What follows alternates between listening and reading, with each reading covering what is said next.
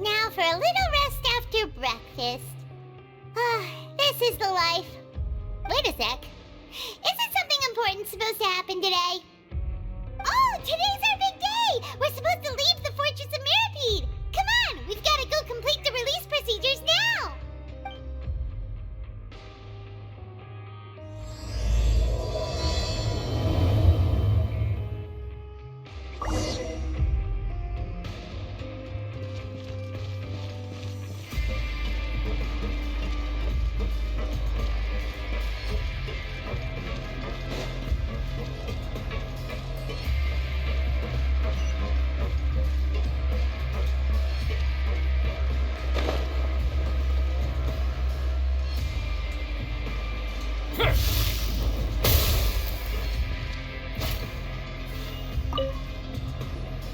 Please, sign here.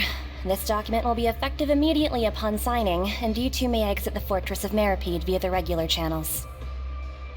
It's been so long since we've been to the surface. Let's hurry up and... Huh? What's happening?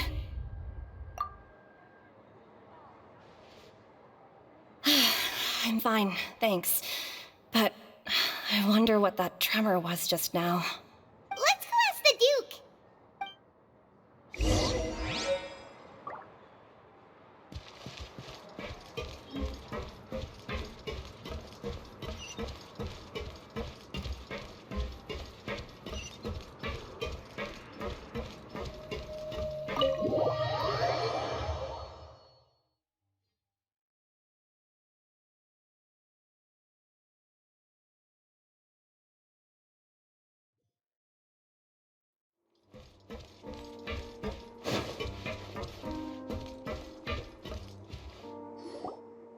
Your Grace? Ah, good to see you two. Is there something you wish to see me about? Yeah, what was with that earthquake just now? Ah, that. The tremor didn't originate from the seafloor. In fact, it seems it came from the surface. Over the years of serving as the warden here, I have developed a sense for distinguishing between what occurs on the surface and what occurs underwater. Besides, the seal that Monsieur Neuvillette set in place won't fail so easily. So the fortress is okay? If you recall our last incident, if there really were a problem, there would be crowds of inmates in a panic right now. Huh, you've got a point. Okay, seems we need to get back up to the surface and ask about what happened. By the way, do you know what day it is today? I believe today is this month's pipe cleaning day. Wait, seriously? Aha, yes. Have you completed your release papers? Yep. It's you two. Are you leaving now? That's right. Today is our last day in prison. But now that Paimon says that, it doesn't feel like we were confined here. It's actually been pretty nice. Oh yeah, Paimon feels fond of this place now. Then be sure to come back and visit. I'll miss you. If you've signed the release papers, then you're free to go. The guards will escort you out. You're not going to see us off? I knew you'd ask. All right, sure. Let's go. Well, you actually agreed. No worries, you must be busy. Paimon was just joking. Ah, so you do have a polite side, I see. After being down here for so long, I imagine you must feel like you're lacking companionship. Shall I come along too? Yeah, don't to see you. Paimon really likes the cafeteria here. The chefs sure do know how to make good grub. I hope you won't be here as convicts the next time I see you. We'll do our best to stay out of trouble. Well, it seems our work in the Fortress of Mirapede is finished. That's the end of another chapter in our journey. And since Nervlev was the one who asked us to come here, we should probably go report to him now. Next up, the Palais Mermonia. You're going to see Monsieur Nervulette? Please pass on our kind regards. I'm sure just your regards will do, no? I believe it would be the polite thing to do. You're right. I've heard the Palais has been terribly busy these days. Tell him that I hope he hasn't been overwhelmed by the recent string of troubles.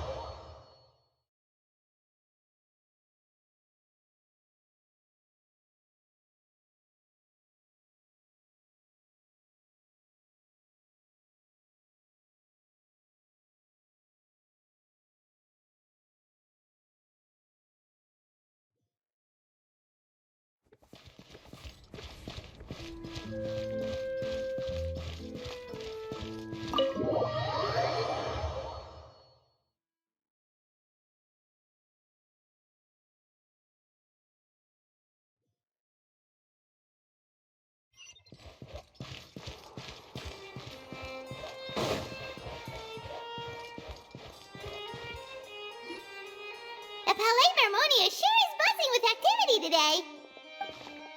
Halt! Huh? Oh, it's you two. Apologies. Monsieur Nervulette did say you'd be welcome at any time. Excuse me, would you mind helping me take a look at this report? I'll be right there. Sorry, I've got my hands full here. You can see yourselves in. Everyone's so busy. Seems a lot has been happening.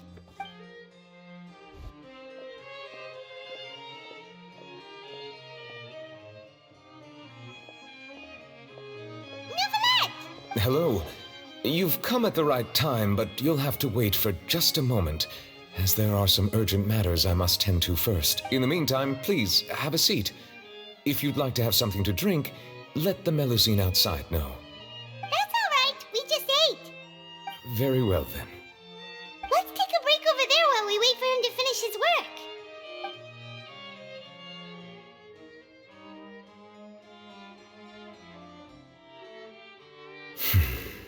All right. That should wrap things up for now. Are you done with your work? Yes, sorry to keep you waiting.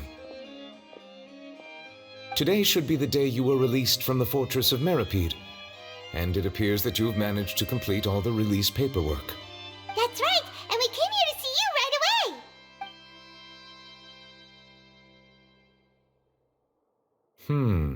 A massive whale.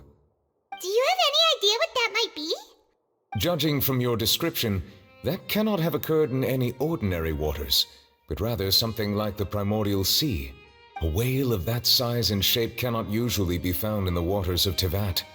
Therefore, we can only assume that Child is presently immersed in primordial seawater. Immersed in primordial seawater? But how? And is he okay? Most people wouldn't be capable of entering in the first place. I'm not completely sure how he could have gotten there myself. Yes? What is it? Ah, right! Paimon felt it too! We asked the Duke and he said it wasn't from underwater, so we figured you might know something about it. It turns out that I have just received a report about this particular matter. In fact, that's exactly what I was busy with a moment ago. The source of the tremor was here on the surface near Poisson. After the shaking stopped, the water levels in the Poisson area rose at an alarming rate. The water levels rose? Oh no! What about all the people there? Fortunately, the water levels only rose for a short period of time and have already returned to normal now. However, I still have a bad feeling about the whole phenomenon.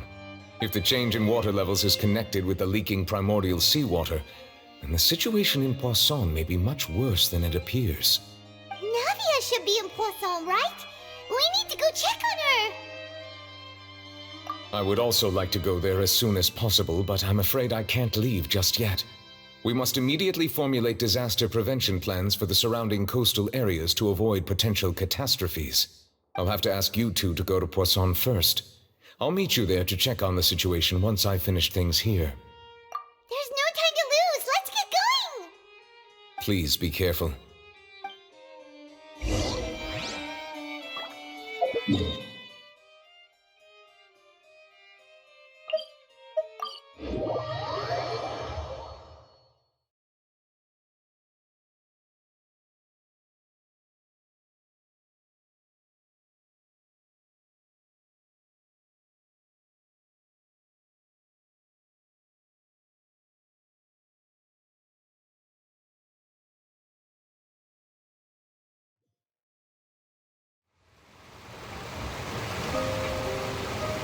Oh no! What happened here?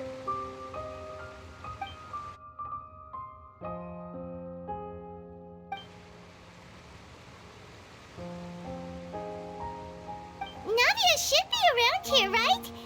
We need to make sure she's still... That means we need to check on her.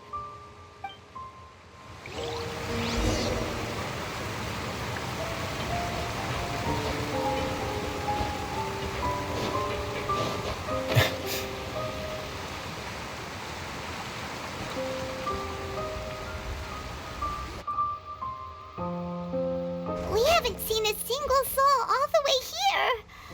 Oh, this is getting scary. What will I ever do now? Look, there's someone on the roof over there. Just stay put. We're coming up. Watch your balance. All right. Just hurry.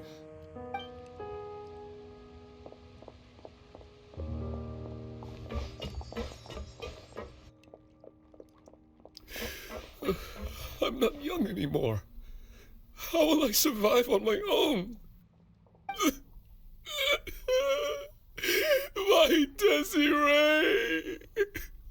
Oh, he looks pretty sad. My leg! My leg! How could this have happened? It hurts! Just hang in there. Help is on the way. You can hold my hand if it makes you feel better.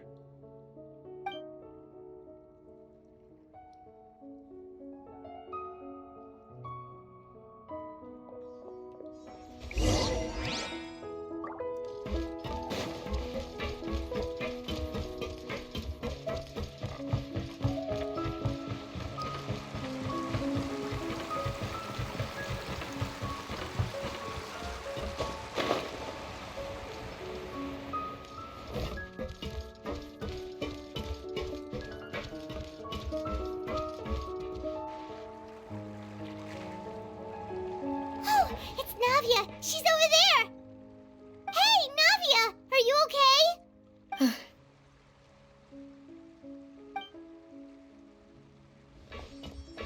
You're here. We heard there was a situation in Poisson, so we came as quickly as we could. Yes. As you can see, the water level suddenly rose. It caused quite the disturbance, in fact.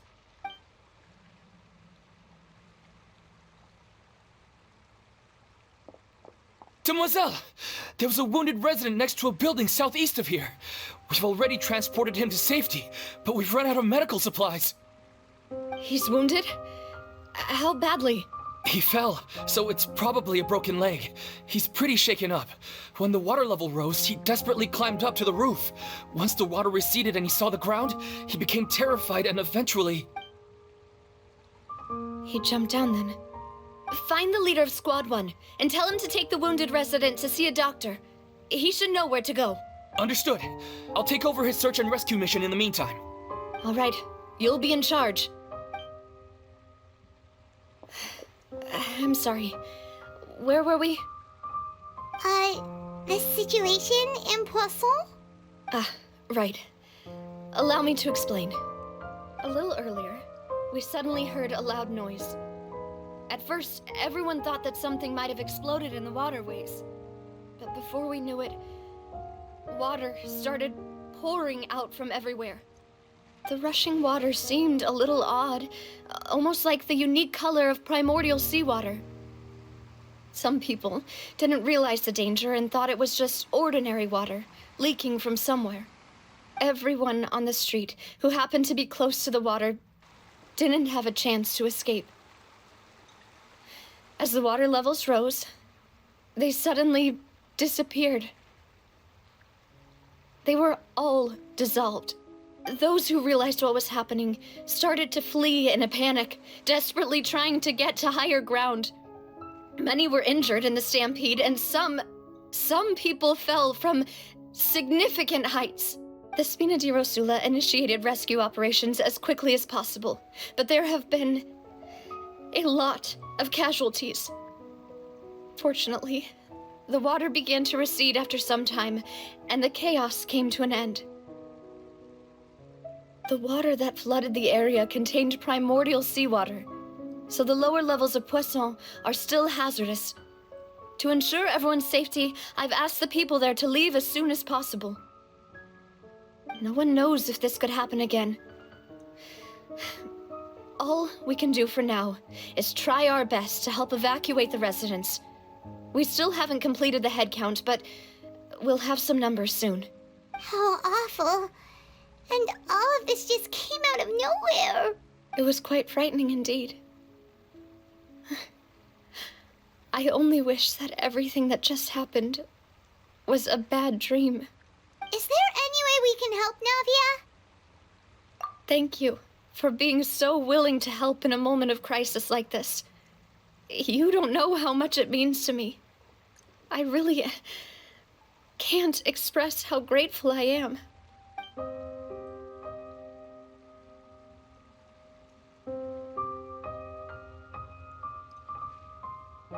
Don't say that, Navia. That's what friends are for.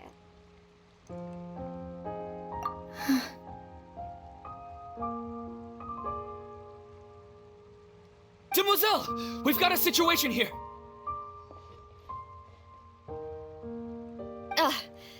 I'll be right there. Sorry, I need to go for now. And off she goes. Seems it might be a while before she can take a break.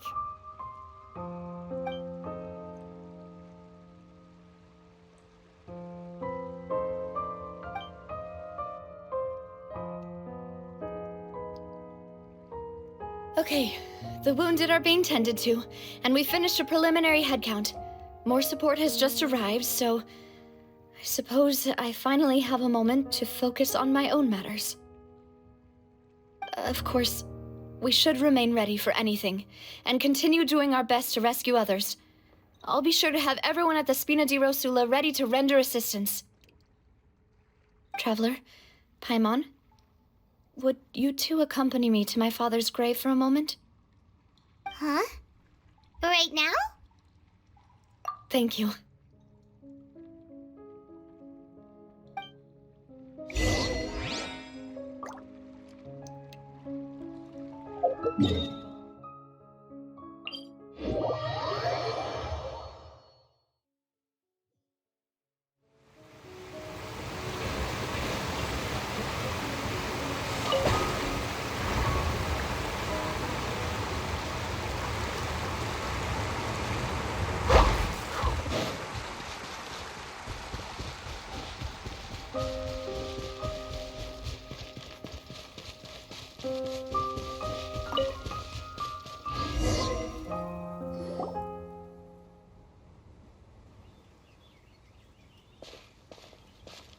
Not a lot of people here, huh?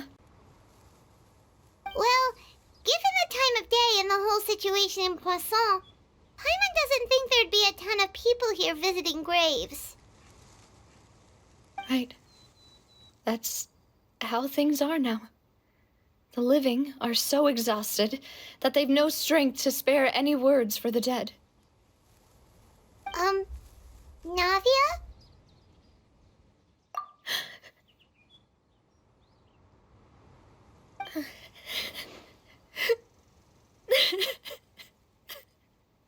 Navia, what's wrong? Sorry. I just... Malus and Silver, they won't ever come back here again. What should I do, Papa? Huh? What happened to them? Everyone agreed on the rescue plan, but still, I was the one who initiated it. They were helping evacuate the residents, but they couldn't leave in time. And they were caught in the seawater.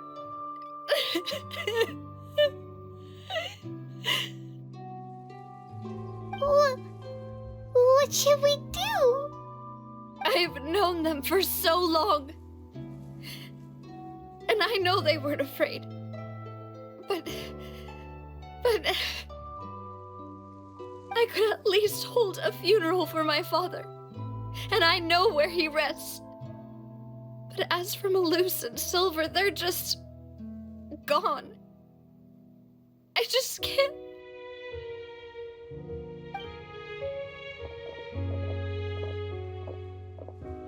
Everything looks so clean after it rains. Even the gravestones. I didn't expect that you'd enjoy a glass of red wine in front of Master Callus's grave. I can understand. Besides, the scenery here isn't half bad. See, it's not just me. I always want to bring something when I visit Papa. Perhaps we might even have a picnic. He wouldn't be angry, would he? How could Master ever be upset with you, Demoiselle? Yet the cemetery is the home of those who have passed, is it not? Everyone ends up here sooner or later, no matter who you are. Buying yourself a plot in advance, are you? No need yet. But when I do, I hope you'll let me be buried beside Master Callus, Demoiselle. Hey, stop joking around. I'm quite serious. That way, it'll save us both the trip to see each other whenever you visit your father's grave. That makes sense. In that case, could I be buried on his other side? After all, besides you, Demoiselle, the two of us could certainly be considered Master's closest companions, no? Personally, I believe we fill those shoes just fine.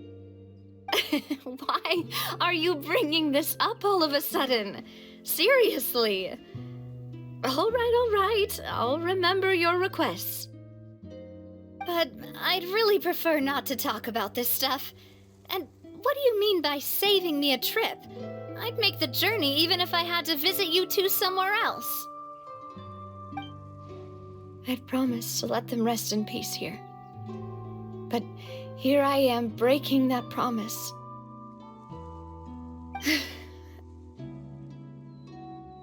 I'm sorry for letting you see me in a mess like this. I don't usually cry, really. Paimon doesn't know how to help you feel better. But, well, she understands how you feel. I'd always thought I could make my wishes come true. But now that I think about it, that never solely relied on me. Many things can only be accomplished with someone else's help. Malus and Silver have helped me so much. But by contrast, I could do nothing for them. I'm so sorry. You can spend as much time as you need here, Navia. We'll stay with you. Thank you. Right now, you don't know how much that means. By the way, you can have a look at this. It's a list of victims from the incident that took place here. Obena, Khan, Burnett, Giverny, Francine, Karina, Daisy Ray, Joinville, Julianne, Esson, as well as Malus and Silver. So, everyone else is safe. But still... It's okay. I know what you're thinking. And you're right. We lost Malus and Silver. But we were able to save more than we anticipated. The overall outcome indicates that the cost was worth it. Right! Don't think that way, Navia. One person might be saved at the expense of another, sure, but that isn't something we should ever consider a trade. Malus and Silver were not the price for saving anyone. They're heroes. You're right. Thank you, Paimon. What you said just now was pretty amazing, actually. I'll remember your words. Oh, really? Seems you've become more eloquent in the time since we last met. The knave? What are you doing here? Is everything going well on your side? Yes, my people are carrying out the mission according to your request. All the residents of Poisson have been evacuated, and we're preparing to relocate them to higher ground. As for these supplies, we have everything taken care of. There is no need to worry. Thank you very much. Wait, do you two know each other? We just met recently. Right, Miss Navia? Usually, I would call this a coincidental encounter. But that doesn't quite fit this time. Besides, it never even crossed my mind that a Fatui Harbinger would come looking for me. Thanks to the Knave, Spina di Rosula received generous support from the Fatui, which allowed us to complete the rescue and evacuation work so quickly. Mutual aid is essential to fostering positive developments. We were already in the area, in any case, so it was nothing. That said, I must say that you're a lot sharper than you let on. I'm sure you understand what I mean. I apologize for all the ways in which I tested you previously. We've never worked with a Fatui before, and it's extremely important for us to know who we're working with. My subordinates have reported that Fatui soldiers have been observing water levels and taking head counts in various locations. I hear that they've also prepared a large amount of emergency supplies. I'm quite surprised. This is nothing to brag about, nor do I intend to. It is simply the way of powerful organizations to act forcefully, whether they are doing good or ill. You've witnessed that firsthand, in any case. As I've told this traveler before, I know of the prophecy, and I intend to prevent the impending disaster. Lending your organization a hand was a natural first step in accomplishing that. As such, do not be troubled by this token of our sincerity. Perhaps one day, you'll also be able to help me in the same way. Without your help, there would have been many more casualties. I won't forget your kindness. Furthermore, I sincerely regret what happened to Malus and Silver. I only wish that my people could have arrived a little earlier to prevent this from happening. Don't say that. You and your subordinates did everything you could. As Paimon said, Malus and Silver didn't choose to sacrifice themselves for any specific person, and they weren't the price paid for other salvation. They chose to become heroes themselves. I've never liked hearing people put it that way. It's like trying to relieve pain by saying some noble-sounding words. But right now, there's nothing more suitable. They really did become heroes. You're right. I'm sorry for your loss, Miss Navia.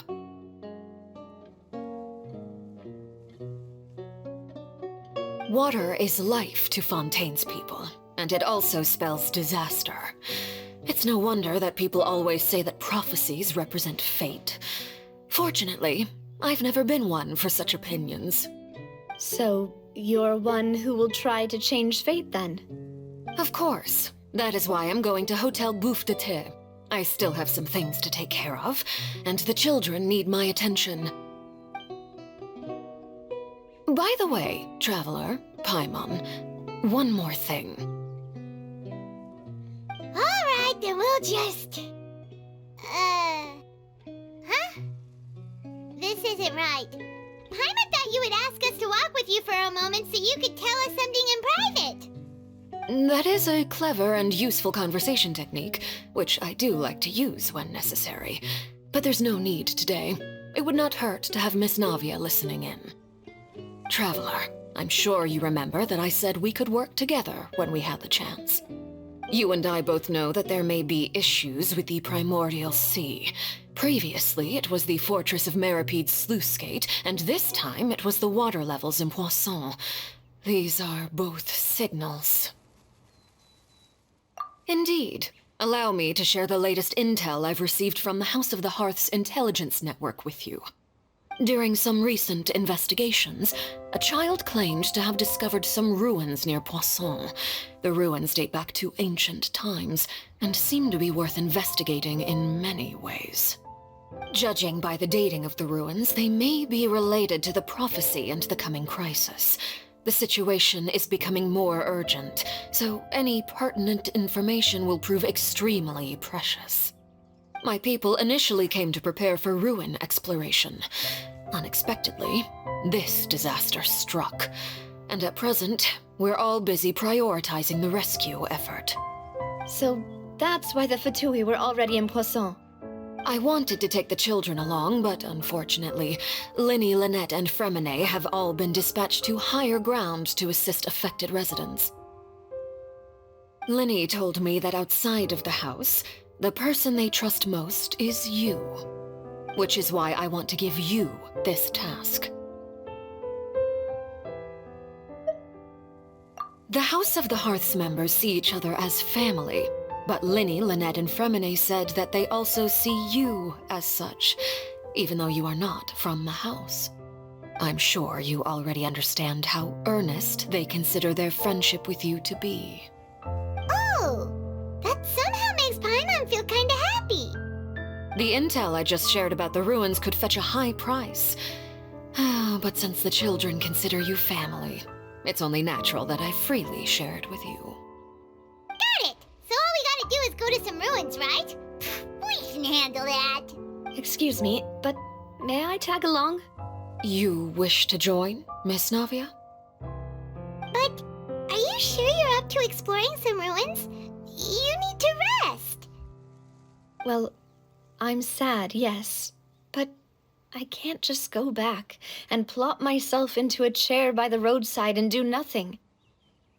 There's no point in being depressed while we still have a disaster on our hands. As my father's successor, I must live up to the hopes he had in me. Besides, I'm also doing this for myself. I need something, a distraction, to keep my mind off Malus and Silver.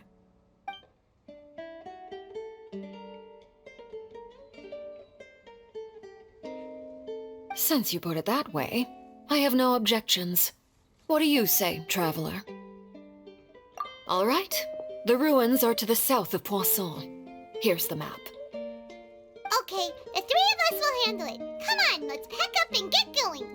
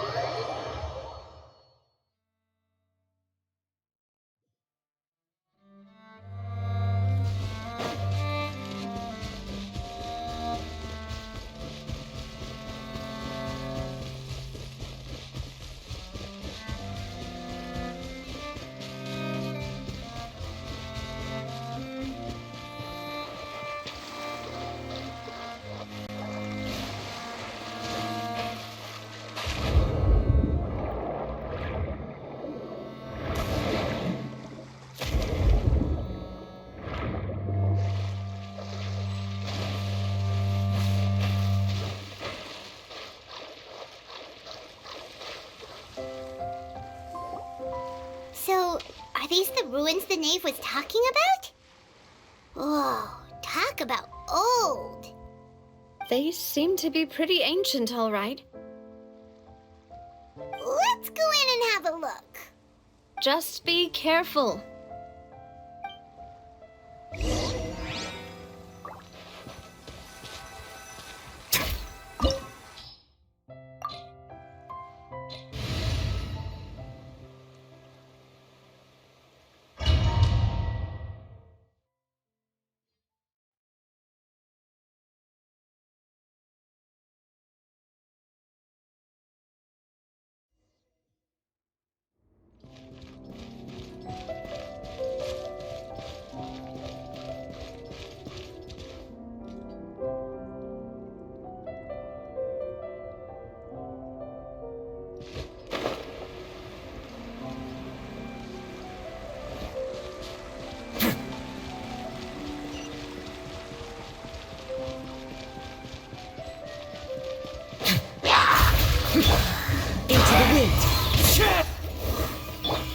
Let's begin.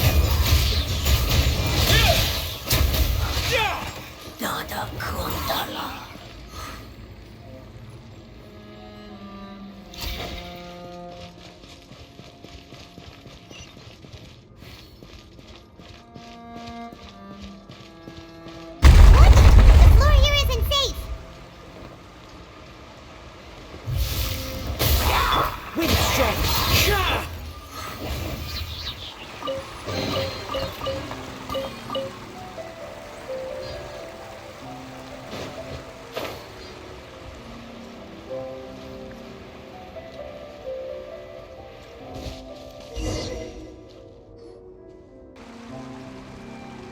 This place has also been contaminated by primordial seawater.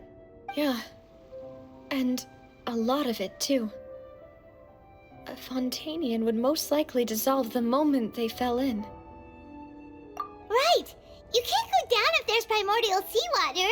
It's too dangerous, and it won't be any help for you to just stay here. Don't get by my wrong. We're not saying you're useless. It's just that... No, you're right. I can't do anything in this situation. I'll leave this to you.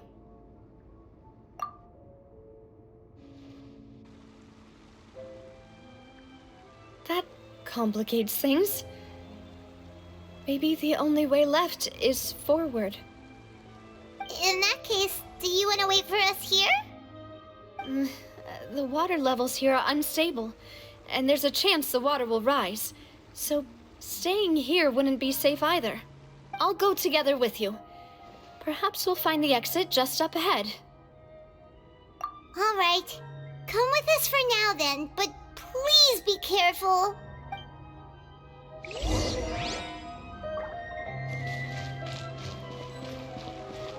Oh no, it's a dead end! Let's try climbing over from the side.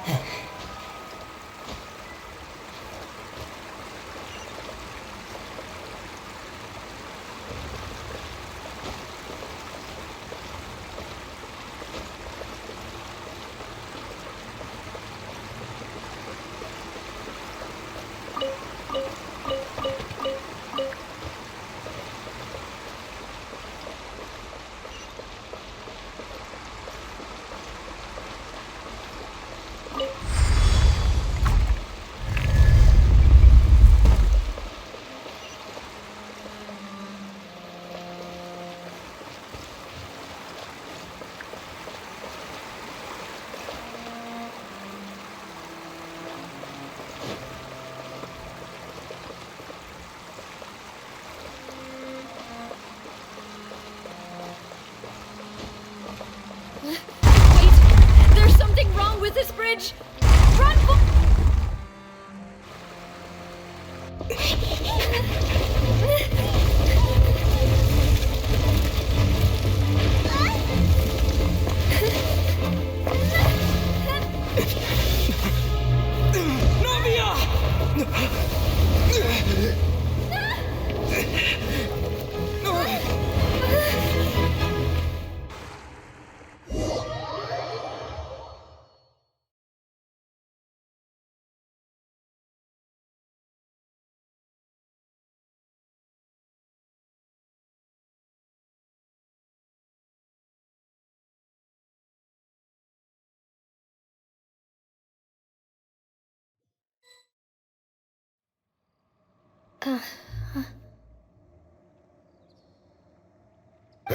Demoiselle? Huh? Demoiselle, what are you doing here by yourself? Would you be standing here till dark if I hadn't come to get you? Maybe she just wants some time to herself, Malus. Oh, was I sleeping? Yes, it would appear so. I must be tired. That's quite possible. However, you were the one that suggested we go out for a walk. Oh, right. I nearly forgot. It must have slipped my mind when I dozed off. I haven't had a nap today yet. Have I? This is a familiar feeling, yet something's a little strange. Is something the matter, Demoiselle? Oh, no. No, I'm fine. I was just trying to recall why we came out for a walk. Do you remember Mr. Giverny? He'd requested our help before with foreign merchants who had a debt dispute with him, and we'd resolved the matter not long ago. We were headed to see how things were going with him at the moment. Ah, right. Yes. I remember now. Oh? Miss Navia. Ah, Mr. Malus. And Mr. Silver, too. It's good to see all of you. How have you been? I've been great. Thanks to your help, those bothersome merchants finally realized that I wasn't the one they were looking for. Why, I wasn't even the guarantor for that person. They were knocking at my door day and night. Even my neighbor, Obina, was getting fed up with them.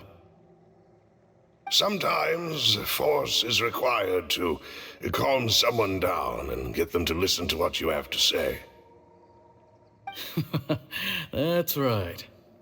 Oh, by the way, Burnett, what was it that you wanted to give to Miss Navia again? Oh, yes. One moment, I have it right here. Miss Navia, these are some flower seeds that I prepared. Please take them. They're a very good variety, and they'll become very big and beautiful once they bloom. I don't know what we would have done without your help, so this is a little token of our appreciation. I hope you won't refuse. Ah, did you cultivate them yourself? Thank you so much. I'll certainly take them. Malus, we do still have some empty flower pots at home, right? Why, we can have as many pots as you'd like, Demoiselle. Perfect. In that case, we'll swap out some of the decorative plants for some of Mrs. Burnett's flowers. Very well. Wait. Something seems to be off here. Excuse me, madam. If I'm not mistaken, your name is Burnett, correct? That's right. Is something wrong? No, it's nothing. This is the first time we've ever met, but your name seemed familiar to me. I must have heard it when I was discussing things with your husband previously. I've heard this name before. Sometime recently, I'm sure of it. And why are there so few people around here? Where did everyone go? We must mind the time, Demoiselle. We still have important things to attend to today. Huh? We do? Like what? Well, now, did you forget? Miss Navia, here you are. I've been looking for you. Please, come to the Opera House. Your trial is about to begin. My trial? Wait, why would I need to go to the Opera House? Yes, she's right, Demoiselle. It's just about time now, so we should get going. Oh? All right then.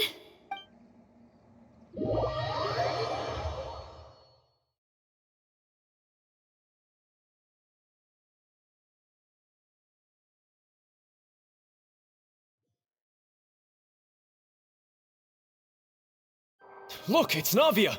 She's here! And her two attendants are with her! Goodness, everyone's finally here. There sure are a lot of people here to see the trial. And they all seem to be oddly excited about something. I even know some of these people. Karina, Desiree, Joyville, Jolien, Essen. Why are so many people here? And why do I have no recollection of this case? And as for the judge... huh? Where's Monsieur Neuvillette? Please sit in the defendant's seat. Don't worry, Silver and I shall accompany you. All right. But are you sure you can stand behind me? Typically, it wouldn't be allowed, but today is an exception. Hey, what kind of place do they think this is? Come on, do they have any idea what they're doing? Seriously. Enough with the whispering! Could someone please tell me where Monsieur Neuvillette is, and why I'm standing trial? My dear Miss Navia, have you not yet realized what you've done? In that case, allow me to explain. As all here know, you are Master Callus's successor, the head of the Spina di Rosula, someone held in high regard by every soul in Poisson. After you took over the Spina, you treated all of us just like the late Master Callus had. If anyone in need reached out to you for help, you responded. Not only you, but your butler, your subordinates, nearly everyone in the Spina di Rosula fought for the well-being of those in Poisson. Wait a moment. Aren't you just proving that I'm a good person? Yes, correct. Absolutely right. And that is why you stand accused. You have helped so many people get through so many difficulties. You are one with us. We are inseparable. We are one big family, all of us who are from Poisson, inextricably linked. And with you being so important, we couldn't possibly do without you. Therefore, this fair and honorable court shall declare you guilty, and you shall stay here. You will be together with us forever. Huh? What are you saying? Everything you have said is correct. I have indeed done a lot for my hometown, and I would be willing to be with you all, but what is the purpose of having me stand here like this? What is there to discuss? Ah, well, if that's what you think, then I have no further comments. How wonderful, Miss Navia! I know all these people. Why are they laughing? I seem to remember now. Yes, I get it. This trial is... Wait just a moment. This isn't right! Malus? What was that, Mr. Malus? Our conclusion is very clear and unanimous. Let the court judge her now. She's guilty! Stay here, Navia! You're one of us! Demoiselle, don't admit guilt. This trial means to keep you here forever. I wish to exercise my right to defend Our Lady.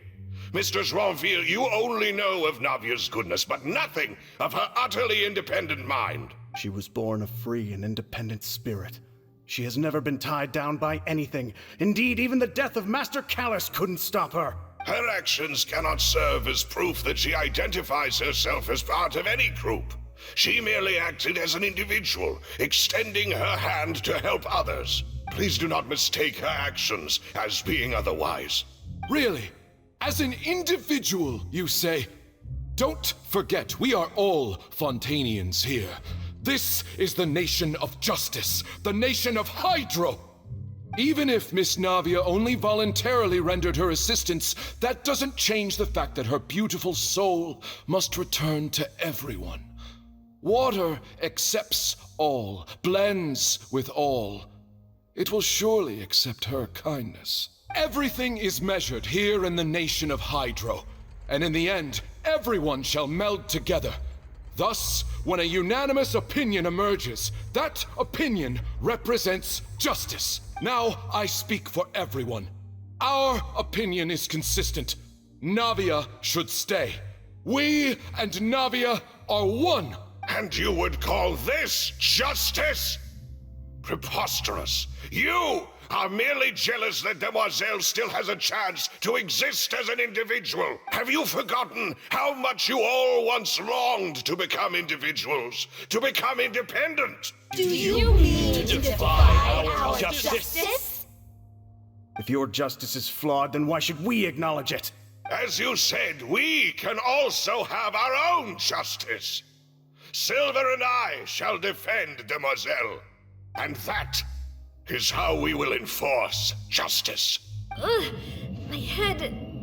It hurts. Demoiselle. Silver, it hurts. My head is spinning. All I can see is stars swirling in front of me. I remember now. Everything that seemed odd from the very beginning. Karina, Desiree, Joyville, Jolien, Essen, and Mr. Giverny and Mrs. Burnett, who we met earlier. Even Malus and Silver. I don't want to admit it, but they're all dead. Don't be afraid, and don't admit guilt. We will protect you to the very end. Absurd! Who are you to say that she cannot be judged? We are the majority, and in the nation of trials, the majority is absolute justice. We are the will of all. Don't let them escape! We shall keep Navia here with us! Mr. Malus and Mr. Silver, must you be so stubborn? How could the two of you possibly hope to stand against the collective? Do not resist. This judgment is fair and just. Navia belongs to us. After all that happened, she should not be left alone in Poisson.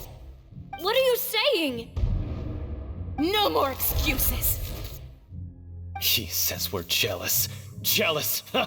How could she possibly be an independent individual? What's with these people? Who's jealous of her? She belongs to us! Miss Navia, she... Silence! That's... Monsieur Neuvillette! Such commotion is prohibited in the court. The accusations you just presented are nonsense and cannot constitute a proper trial. The court will adjourn for the rest of the day. In this, I shall hear no objections from any unauthorized party. Our thanks, Monsieur Neuvillette. Please leave with me, Miss Navia, while there is still time. But... Go on now, Demoiselle. This is your only chance to leave this place. What, can't bear to leave us behind or something? Malus. My apologies. I couldn't resist making one little joke once I realized that this shall be our last goodbye. Malus... Silver... Quickly, you must come now! Goodbye, Demoiselle. Farewell.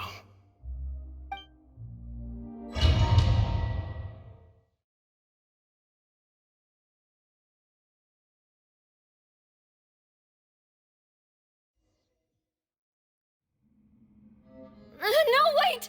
Just a second! Navia? You're awake? Good.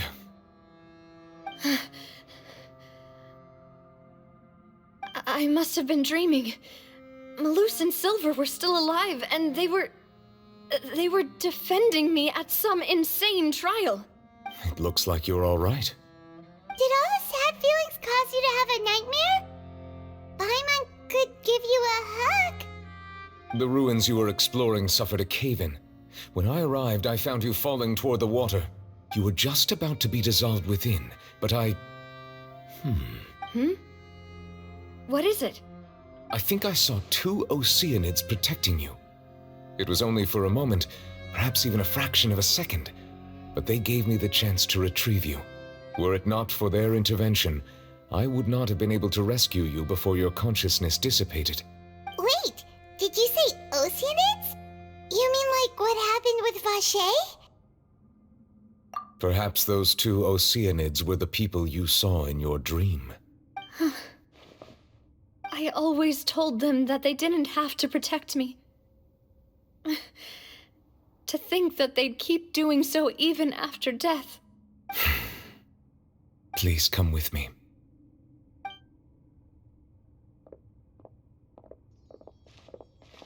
Neverlet, are you okay? Hmm? Oh, I am quite all right. Perhaps there's something we could chat about? Why do you look so stiff all of a sudden? Oh, Paimon knows. You're the type who feels awkward when there's nothing to talk about, right? I merely thought that we should give Navia some time to herself. Huh? Why didn't you just say so then? Don't you think it's even more awkward to call us over like this and then have nothing to talk about? I suppose so. Ah, Sigewinne. I hope all is well with her these days. Her work in the Fortress of Meripede has not been too much for her, has it? No way, don't worry. She's doing fine down there. She's an amazing head nurse. I see. Well, that is good. I have always worried that Sigewinne would need a lot of time to understand the world of humanity, just as I have. Oh, and the Duke also says hi. Even though Sigewinne made him do that. He hopes that you haven't been overwhelmed by all that's happened lately. Thank you. I have indeed been busy lately, and I also hope that everything is going well in the Fortress of Meripede. He still doesn't know what to talk about. Let's chat about something else then. So, Neverlet, you're probably quite the swimmer, huh? Yes, of course. This isn't going anywhere. Let's try something else. How did you find these ruins? Did the knave tell you? Yes, in fact. I had arranged to meet you in Poisson, but when I arrived, I discovered that the Fatui were helping the residents evacuate. They had even transported a large quantity of supplies to the area. Amid my astonishment, I ran into the knave, and we had a chat. She informed me that she had asked you to investigate the ancient ruins here. Yeah, we originally planned to meet up with you, but we thought you might still be busy with all those official documents. We didn't think exploring the ruins would take very long, and who would have thought you'd wrap things up so quickly?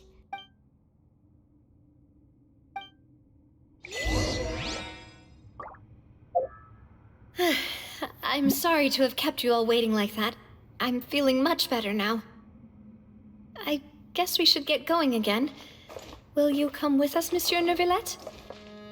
Yes, if you wouldn't mind my company.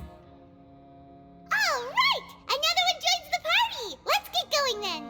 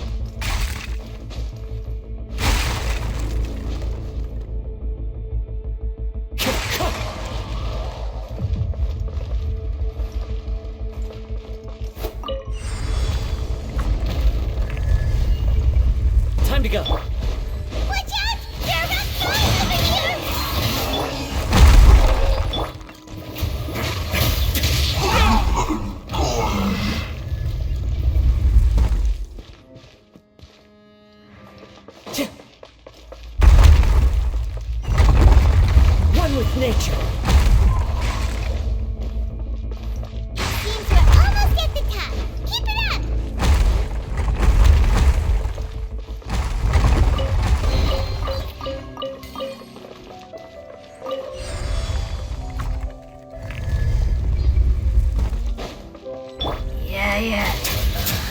Yeah. Teamwork is dreamwork! Stay cool. Face your guilt.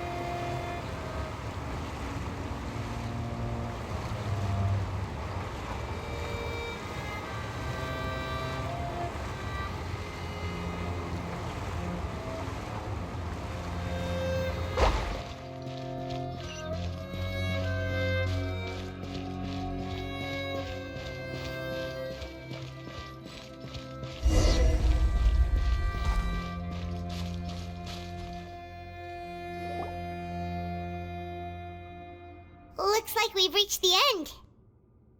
This is the place. There should not be any other hidden spaces in the vicinity.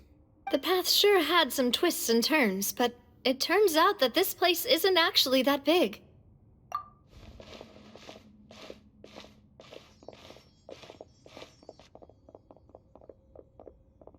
Stone slates. It seems like they were put here as an offering. Could we take them down and have a look? Perhaps we should just leave them be for now. There are 4 locations in total, but only 3 stone slates. The slate that should be in the first empty spot is missing. The surrounding walls also show signs of damage. There's something written below. Let Paimon see. Reason dictates that this nation be destroyed. I shall record the history of its future here in its past. Say what? It feels like someone left these slates and these words here for a purpose.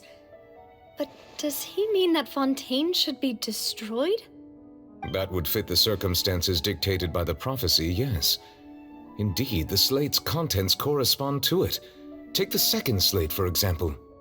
There's a person kneeling here. She seems so dedicated. And there's a whole bunch of other people behind her doing the same. She's facing this... what is this? Some kind of island in the sky? And is that Lady Farina in the third image? Did the Hydro Archon fall into the water? And is that a ring of people around her? Paimon doesn't quite get it. Are they all in the water? The fourth image. I know this one. This exactly matches the content of the prophecy. The people will all be dissolved into the waters, and only the Hydro Archon will remain, weeping on her throne.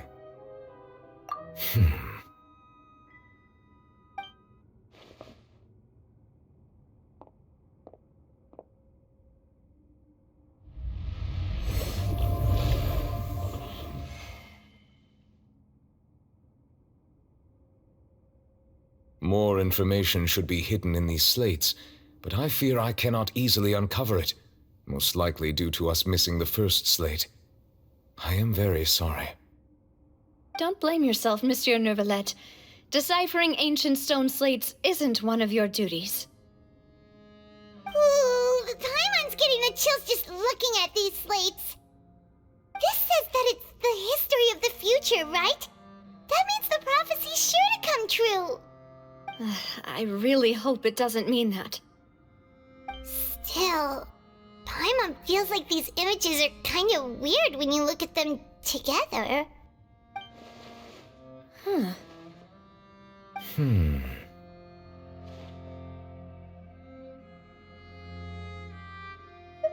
That's right! If the images are in chronological order, shouldn't the fourth, the waters drowning Fontaine, come before the third, where the Hydro Archon herself falls into the water? And yet the order is reversed here.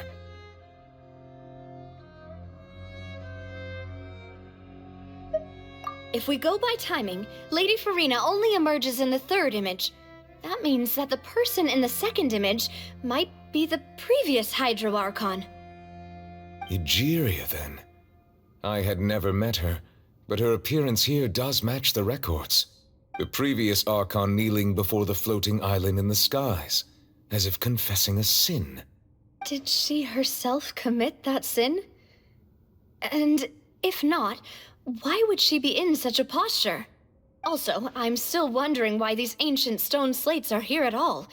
Judging from their contents, could this place be the origin of the prophecy?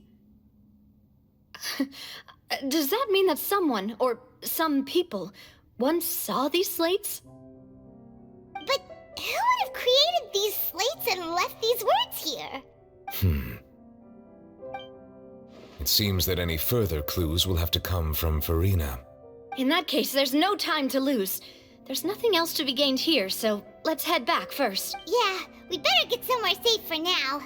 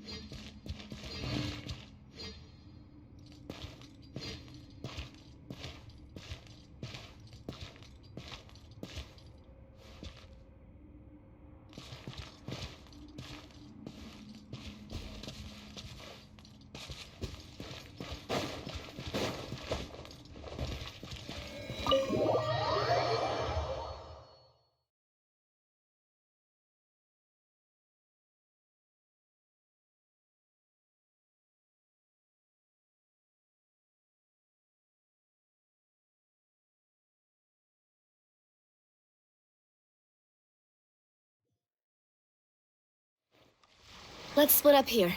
I'm going to check on what's happening with the Spina. You know how it is. There's some things you just need to be there for yourself. You still have energy for that, Navia? Paimon's already beat!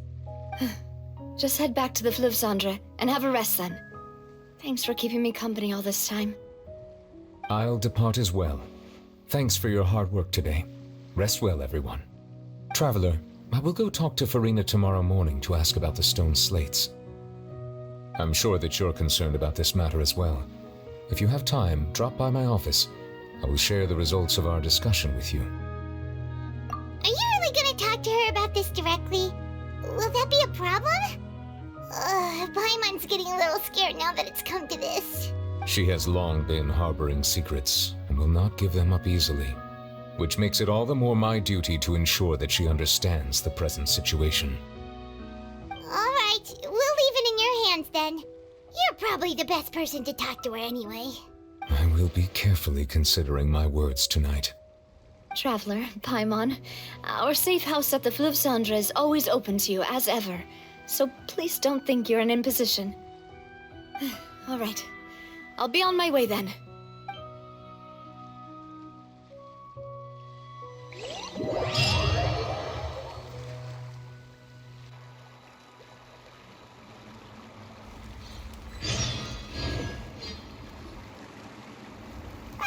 We're finally back!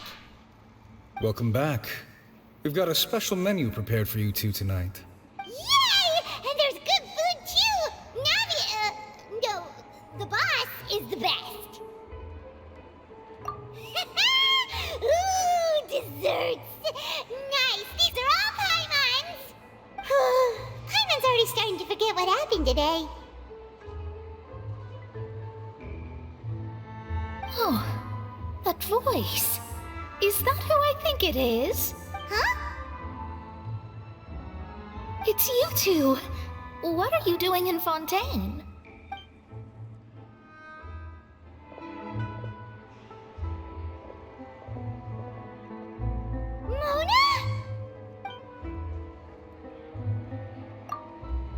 Seriously, nobody just uses a scry glass whenever they've got time to just see who they'll meet on the road. Still, we didn't expect to see you here.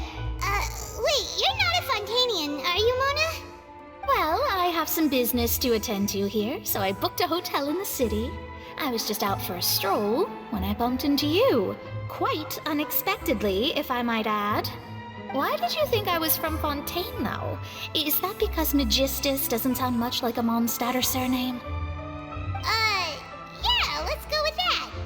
Well, I used to have my own surname, which was, well, some other thing.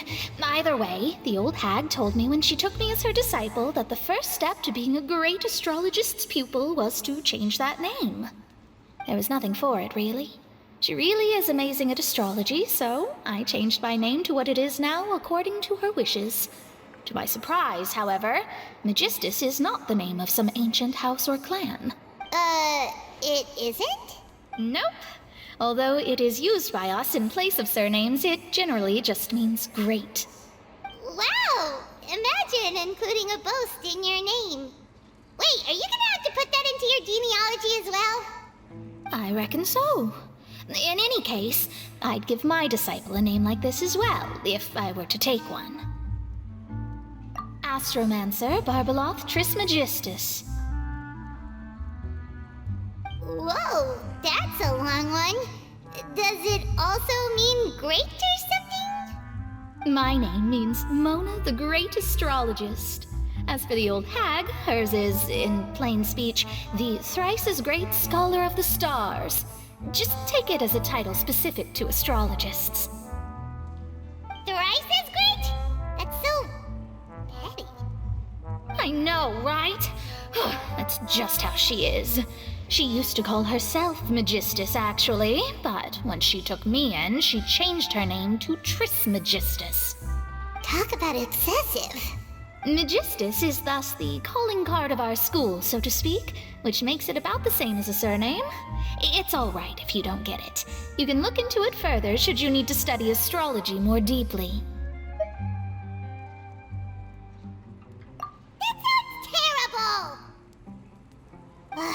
But anyway, you're not Fontainian, are you, Mona? You're from Mondstadt, right? Well, I was born in Mondstadt, yes. My parents migrated to Dorman Port, and I traveled with the old hag for a while, after which I settled down in Mondstadt City. Oh, that's a good thing then. At least we know you won't be dissolved by Fontaine's waters. Speaking of that, I'm sure you're aware that a bunch of things have happened here in Fontaine, right? I know you're not a local, but I'd avoid getting too close to any water that looks strange all the same. There's something ominous about it. Well, the water, I mean. That was the main reason, yes. Just a while back, the Steambird invited me to take part in a panel and speak about the circulation of the prophecy as an astrologist. The invitation was sent quite early on. I don't think anyone expected Fontaine to be in this much trouble. What do you make of that prophecy, Mona? Just tell us what you think as an astrologist. Your word would go a long way to make things more certain and less scary. What I can tell you is that I'm an astrologist, and that this prophecy concerns the fate of Fontaine, even that of all Tevat. Ascertaining this is akin to reading the fortune of the whole world. I'm afraid that this is not something that just anyone can do. If I could do it, you would no longer call me an astrologist, but a visionary. But on the flip side, the prophecy is so huge and powerful that it must surely come from a powerful visionary. Its contents involve the fate of the world. Disregarding it would be a mistake. A visionary? Sounds really powerful and all, but does such a person really exist? Of course. The old hag could do it, and I'd bet there are others amongst those Hexenzirkel colleagues of hers who could do something similar. Are you sure?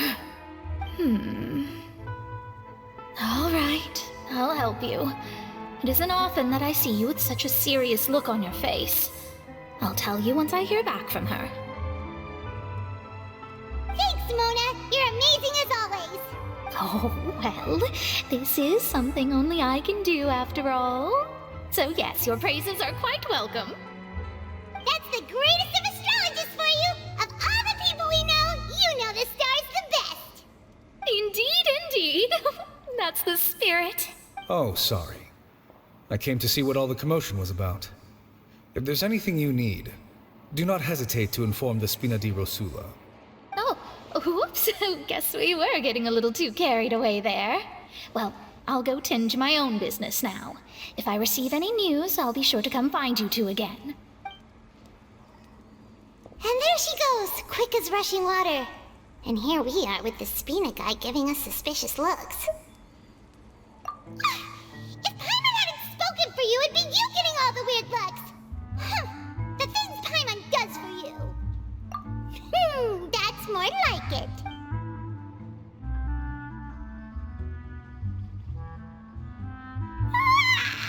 Good morning. To be honest, Paimon's still feeling kind of sleepy. But it's time to get up, traveler. We agreed to go see Neuvillette, so let's pack it up and get going.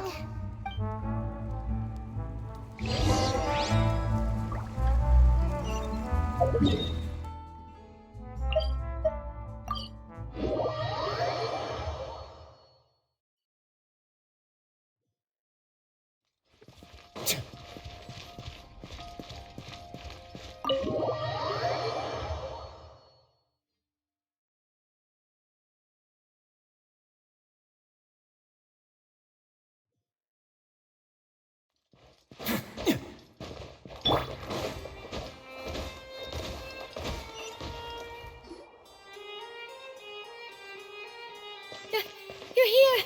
Finally! Is something wrong? Monsieur Neuvillette and Lady Farina, they seem to have gotten into a dispute. Please go see for yourself.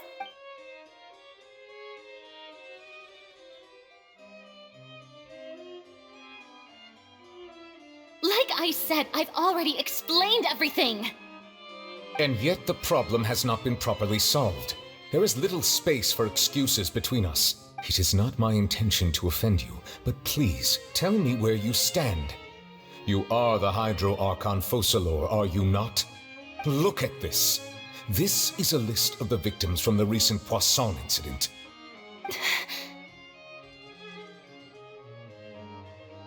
You mean... they're all... We did not arrive in time to avert this disaster, and I will not have it happen again. I will say this once more. You must tell me everything you know.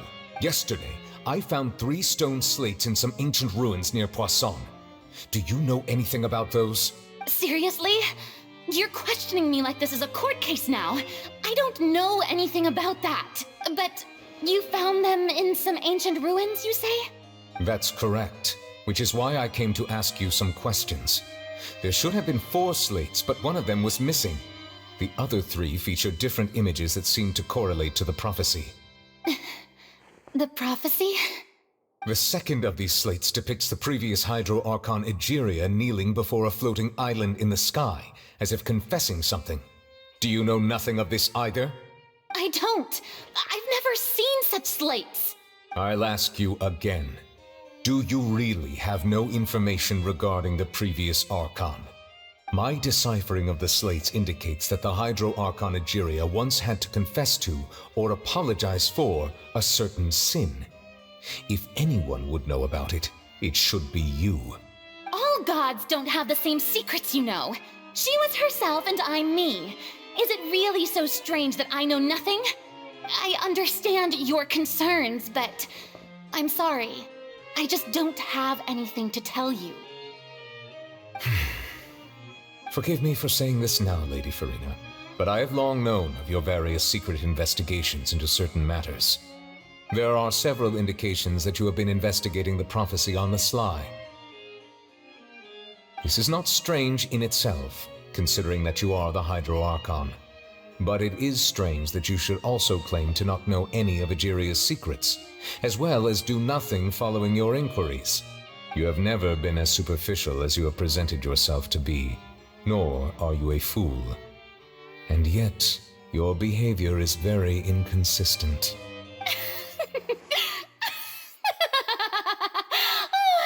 So you've been watching me all this time, have you? I didn't think you were that type. You... Well, since you know about my secret investigations, then you should know I'm actually working to take care of it. There's no point questioning or suspecting me. You're the Eudix, but you're still my subordinate. You should be following my lead. Just trust in me, your Archon, and do as I say. Never mind whether you can truly convince yourself to or not. It'll all turn out fine. That's all I have to say. We do not discuss this matter again. Oh, the opera's about to start. Toodles!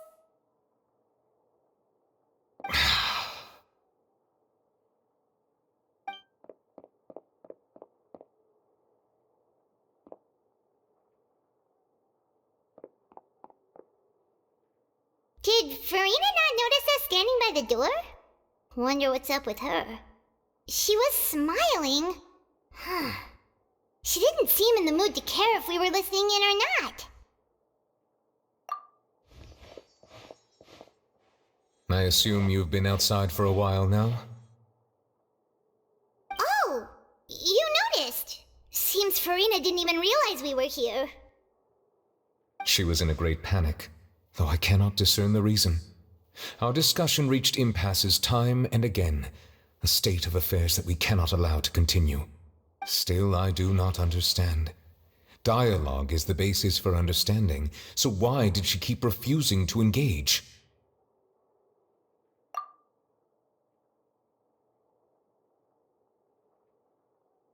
Everyone in her inner circle has noticed that she is hiding some secret. The issue is her attitude. I fear that she will not reveal anything unless absolutely forced to. We may have to create a situation in which she will have no choice but to speak. Oh? Like what? Normally, people will only reveal the truth when standing trial. Perhaps we must have the Hydro Archon experience just such a scenario. But Farina's seen so many trials, and she's really good at dodging questions. How do we make sure that she won't just slip away at the first chance she gets? We will need to consider this thoroughly, join forces with various parties, and then do what we can. If at all possible, I would prefer to recuse myself from this affair, but we must prevent the prophecy from coming to pass. This may be cruel to her, but all Fontaine is in crisis. The information a god possesses is too precious, and so we must take a chance on this. But who will lend us their aid to do such a thing?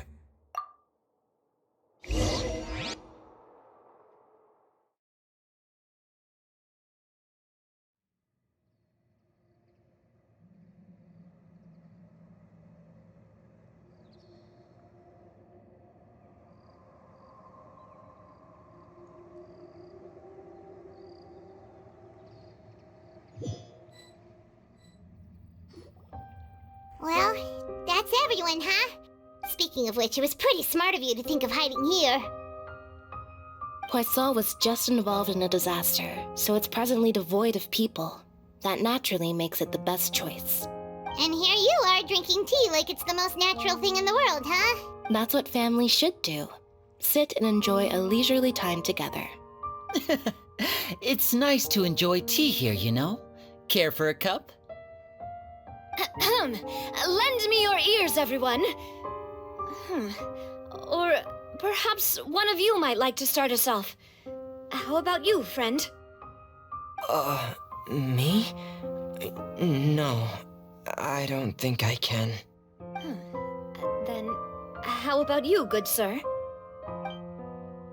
I fear that I will cause the mood on this boat to become as somber as it is in court. Well then, I guess we're lucky we've got a local like me to organize things. Wonderful, the spotlight at last. I guess I'll be facilitating things from here. That was a little long-winded, don't you think? Oh, you might be right. Anyway, to cut to the chase, our friend here, the Traveler, has brought us together to discuss something.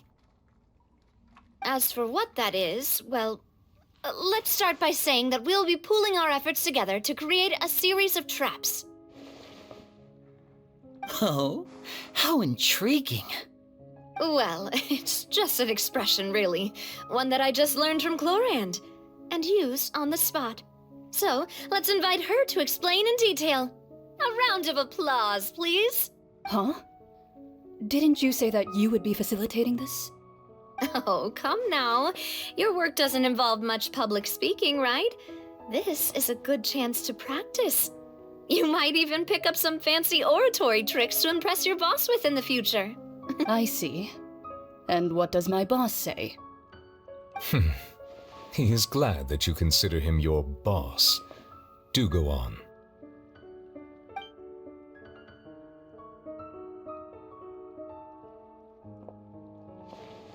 In that case, do any of you have experience hunting? Not that I recall. Fremine and I once used a wooden stick in a basket to catch wild rabbits when we were younger. As for Lynette, oh, right. You were sick that day, weren't you? I've also gone diving to catch some fish before. Does that count? I'm afraid not. You may or may not have heard, but Fontaine once played host to a group known as the Marechaussee Hunters. Though that was their name, they did not hunt animals, but rather various monsters left behind by the ancient dynasty of King Remus. Today, Fontaine's monster population has already thinned greatly, so the hunters have blended back into society, taking up arms in other lines of work. They even left a unique methodology of hunting in their wake. A trap comprises of the following components: bait, a trigger, and a containment device. Sometimes a lethal implement will also be necessary to deal with the prey. So, if we were to build a trap together, right now, what would you choose to build it with? For me, I would prefer something basket-shaped. Pigeons and rabbits will see the bait and naturally enter the snare. Our line of work requires a deft hand, and we're some of the best in the industry, so you can count on our techniques. You used some of those techniques while moving the people of Poisson, didn't you? My subordinates mentioned that you even performed some magic for the bawling children. Yes, and I even managed to gather some intelligence in the meantime. I'm quite the multitasker if I do say so myself. I'm afraid I can't claim that as my strong suit. I prefer more stable methods, like placing bait in the water and waiting for the fish to come within reach. That's the kind of method I would count on. Calm and steady. Exactly the kind of person who would catch loads of fish. And I can be their assistant. With discretion, I'm sure. I'd probably use some sort of mechanical animal. Papa once bought me some small clockwork squirrels, mice, and such. When placed in the forest, they can attract others of their kind. I remember that you liked those too, didn't you? I did. And that would be a good way to go about it. If they're realistic enough, animals of the same kind will follow them all the way to the trap. What about you, Monsieur Neuvillette? I fear I do not have any related experience. That makes sense. You usually solve problems directly, without the use of any such tricks. But I do have one more question for you, monsieur. If we were to create a trap now, how would you design it? Would like for it to be effective, but bring no harm to the prey. A more gentle trap would be ideal. Kind as always. However, our intention doesn't necessarily change the containment device and the type of implement we need. If we wanted to kill the prey in one strike, we would need a powerful implement. However, that also goes for prey that must be captured and safely contained. Wait, why's that? Only a hunter who's a true expert at subduing their prey can snare it without harming it. The line that divides life and death is often exceedingly thin. So are we going hunting together? We hadn't thought of seeing ourselves as hunters. It kinda works, but maybe it's still not the best metaphor. If our means of capturing and dealing with our prey is to put them on trial, then the hunting metaphor is actually quite accurate. But we shall require much more courage than any hunter to judge a god, a being whose seat is an exalted throne. Oh, so that's what's going on. Sounds very interesting.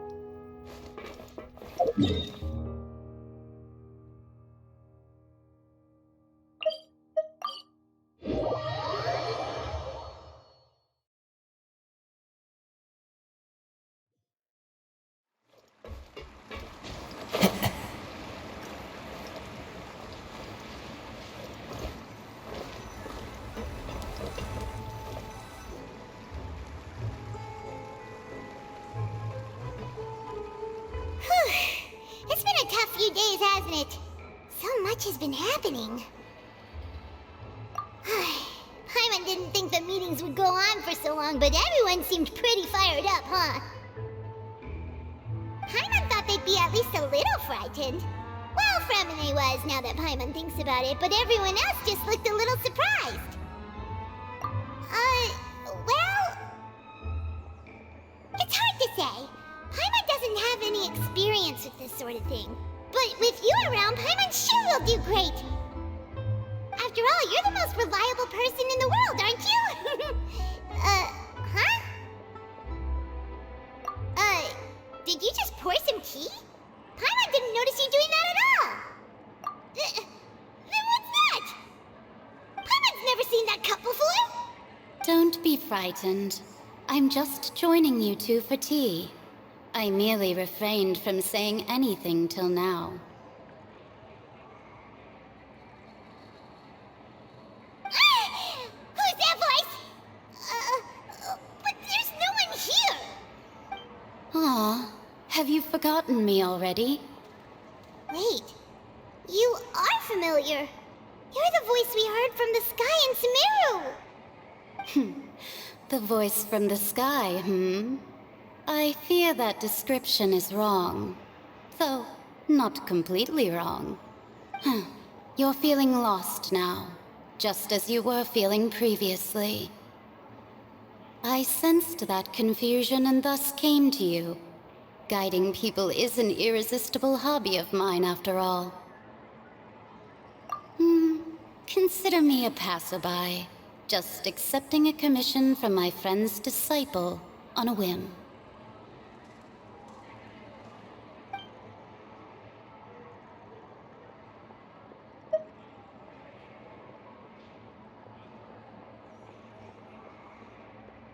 The prophecy. Yes, what has been prophesied will be fulfilled. You may view such things as the history of the future. What? Then is there any way we can stop it? I believe you have witnessed a failed attempt with your own eyes. Can everything in Teyvat so easily be changed?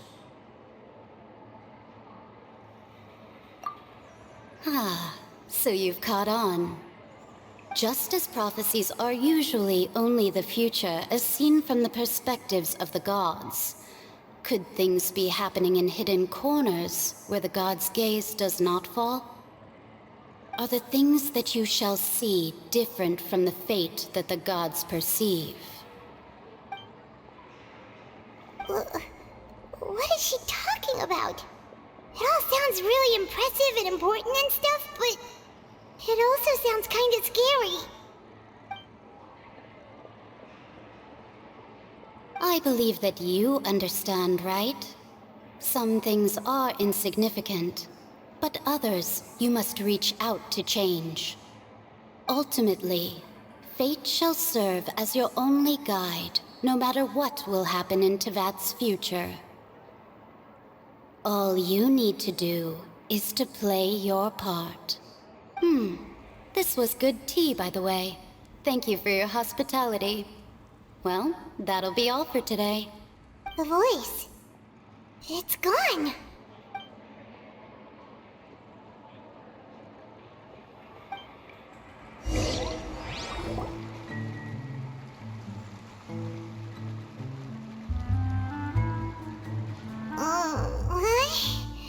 I want to hear someone talking. All right, coming. Hey, it's you who's getting lazy, okay? Well, I see I've walked in on some lively banter. Luna! Fine, just fine. I went to take part in that Steambird panel. It turned out to be more interesting than I expected. Not all Fontainians are pessimistic about this. One journalist mentioned that sitting around and waiting for the end to come would be wrong, and that they should make their own rescue preparations. I agreed, so we had a brief chat with her. Did she have pink hair by any chance? Why, yes! It was Charlotte. You remember her, right? That daredevil journalist? I'm in full support of her view. Prophecies are very important, but how can people allow their lives to be commandeered by just a few words? That's right! Paimon's glad to hear something sensible for once. Yes. About what we had discussed before. I did try, but I'm afraid I couldn't reach the old hag. I'll try again tonight, but I wouldn't get your hopes up. Huh?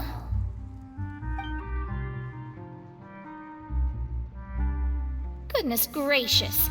Are you serious? She said that even the god's gaze has blind spots. Pretty bold if you ask Paimon.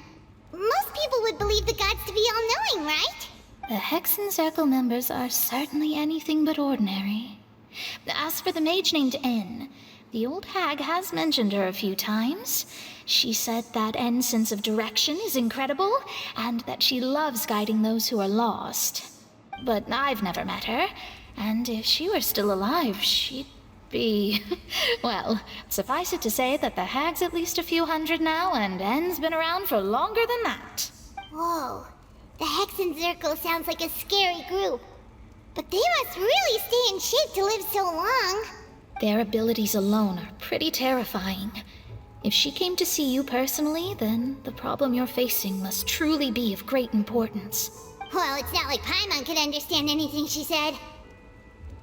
Yes, she was quite cryptic, but I suspect she means that there is still a way to turn things around. She didn't say when or what that would be, though, so perhaps it is something that you cannot know right now.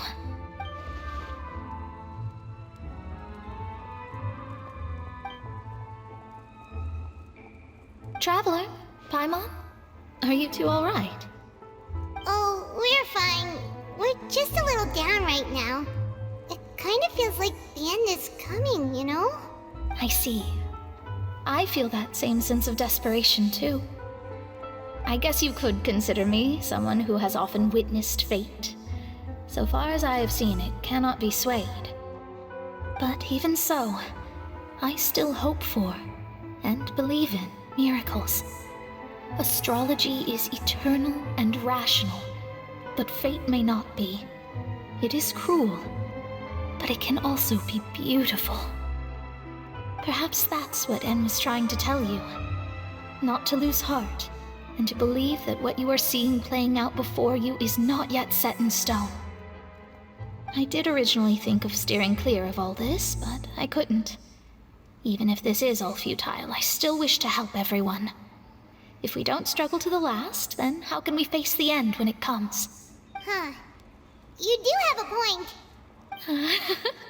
There I go, talking about astrological principles again.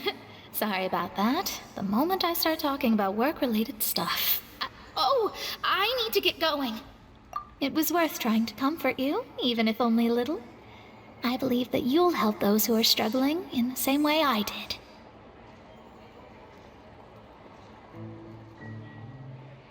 I suppose that might be why we always seem to meet by coincidence.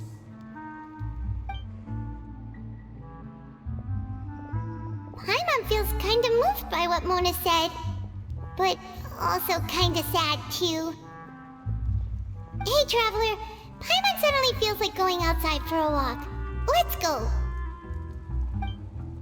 Let's walk around the city, shall we? There's a few spots we always like to walk by.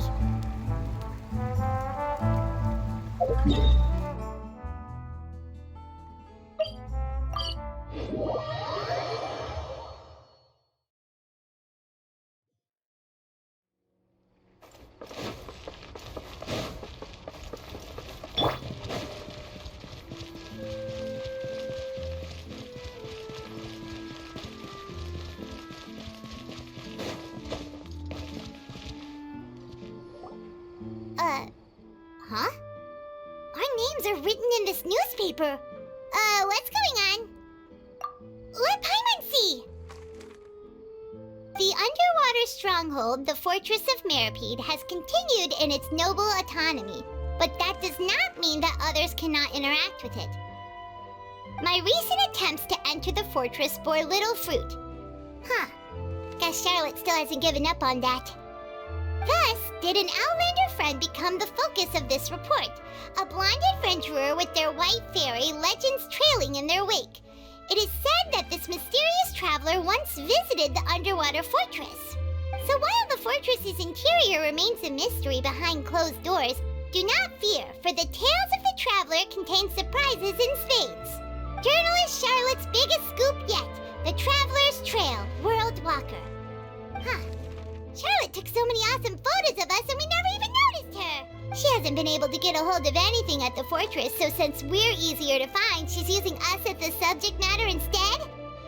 Ugh, seriously? Well, fine. Those headlines and photos do look cool, so Paimon will forgive her this time.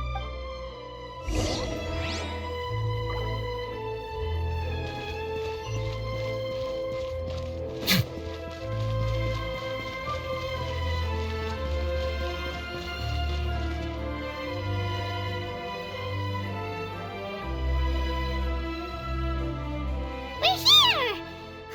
Paimon's hungry. Should we go in and get something to eat?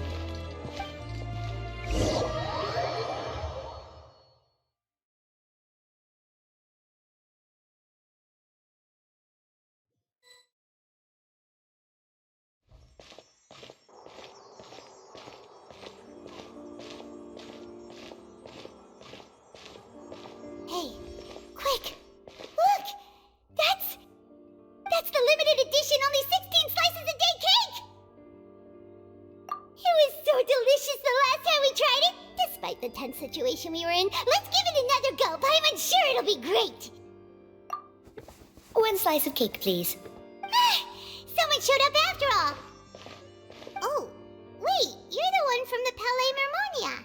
Oh, are you here to buy cake too? It seems Monsieur Nervalette was right. You really can eat. Wait, did he really say something like that? That's right. Even he has his own preferences when it comes to food. As for me, I love the cake and coffee here. Do you come here often? Usually every day. Every day? It's part of my daily schedule, apart from work. I shall have my cake and coffee. Then what if someone told you one day that this place would be closing soon, and you wouldn't get to eat cake here anymore? What would you think? But why would it close? Well, Paimon doesn't know either, but maybe the waters will rise tomorrow. You know, like in the prophecy. Oh, the prophecy. To be honest, I haven't paid much attention to that. No, still, even if there'd be no more cake tomorrow, that wouldn't keep me from having some today.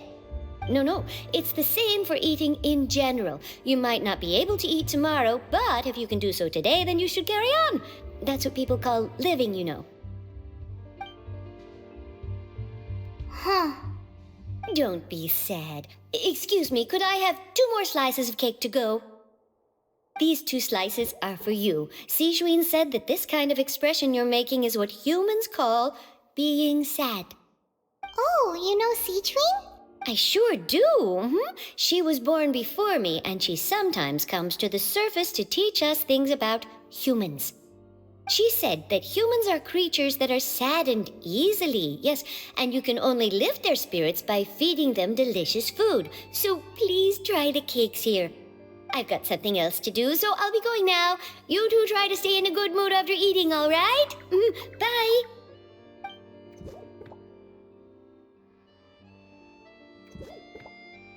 And there she goes. All right, let's dig in. I'm sure this cake will be delicious. It's more delicious than last time, and the flavor gets even better with a sip of tea. It sure would be nice if we could come again tomorrow. Sure would be nice if we could always eat delicious food here.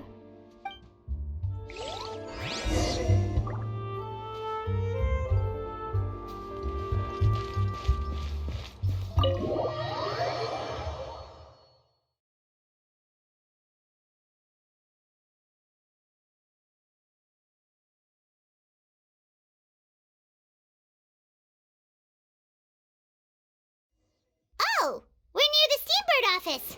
Let's go look for Charlotte and have a chat.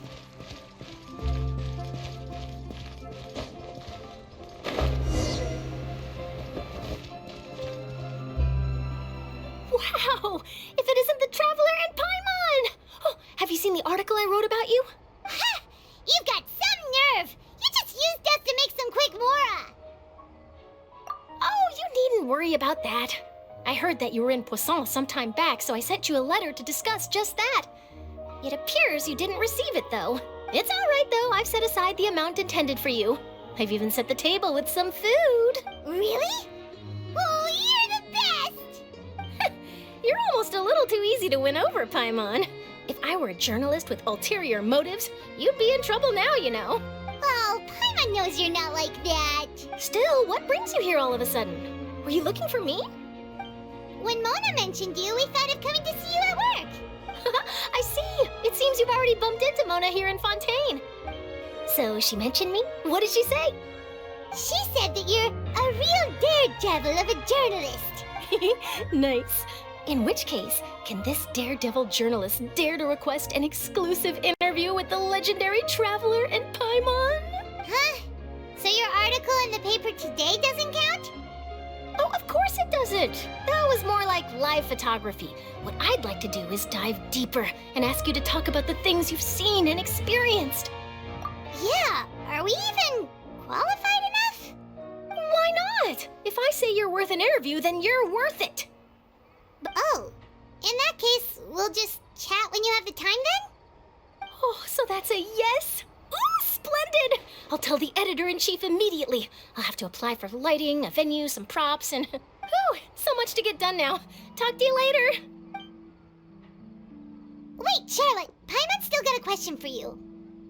And what's that? If, just for example, Fontaine were to be flooded tomorrow, what would you do today? Huh, that's the prophecy you're talking about, isn't it?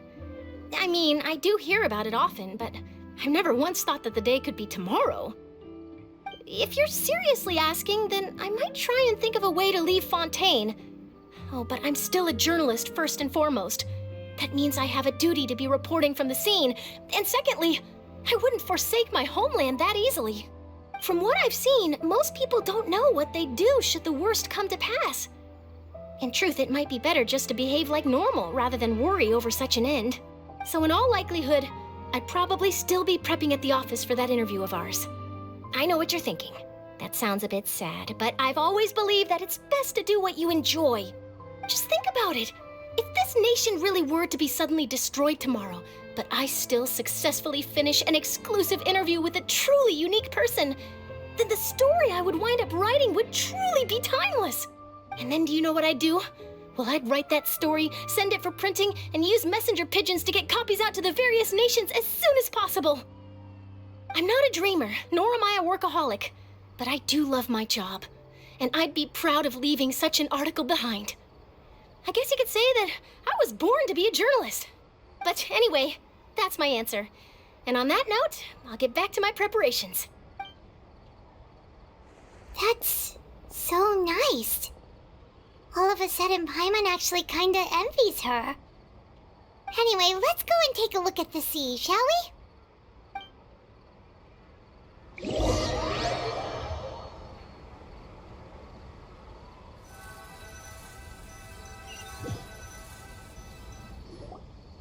The sea breeze and scenery can be a pretty soothing combo, huh? Paimon's been thinking. If it wasn't Fontaine, but all of Tevat that would be destroyed tomorrow, where would we go and what would we do? No, Paimon should ask, if you could choose, what would you like to do?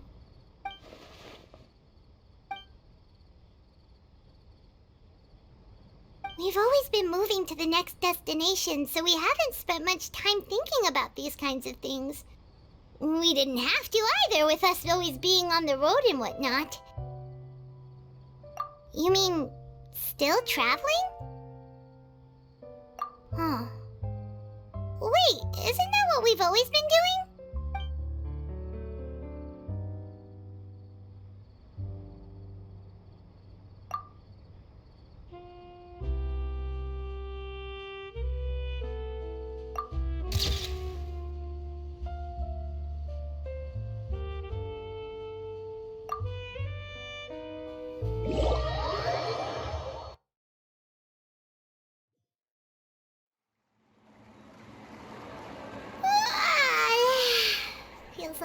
grow mold if you stay here long enough. But it's still better than the Fortress of Meropide, that's for sure. It's not only damp there, but salty too. Ah, so the two of you are still here. Wonderful. Oh, you're from the Palais Mermonia, aren't you? Yes, I'm Isadora. Monsieur Nervillet sent me to look for you two before. I heard that afterward you went to the Fortress of Meropide. Not at all. I'm well aware that you're friends of his. Actually, I'm here to pass along a message from him. Yes, inside the Opera House. The Maréchaussée Phantom has declared the incident a small-scale riot. A riot?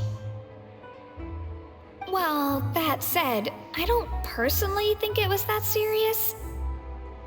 Lady Farina was watching a performance at the Opera House, and while she was resting during an intermission, some other audience members suddenly started harassing her, loudly accusing her of doing nothing about the prophecy crisis. And before she could respond, others started to join in. The crowd continued to grow, and protests against the Hydro Archon started to break out. So people have started to put the blame on Farina. Guess they finally found an outlet for the pressure they've been under due to the prophecy. I agree. People will naturally rely on gods, as is customary. But the moment people feel threatened, gods are also the first to be blamed. So what happened after that? Is Farina okay? Seeing that the situation was spiraling out of control and that further argument was pointless, she claimed that she'd gotten tired of this and left in a hurry. The Maréchaussée Phantom had their hands full maintaining order and did not catch where Lady Farina had gone. Only when things had stabilized did we realize that she had gone missing. So, you mean she's still missing? That's right. The Maréchaussée has dispatched many people to search for her, but we don't have any leads yet. That said, I don't think there's much to worry about. She is a god after all.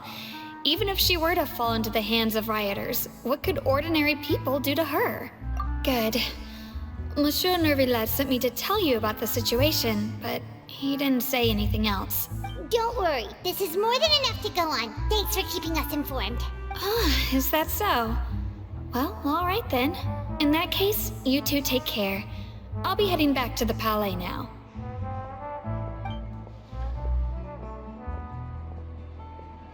Well, sounds like we should hurry over to Poisson then. If we know Farina, she won't try to fix things in this situation. Instead, she'll look for a place to wait out the heat.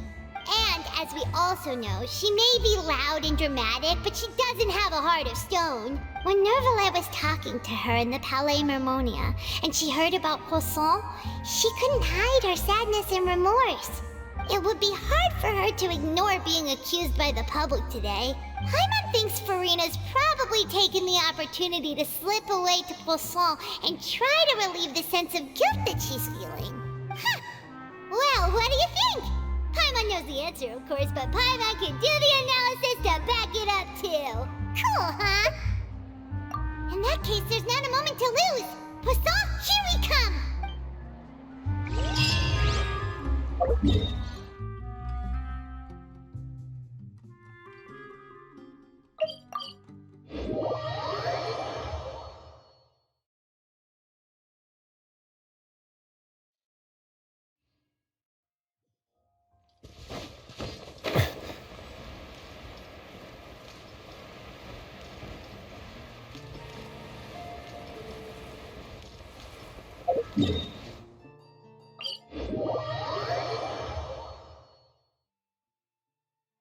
This place looks deserted. Guess all the survivors must have evacuated already. All that's left here are signs of devastation. Could Farina really be here? Let's try to find her as soon as possible.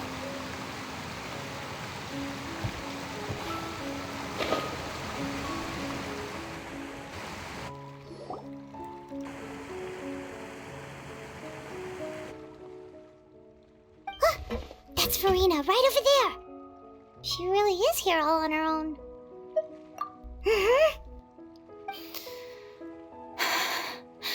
Should I just give up? This is all meaningless. What was meant to happen did happen after all. Everyone's dead. I'm sorry. I'm so sorry. Give up, Farina. There's no point in holding out. I'm sorry. But what can I even do other than to repeat meaningless apologies over and over? Who's that? Don't worry, Farina, it's just us. So it is you, blonde traveler from another land. Why, I almost thought you were someone from that mob of my ignorant subjects, come to kneel and beg for my forgiveness. Farina, you were crying just now, weren't you? The tear stains on your face are obvious. What do you mean, tear stains? Oh, I remember.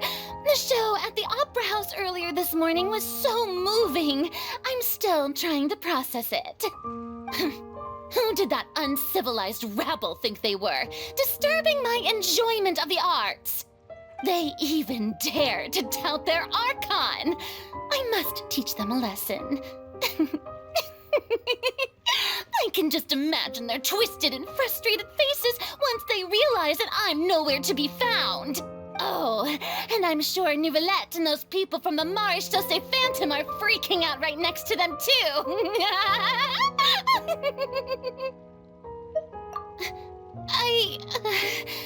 Of course not. Hey, there she is! The Hydro Archon's over there! Quick, after her! Farina, those people seem to be after you. They are?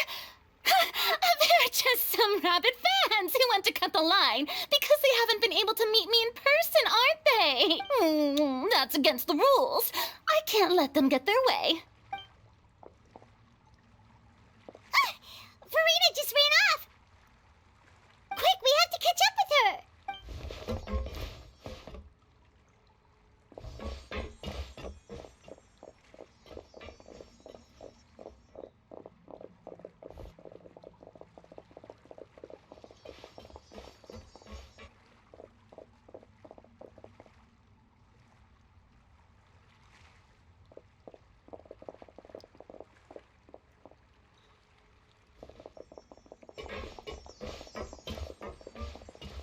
This should be the place, right? Hey, Farina!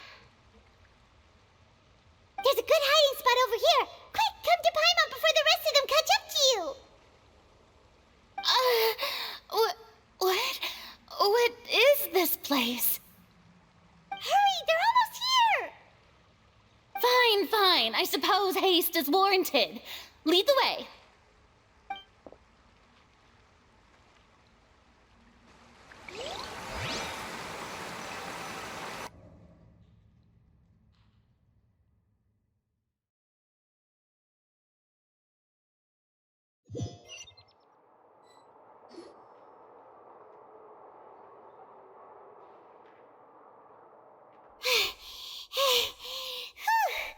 Paimon's exhausted.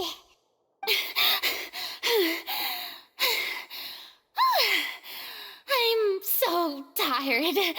I totally thought they had caught me. No, I merely gave in to the sheer enthusiasm they displayed. You're right. Yep, that's a good girl.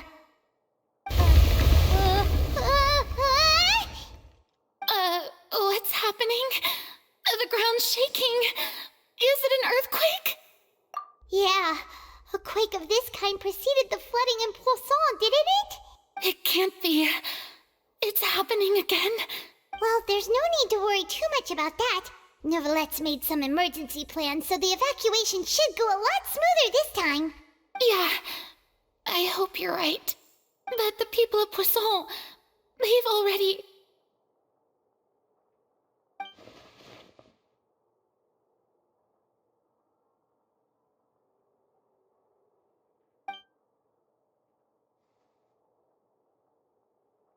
It's true. I've been investigating the prophecy for hundreds of years. I once had informants all over Tevat, searching for clues and feeding information back to me. I've tried all kinds of ways, too, to hold back the sea. Anything to keep the coastline from advancing. But all my efforts proved to be futile in the end. Really, the truth has been clear to me for a very long time. We cannot make an enemy of the divine. No matter what we do, the will of the heavenly principles will have its way, and the prophecy shall be fulfilled. Give up. I do love the sound of that phrase. It would mean finally coming to terms with fate, but also for me to finally be free. Indeed, I've thought about giving up so many times, especially after we almost lost Poisson. Fate is really unreasonable, isn't it? It has no heart and obeys no rules. The prophecy has only just started to come true, and so many people have already lost their lives. But just now, it all became clear to me. I still don't have the right to come to terms with fate on behalf of everyone else. As long as the final moment hasn't come, it's still not too late. Don't worry. I will keep hope alive for everyone until the very end. Well, that's enough for now. I got the impulse to play the stricken maiden, but honestly, considering my rank and station, that wasn't a good fit at all. Don't take any of what I just said seriously. How could I possibly let Fontaine fall to the whims of trivial prophecy? Come on! Paimon could have sworn you were actually being honest just now.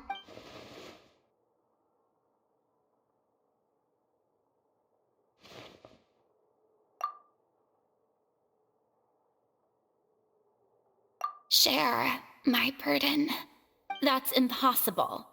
It was fated right from the start that this would be my duty alone.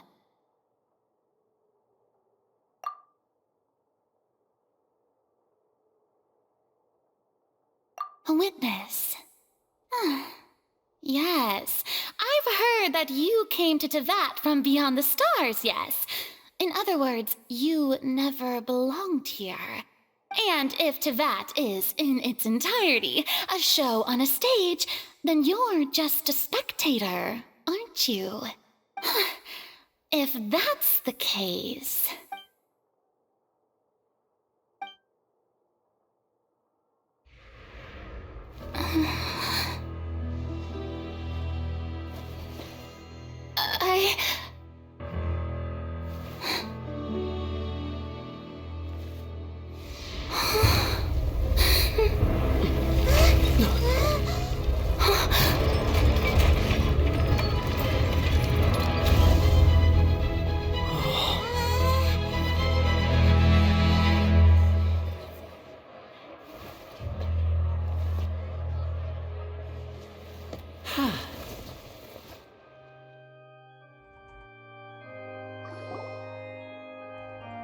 Ladies and gentlemen, this concludes my opening performance.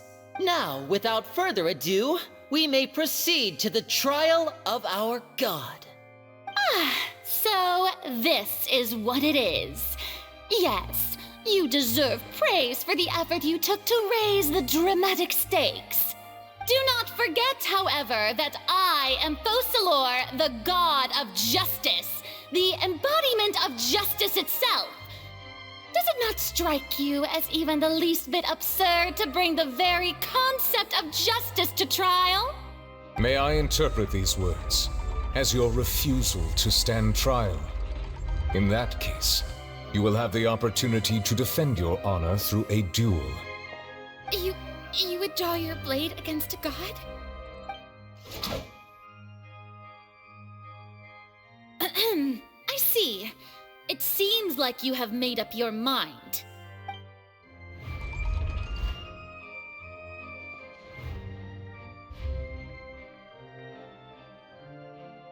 everyone can't believe it. She just surrendered. What the heck is going on?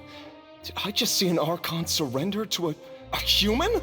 Wow, how utterly humiliating. Lady Farina, what is the meaning of this? It would seem that there has been a misunderstanding. To be clear, the raising of both hands is not always an indication of surrender. Looking for excuses again, huh? I raised my hands just now to indicate my acceptance of the trial. No duel shall be necessary. I will admit that I've been running away for a long time. I'm sorry, everyone. I was unable to protect the people of Poisson.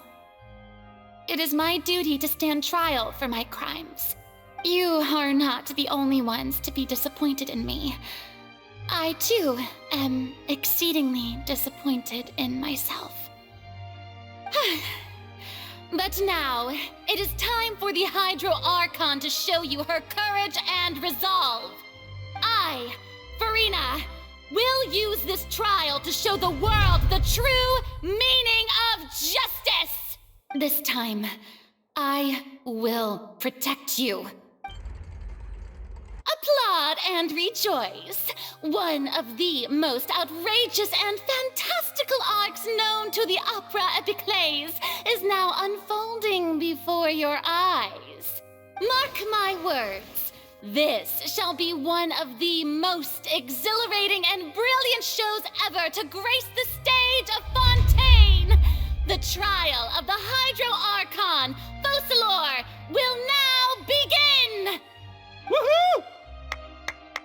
Oh, now we're making history! Why does it feel like Farina just took over the whole thing?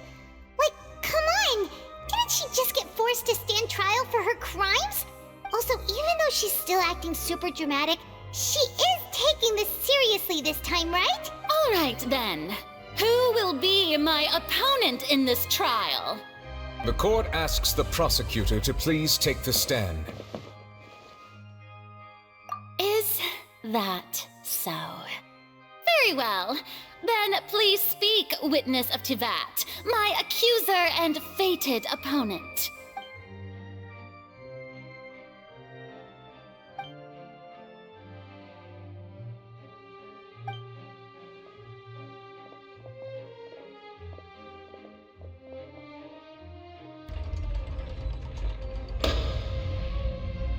Also, please allow me to ask, as a final question before the trial begins, just how much work did you do to force me onto this stage?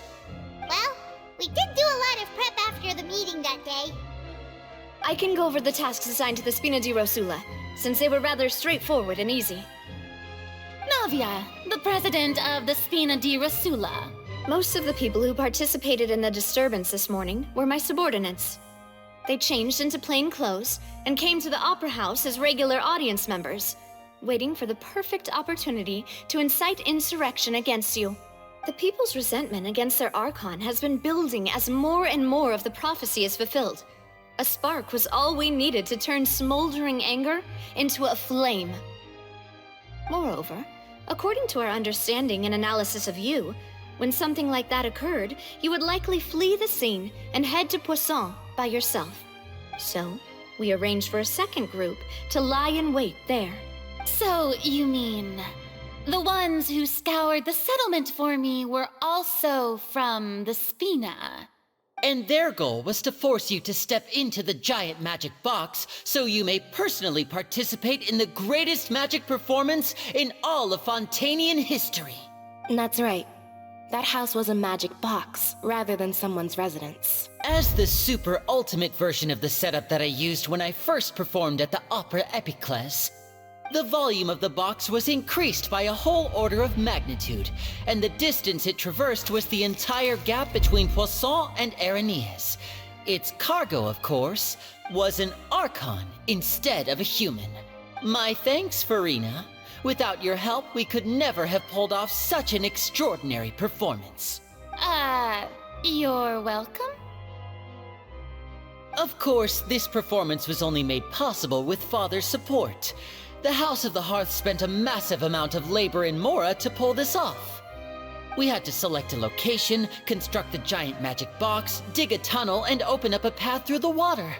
It was a lot of work for all of us. So, in other words, the earthquake that we felt within the giant magic box was just a normal tremor from the transportation of the whole house? That's right. It wasn't a sign of another disaster to come.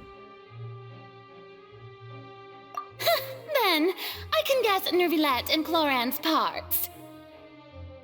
You gathered a crowd, prepared a stage, and made sure that the champion duelist would be immediately ready for a fight.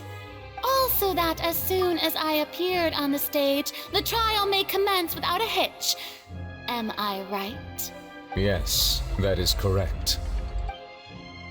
Well, Clorand, I must commend you for your courage.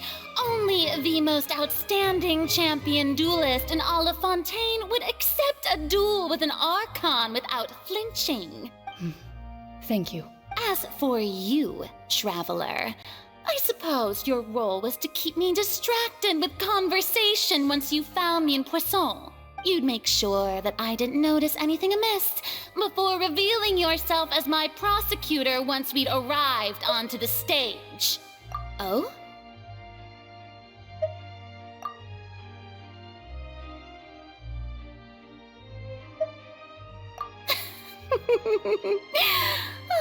Is that so?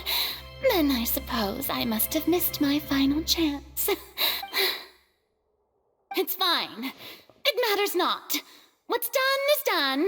The stage is already set, so there's no reason to disappoint the audience. Let's see this trial through to the very end.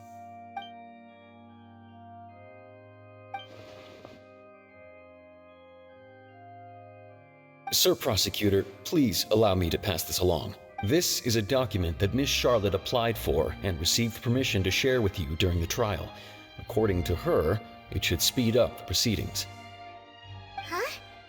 Charlotte wanted to give us something? Oh, so she's here too! Hey, Charlotte! Oh, Lev Hymancy! Isn't this the exclusive interview that she did with us before? So she's already finished it, huh? Wait, then that means this document is a perfect timeline of everything that's happened ever since we stepped foot in Fontaine! So in other words, we can refer to this anthology of evidence every time we want to use something from our journey as evidence for an argument! Let's quickly confirm the information in it. Just think of it as a refresher, alright? You defeated the Hydro Archon in the very first duel you took part in at the Opera House. That's one for the history books, all right. I didn't think that you'd wind up getting to the bottom of the case I'd been following all this time. I guess you could also see this as a happy coincidence. This is the first time Monsieur Nervilette had a difference of opinion with the Oratrice. Even the Hydro Archon can't figure it out. A Fatui Harbinger. She's an extraordinary person. Her instinct must mean something. The fortress of Meripede was almost destroyed in a single day. That I didn't witness that scene personally will always be a source of professional regret, I think. According to Monsieur Nervilette, both Child and that whale should have been in the primordial sea at that time. I nearly lost my awesome friend Navia. To be honest, that still gives me shivers. The words of someone as extraordinary as a witch can probably only be truly understood when something surreal happens to you.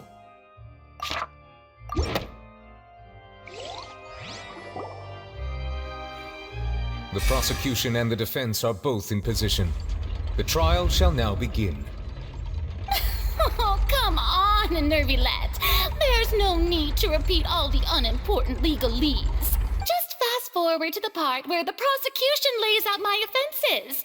As the defendant and the lead actress of this performance, I still haven't even been informed of my supposed guilt in all of this. Of course, it is only natural for humans to struggle to understand the actions of a god.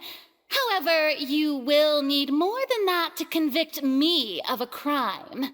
That's true, but my charge here is unrelated to your conduct as an Archon. Instead, I would like to charge you as a fraud who's never been the Archon in the first place. Wait, what was that? Lady Farina's a fraud? Hey, I came here thinking that we were going to try the Hydro Archon for forsaking her duty, but did I hear that right? She's not our Archon at all? Charge accepted. Lady Farina, do you plead guilty to the charge? Lady Farina. I plead not guilty. How can I be guilty? There is no way that I, Focalor, otherwise known as Farina de Fontaine, a member of the Seven and the Regina of all waters, kindreds, peoples, and laws of Fontaine, could be anything other than your true Archon. Yeah, even though Lady Farina can be rather eccentric, isn't it going too far to doubt her very identity? Yeah, I've never questioned her identity either. Sure, Lady Farina can be super irresponsible, but what grounds does that prosecutor have to make such a huge claim? I have cause to believe that common sense will prevail in this case. Many of the members of the audience have known me as the Hydro Archon ever since they were born. There would be no fooling their memory. See? Even the Oratrice has decided to show me its favor. Are you sure you want to commit to a charge that will never be upheld? If you wish to drop the case, I can promise you as the God of Justice that you will not have to face trial for making a false accusation. We will treat everything that's happened as a dramatic spectacle and move on with our lives. What do you say to that? Huh. An argument with near impossible odds, huh? You have to not only refute Farina's claims, but also overturn the long-held beliefs of the people. Well, I tried to give you the chance to surrender. If you must persist, then let me ask. If you believe I'm not the Archon, then what manner of being do you think I am?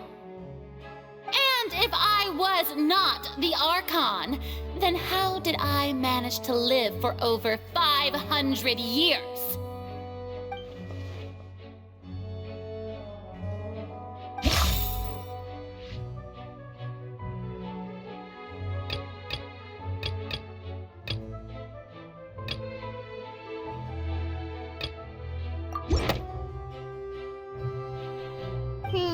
That doesn't sound right.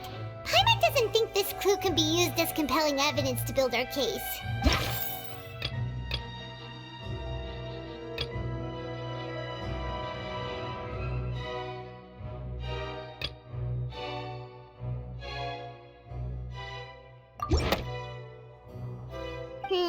That doesn't...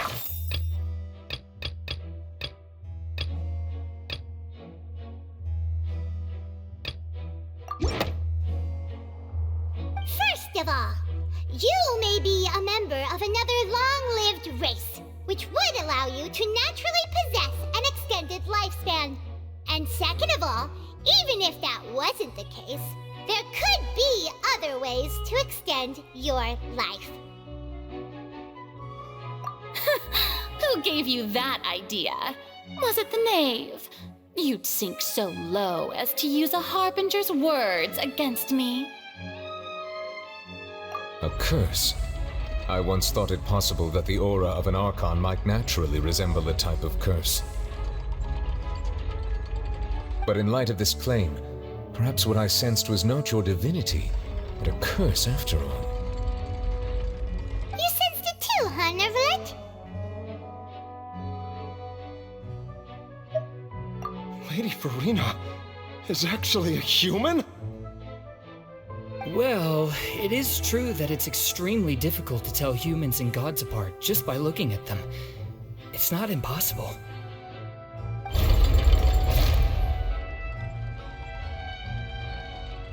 Well, don't start celebrating too early now. Even if I have been carrying a curse like you said, how does that prove that I am merely a human being? Besides, everyone knows that the main difference between a human and a god is the possession of authority. Gods can do what humans cannot. That's why they're worshipped as gods. For centuries, manifestations of my authority have served the nation of Fontaine. One need only to turn their eyes towards the Oratrice Mécanique d'Analyse Cardinal in this very opera house, or consider the indemnitium that is used in every aspect of life.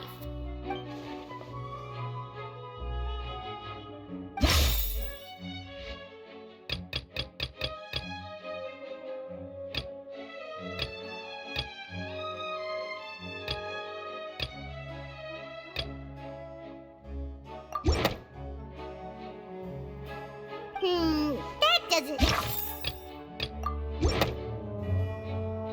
You tried to reference the Oratrice, but weren't you as confused as all the rest of us when the Oratrice declared Child to be guilty without any proof?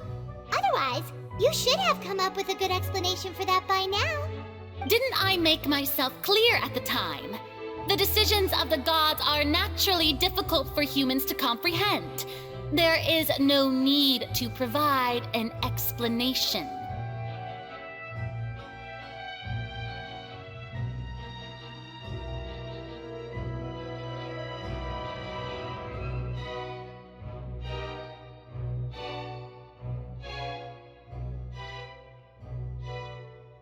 Lady Farina, I believe a reminder of your current circumstances is in order. While the court is in session, the principles of justice and the law must come before all else. While you are an Archon, you are also first and foremost the defendant in this trial. You will prove yourself unable to defend against the prosecution's charges if you continue to withhold vital information against the rules of the court. I never thought you'd use that kind of rhetoric against me. That was no trick of rhetoric, Lady Farina. I've merely reiterated the rules of the court. Rules that all should respect and follow. So, you neither knew why Child was declared guilty, nor did you understand the structure and operations of the Oratrice. Instead of having been created by you, the manifestations of authority you mentioned have been made by the real Hydro Archon, haven't they? The real Hydro Archon? Well, now you're really losing me. It is true that I did not know why the Oratrice gave out a guilty verdict that day. But the Oratrice handed out that verdict unilaterally, and it has been operating independently ever since it was first created. You can't argue that just because a divine creation is flawed, that the god behind it must also be no god at all. She's still throwing out all kinds of excuses. Seems like she's confident that we won't be able to produce proof that she has no power over the Oratrice. My power as an Archon? There are many ordinary citizens in the audience. How can I just carelessly demonstrate the formidable power of an Archon? If that poses a concern, I'm prepared to extend my protection to the audience. You don't need to go that far.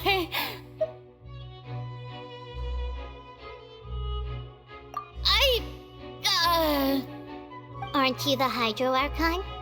Or is it that you can't even wield the power of Hydro, much less the authority of a god? Indemnitium! Yes! It's all because of Indemnitium! All Archons derive their power from the faith of the people, and I've converted the people's faith in justice into Indemnitium! Thus did I give up all of my divine power to provide everyone with energy for their daily lives. Have you ever seen a more magnanimous god? Isn't that a huge stretch? Yeah, no matter how generous an Archon can be, how could they give up all their power? Can a god with no power even still be called a god? It seems like nobody's buying Farina's excuse. Hey, come now, everyone. Please don't stare at me as if I was a liar. I'm still the same Farina you knew, right? The one that you loved. Shouldn't you want to believe in me? Please? You've got to believe me! If what the prosecutor said is true, she really has committed a grave offense. Did she deceive all of us? And all of our parents and grandparents too? And then all of our ancestors? Ever since they were born?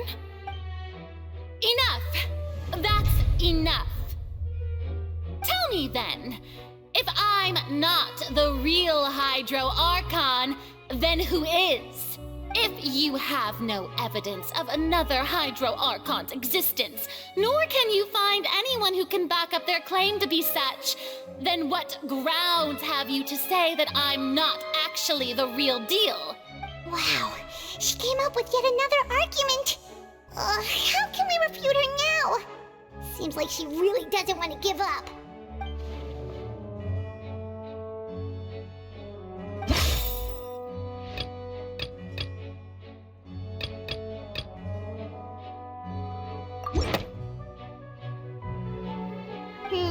That doesn't sound...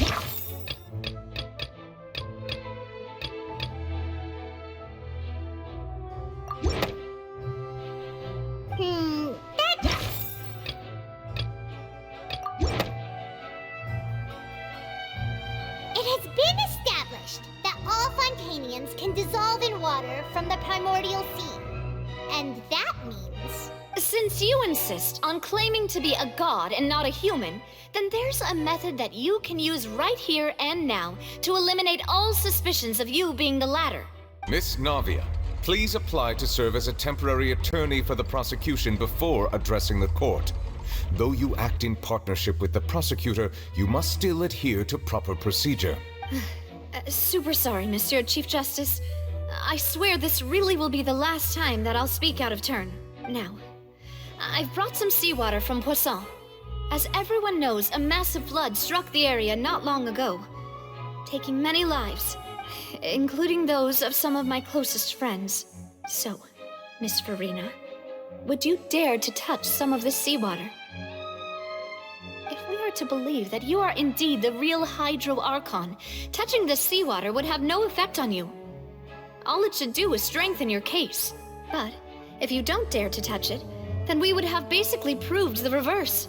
Oh, and I must remind you that after the disaster at Poisson, nobody wants to see any more people dissolve. I do hope you'll act prudently and choose the simpler path of admitting guilt. Navia from the Spina di Rasula. The Spina has governed Poisson for many years. I guess her suggestion is valid. If Lady Farina is indeed just a human, she's probably Fontainian like all the rest of us. Would she really dare to try?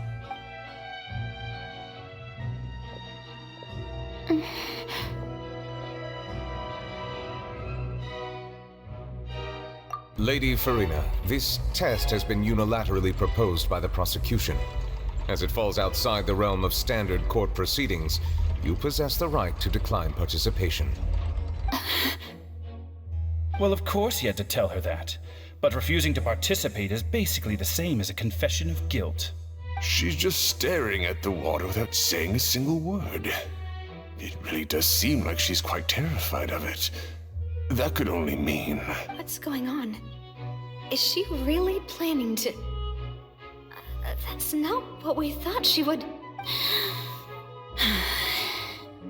Due to the inherent risk of the test, Lady Farina, you may... What? Hey!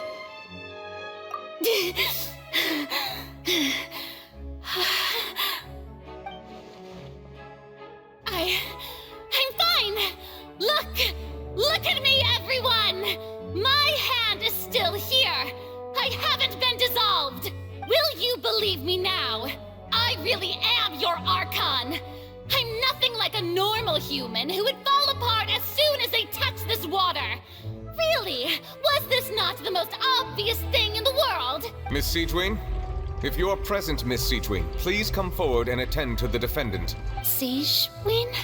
Don't be nervous. It'll just take a few seconds. Let me see. That should be enough. Please announce the results of your evaluation to the court, Miss Seedwing. As everyone doubtlessly saw, Miss Farina was displaying symptoms of hyperventilation and flushed skin. These indicate that, She was experiencing the adverse effects of exposure to primordial seawater. The extent to which she was affected is the same as other humans when exposed to primordial seawater of a similar concentration. Thank you, Miss Siegewing. Lady Farina, you may return to the defendant's stand. Oh, wait. What did she just say? I didn't get dissolved. Shouldn't that be enough to prove my innocence? Well, considering your tendency to run from your problems, we did originally prepare a direct sample of the seawater around Poisson. However, after extensive discussion, we exchanged it for a sample that is not concentrated enough to dissolve an actual human. After all, on the off chance that something entirely unexpected might occur, we don't want anyone else to lose their life to the sea. Yeah, so out of regard for Farina's life, you secured a low-concentration sample and asked the head nurse to serve as an expert witness. It's a great thing that the direct sample wasn't actually used. Farina could have... I can't believe... You...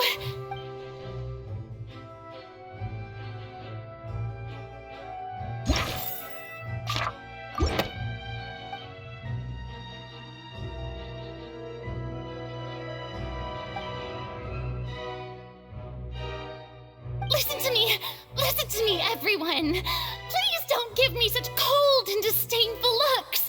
What happened just now didn't prove a single thing. Think about it.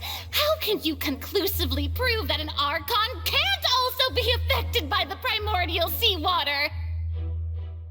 Also, if I was really just a human, why would I dare to just put my hand in that kind of water?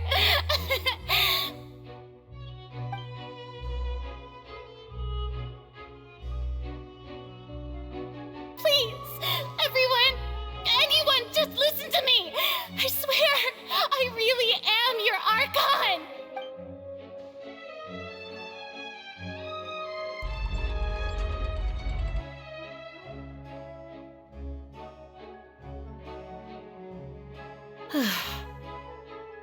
I don't think anything she says at this point will sway anyone. The odds are just too stacked against her now. With all the things that have been said, Paimon doesn't think there's any way left for Farina to win. I believe the time for arguments and presentation of evidence has come to an end. If there are no objections, we will move on to the final judgment.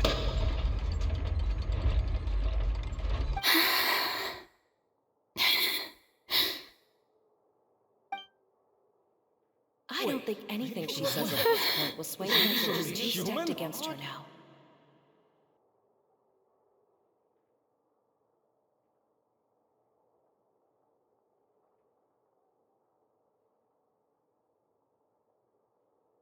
In my capacity as Chief Justice, I shall now render judgment on Farina's misrepresentation of herself as the Archon of Fontaine. As a human who knowingly deceived her fellow citizens, Farina is... guilty.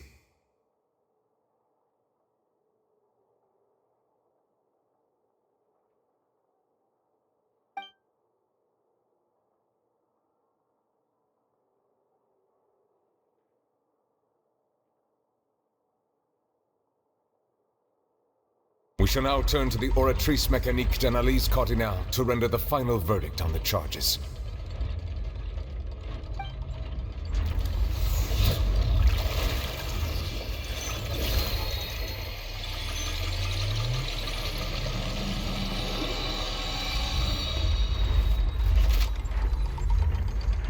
According to the judgment of the Oratrice Mécanique d'Analyse Cardinale, Farina is...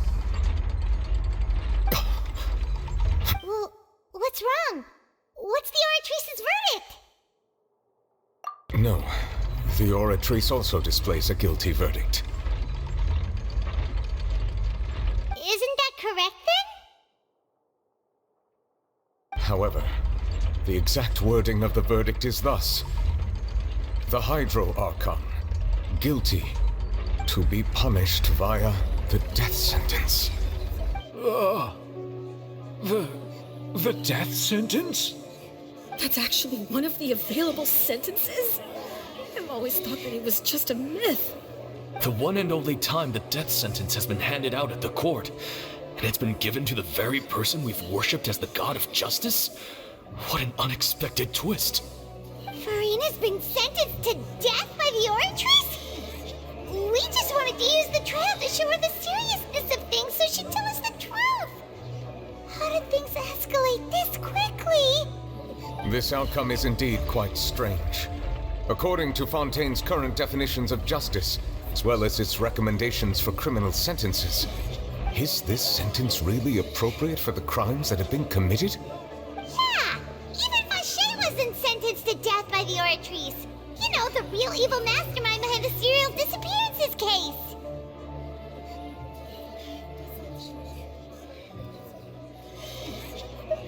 Indeed. Not only is Furina's sentence overly excessive, the very point of our trial today was also to prove that Furina has never been the Hydro Archon in the first place.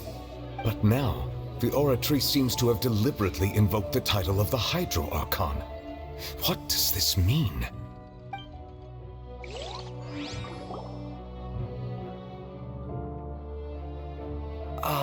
Excuse me, if I may interrupt. Is the trial still going? Fremine! Oh, you finally made it. I assume this means you've completed your mission? Mm-hmm. Any mission Father assigns to me will always be top priority.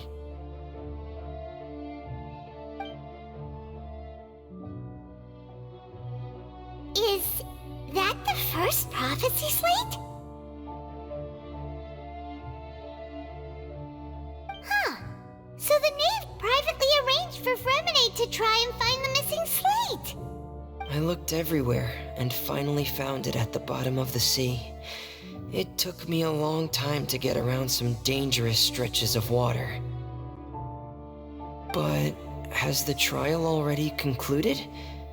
Then doesn't that mean I've come too late? Oh no. Father will be disappointed in me. Thank you for your hard work, Mr. Fremine. Please allow me to review the record left on the slate. Traveler, I believe that you have already seen the other existing slates, and would like you to come here and confirm their contents. Huh? So what do you see? What is it?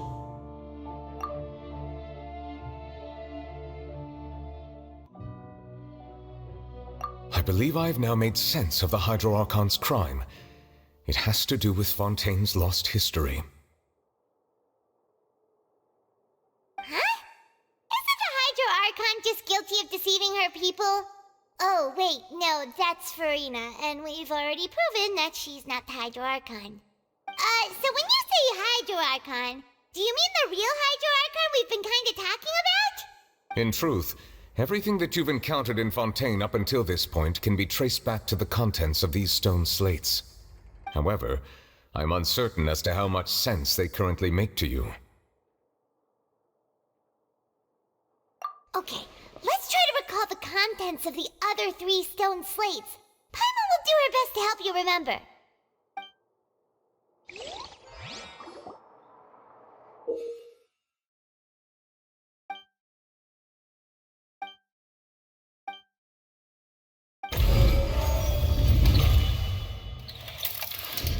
The first stone slate describes what you just said. It seems to show the previous Hydro Archon using her divine power, and then the Oceanids turn into humans. Does that mean that Fontainians are transformed Oceanids? Oh, Paimon wasn't expecting that. But if Oceanids can turn into humans, then perhaps this process can be reversed as well. The second stone slate shows Celestia floating in the sky, and the Hydro Archon and her people worshipping it together. But the heavens still brought judgment down upon them. This must be the point when the Hydro Archon and the Fontainians were branded with their original sin. Does this mean that the original sin and the Hydro Archon sin are the same thing? The third slate shows the Hydro Archon sinking into the sea surrounded by many people.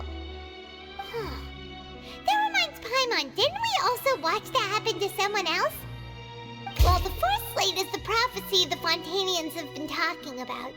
People dissolving into the sea, the Hydro Archon crying on her throne, and so on. We didn't believe that such a crazy disaster could happen at first, did we? But after that incident, it was just a question of when and not if.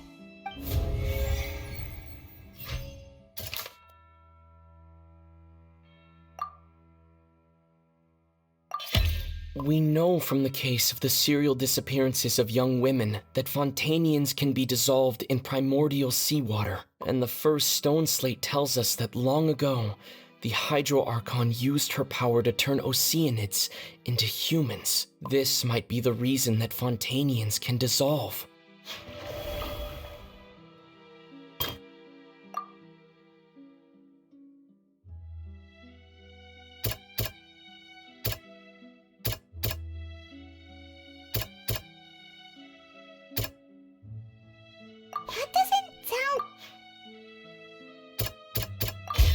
Perhaps what is about to take place has all happened before. The true sin of the Hydro Archon that Nervalet mentioned, and the original sin cast down on the people of Fontaine by Celestia, as recorded on the stone slates.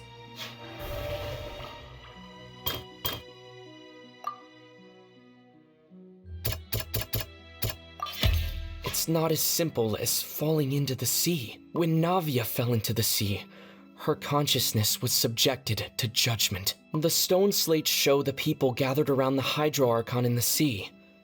Could that be alluding to the same thing?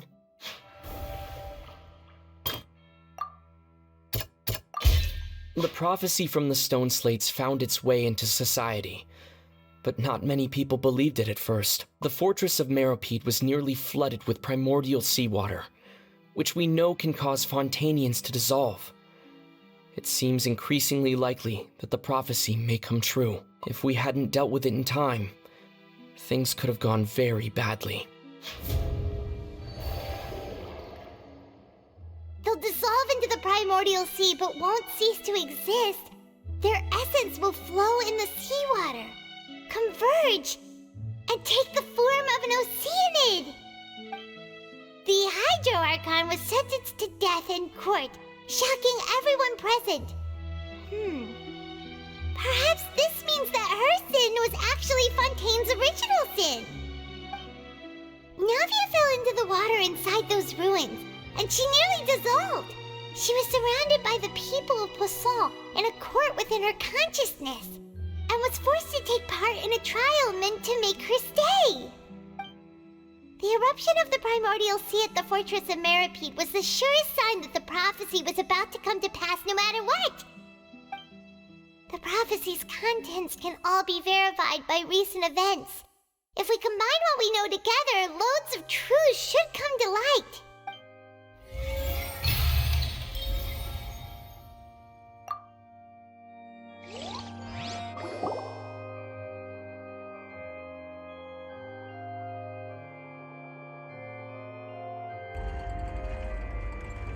Huh? Oh, Paimon gets it now! So that's how you can make sense of it.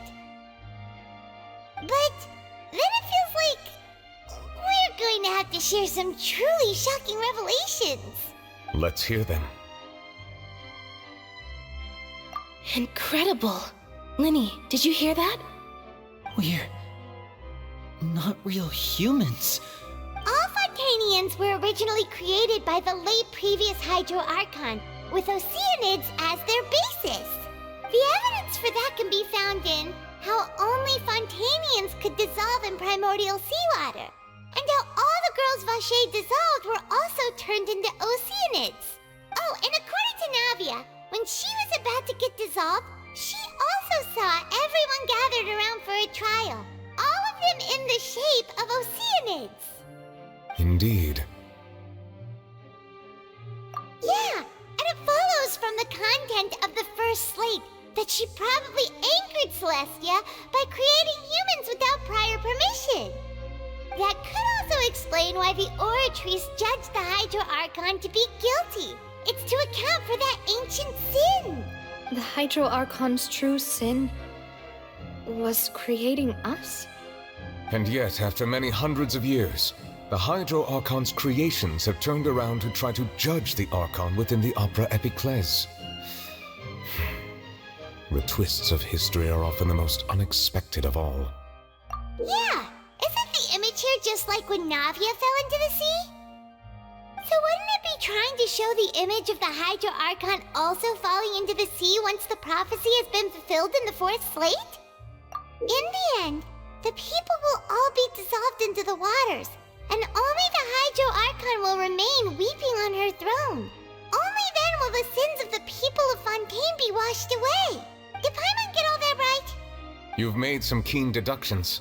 I must say, given how much you still don't know, it is impressive that you've already managed to connect so many pieces of the truth. However, while you were able to decode all the information on the slates, they've also been etched with an additional layer of hidden information using a different power source. When we were at the ruins, I tried to decipher the hidden information recorded in the slates. But since we only had 3 slates at the time, I was unable to come to a full conclusion. Now that the slate collection is complete, I shall make another attempt to decipher the narrative recorded within. If everything goes well, we should finally be informed of the unadulterated truth.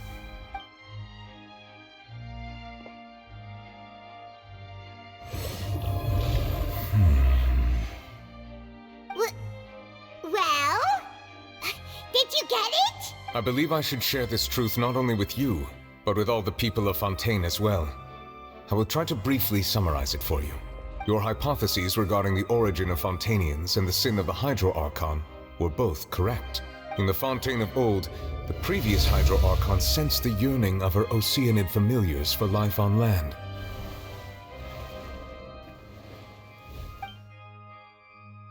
The Oceanids were enamored with the beauty and romanticism of human beings, and wishing to have those experiences for themselves, expressed to the Hydro Archon their desire to become of a similar kind. However, even though water as an element is intricately linked with the power of life, the Hydro Archon, as one of the 7, did not possess the authority to create a new form of human life. Not one to give in, she eventually found a way to create permanent humanoid bodies for her familiars by appropriating the power of this planet's primordial sea. She poured primordial seawater into the Oceanids' blood vessels, creating humanoid mimics in the process. But if Fontainians were to ever come into direct contact with water from the primordial sea, the power within their bodies would escape these artificial restraints and return to the sea. As a result, their forms would collapse, and they would be reverted to their original forms as Oceanids. Of course, the Hydro Archon never received permission from the heavenly principles to create a new human race. And thus, the Hydro Archon and all of her creations came to shoulder the original sin of appropriating the power of the primordial sea. That is the true history of how the people of Fontaine first came into being. So we were all Oceanids before we turned into human beings? That's way too much information for me. I think I'm just going to pretend that I never heard a single thing. Wait, but if that's the truth, we can't let the Hydro Archon be sentenced to death. After all, her only sin was creating us. This really might be too much information for your regular Fontainian, but it does answer a lot of our questions. Alas, your hypothesis regarding the 3rd and 4th stone slates was inaccurate. The slates' respective positions are, in fact, correct. A key point of the visual on the 3rd slate is how all the individuals depicted in the water are humans rather than Oceanids. They have not been dissolved, which implies that the water depicted in this slate is not water from the primordial sea. The nation of Fontaine is the nation of Hydro, as well as the nation of trials and justice. Instead of being the literal element, the water in the scene symbolizes judgment and justice. You may also recall Navia's experience. When she fell into the sea, her consciousness was surrounded by that of many others who intended to hold a trial to determine her fate. Therefore, the meaning of the 3rd slate is that the people of Fontaine shall try the Hydro Archon at the court of justice. Yes, It refers to our present situation. I think I'm following now. So, what you're saying is, even though we decided to put on this trial to avoid fulfilling the prophecy, in truth, everything we've done has happened exactly as the prophecy foretold. So now, it seems, we're the ones making sure it comes true.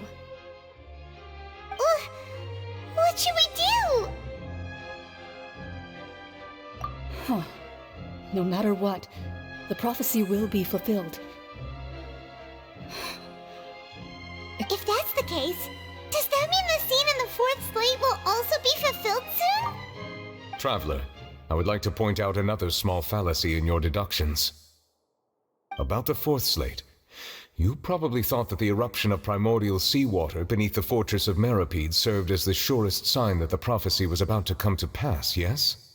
However, I believe that rather than being a sure sign, that eruption could in fact only be a small warning of something far worse to come. As for the root cause of the catastrophe, I believe you've already encountered it once before.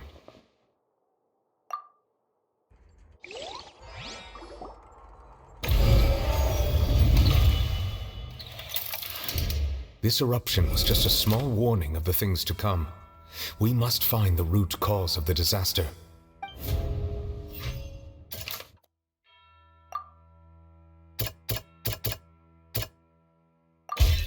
It was both dream and reality.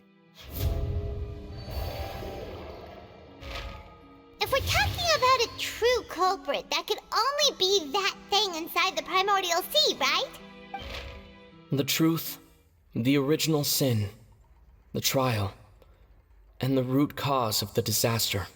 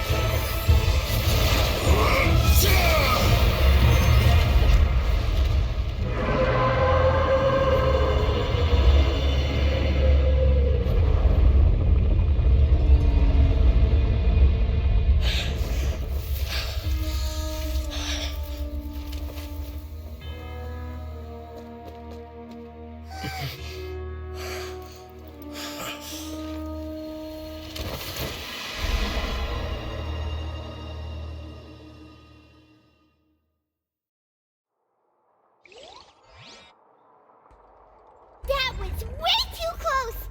How did that thing just burst into the Opera House? Wait, was that the huge whale you saw in your dream? So we've met it at last. I understand very well why it has chosen to make an appearance here. That whale does not belong to Tevat.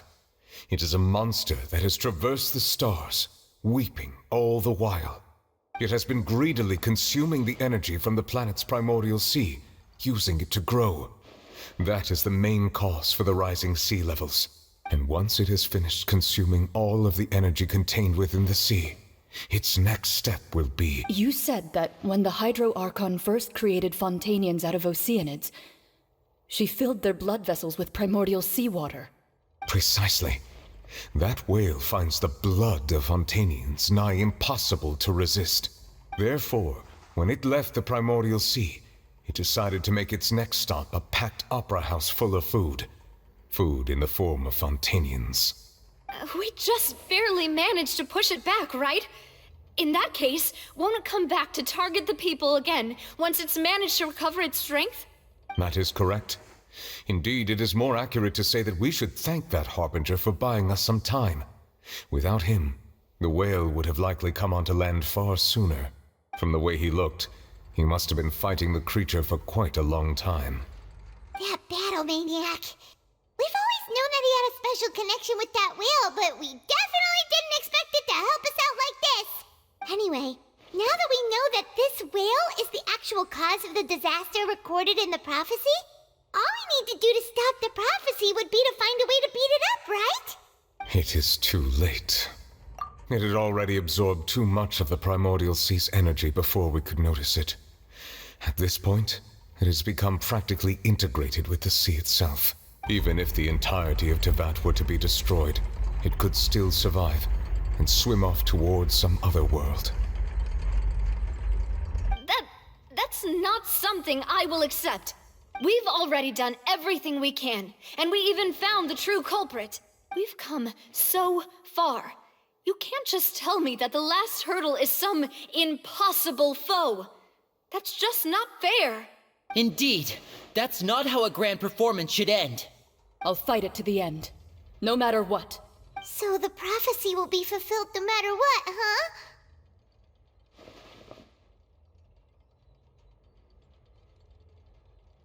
The prophecy. Yes, what has been prophesied will be fulfilled. You may view such things as the history of the future.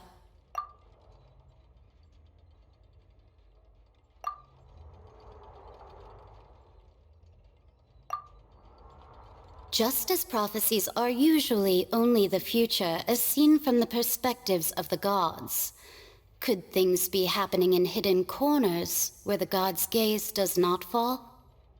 Ultimately, fate shall serve as your only guide, no matter what will happen in Tevat's future. All you need to do is to play your part.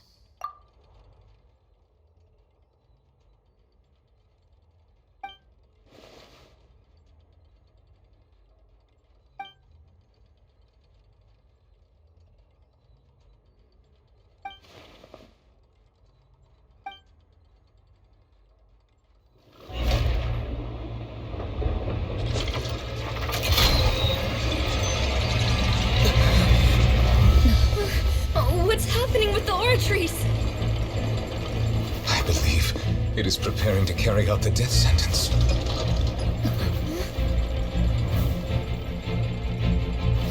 Farina!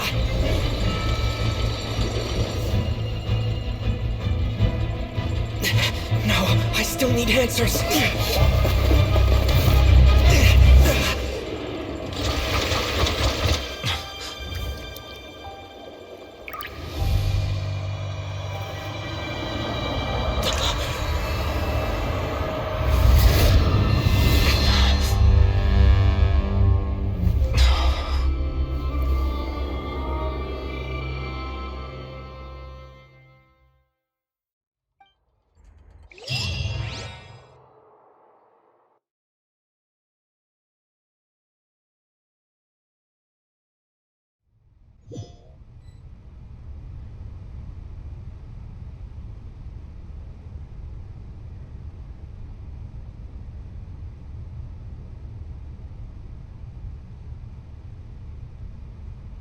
You...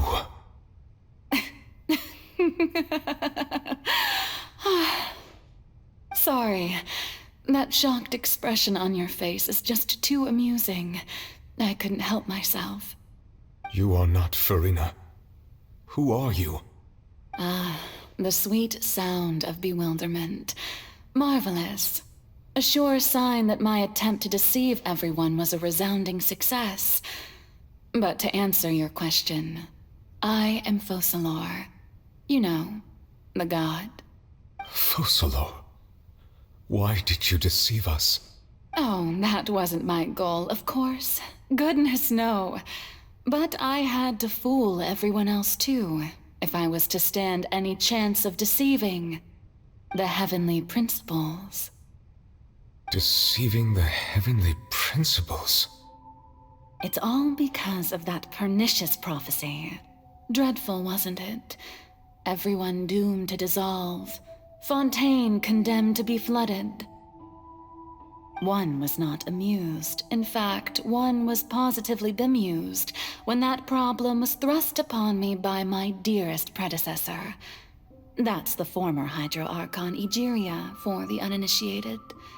It hardly gets more disastrous than a preordained national catastrophe, now does it? She knew full well that the prophecy would surely come to pass.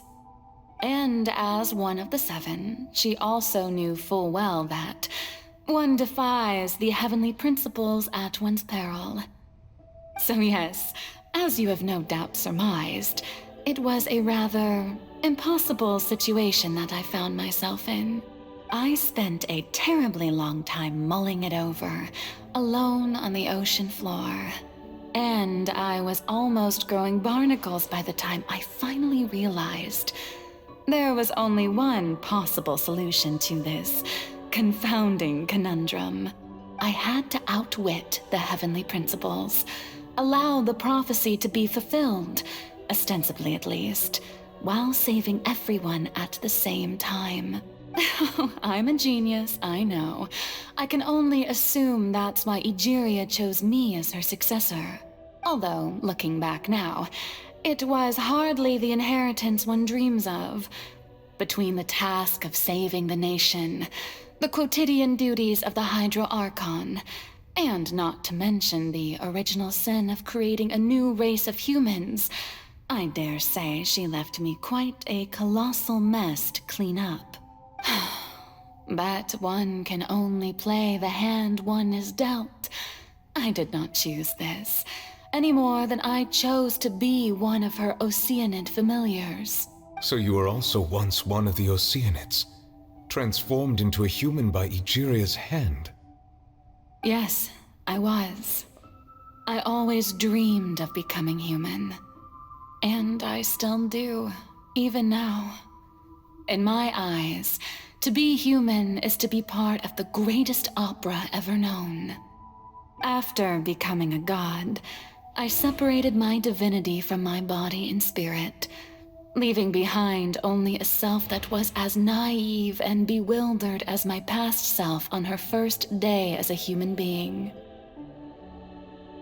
The me you see before you now is that divinity.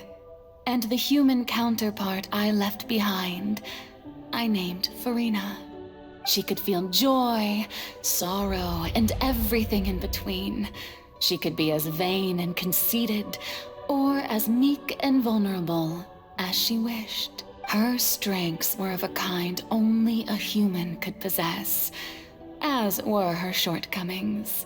But in my eyes, Farina's humanity was what made her perfect. She was perfectly human in every way. The person I always wanted to be. Anyway, so then I cursed her. All part of the plan, of course.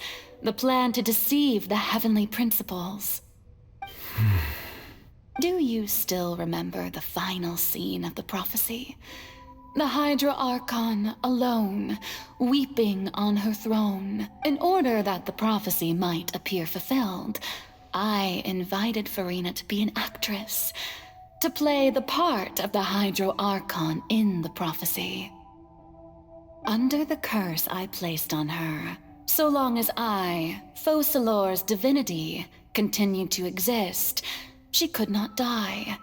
But nor was she free to live her life in the pursuit of happiness. Instead, she was forced to take the stage in the opera house, to embrace the role of leading lady, to forever play the part of the god from the prophecy, all to create a deceitful appearance of that prophecy coming to pass. I suppose now you probably understand why your court is called the Opera Epiclese. But Farina is only human, isn't she? Even though she has had a long life, her mind is no stronger than that of any other ordinary human being. I cannot begin to fathom what she has had to endure. It must have been torture for her. It has indeed. And although she is, in a sense, me in human form, I most definitely owe her an apology for it. It's been 500 years, and all along, she's been playing her part in the most unimaginably long, unbearably lonely, and agonizingly painful opera of all time.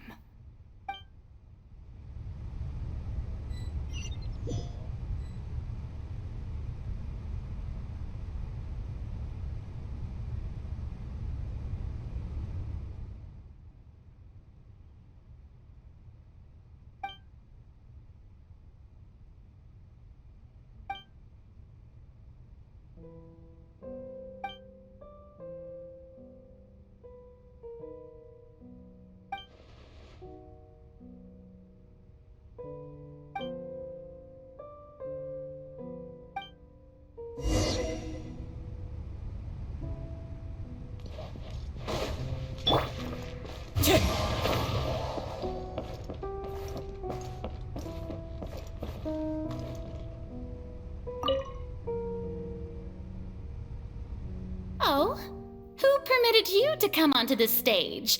Now, I understand your admiration for my august self, but I must ask you to keep to the rules. All right. It is not my intent to reprimand you. There is no need to state your name. Just be off with you. Do not distract me from my performance. Oh, do not jest. Can you not feel it? I am Focalor. The eyes of countless Fontainians are upon me. I must, at all times, display the utmost elegance and nobility.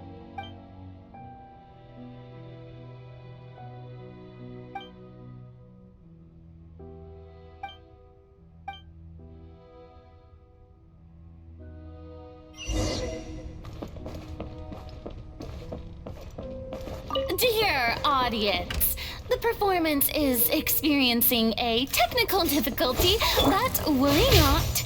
The guards shall resolve it soon enough.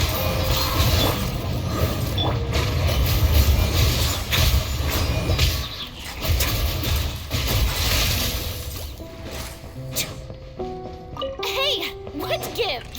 The audience is still watching me, you know. Guards? Wait, where are the guards? Guards!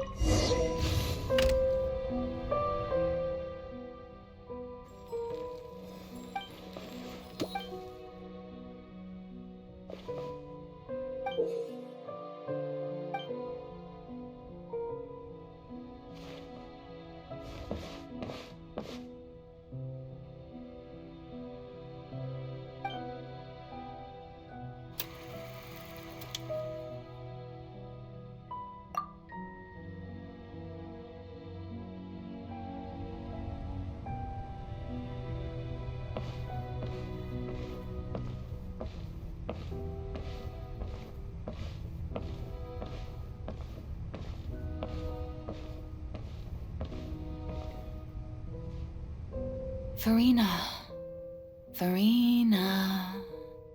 Huh? Who's that? Who's calling me? Where are you? Be not nervous. Be not afraid. I am before you. Wait a moment. You're near me? How can this be?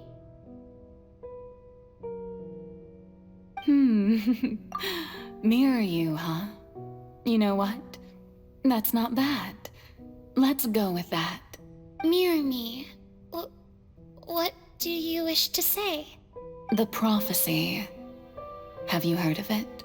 What prophecy? Wait. I know. I don't know why, but it's in my head somehow. The people will all be dissolved into the waters, and only the Hydro Archon will remain, weeping on her throne. Only then will the sins of the people of Fontaine be washed away.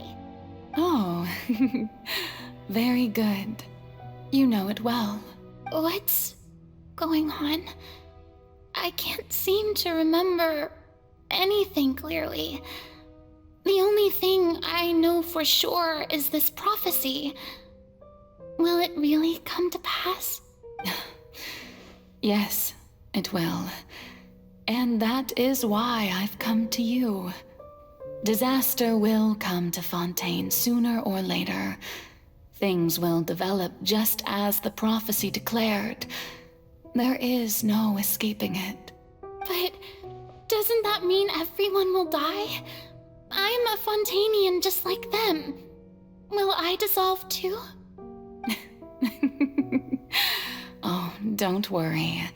Magical meetings exist in this world precisely to give people a chance to turn things around.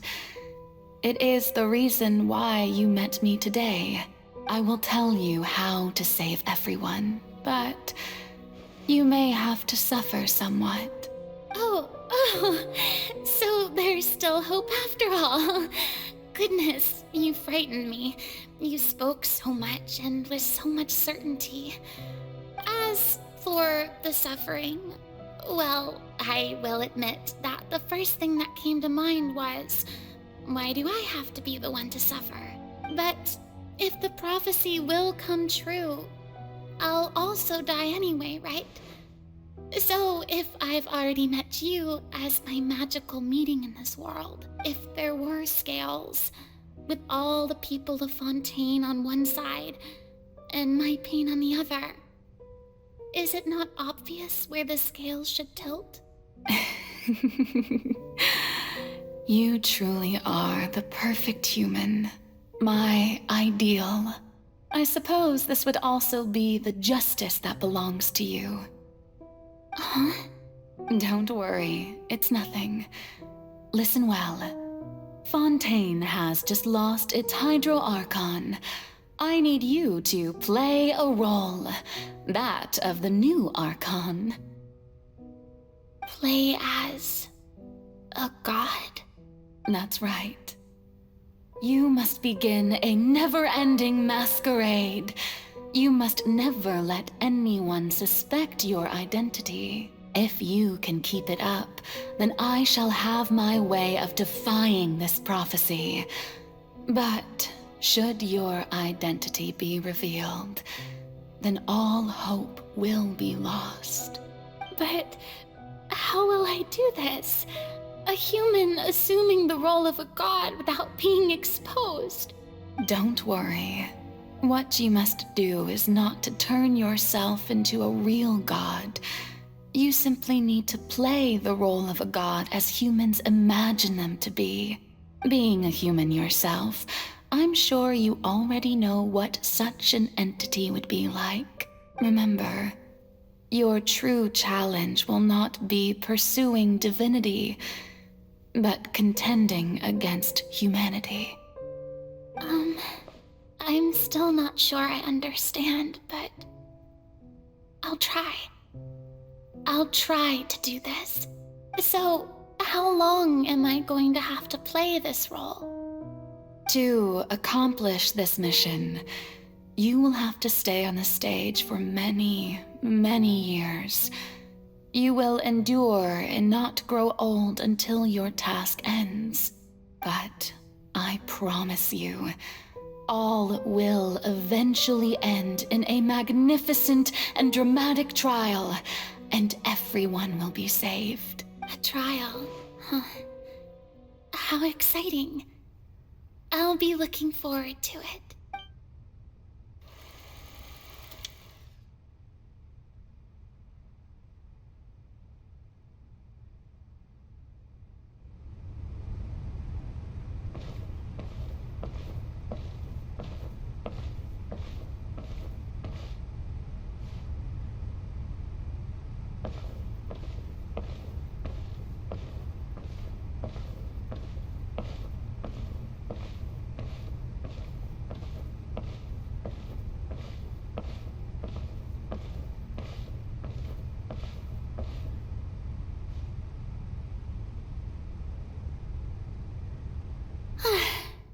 The Maison Cardinalise has announced my accession, but this is my first time facing the people. What should I say to most appear like a god? To be honest, I still don't know. Perhaps I should first try to act natural. Ladies and gentlemen, good evening, and welcome to the Opera Epiclese. I'm sure you've all heard about how I have taken on the role of Hydro Archon. Indeed, I am Farina de Fontaine, your new Archon. In truth, I know little about becoming a nation's new god, but it will be my honor to guide you all. As the god Focalor, the god of justice, I shall do all within my power to lead you into an age of fairness and justice. Once again, thank you all for coming. If you should have any questions or suggestions, please send them to the Maison Cardinalise. The future of Fontaine will require us to work together, after all. This should do it. I thought I might stammer, but thankfully, I was able to convey my thoughts just fine. Okay, and next. That's the new Hydro Archon. Is this some kind of joke by the Maison? I would have thought that a being that surpasses humanity would be a bit more assertive. Hey, did you hear that? She even told us to send her suggestions there at the end. Shouldn't gods be all-powerful? She's being so modest. What's the difference between her and an ordinary person, then? If you ask me, perhaps the succession didn't actually happen. She might just be a Maison-back puppet. Wait, what's going on? Why is everyone suspecting me of being a fake? Oh, this is bad. If I get exposed here, there'll be no saving the people from the prophecy. Right. Mirmi said that I just need to play the role of a god as humans imagine them to be. Calm down, Farina. Think. What do the people want? How would they imagine a god to speak and act? Assertive, with a strong sense of presence. One who can dispel all doubt. That is the character I'm fated to play.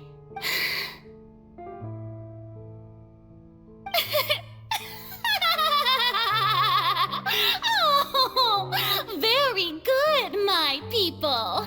Only ones such as you are deserving of my rule. Now, I was wondering if some weak puppet were to one day come onto the stage and claim ownership of this opera house, would the children of Fontaine follow them? Well, it seems that you would all see right through them.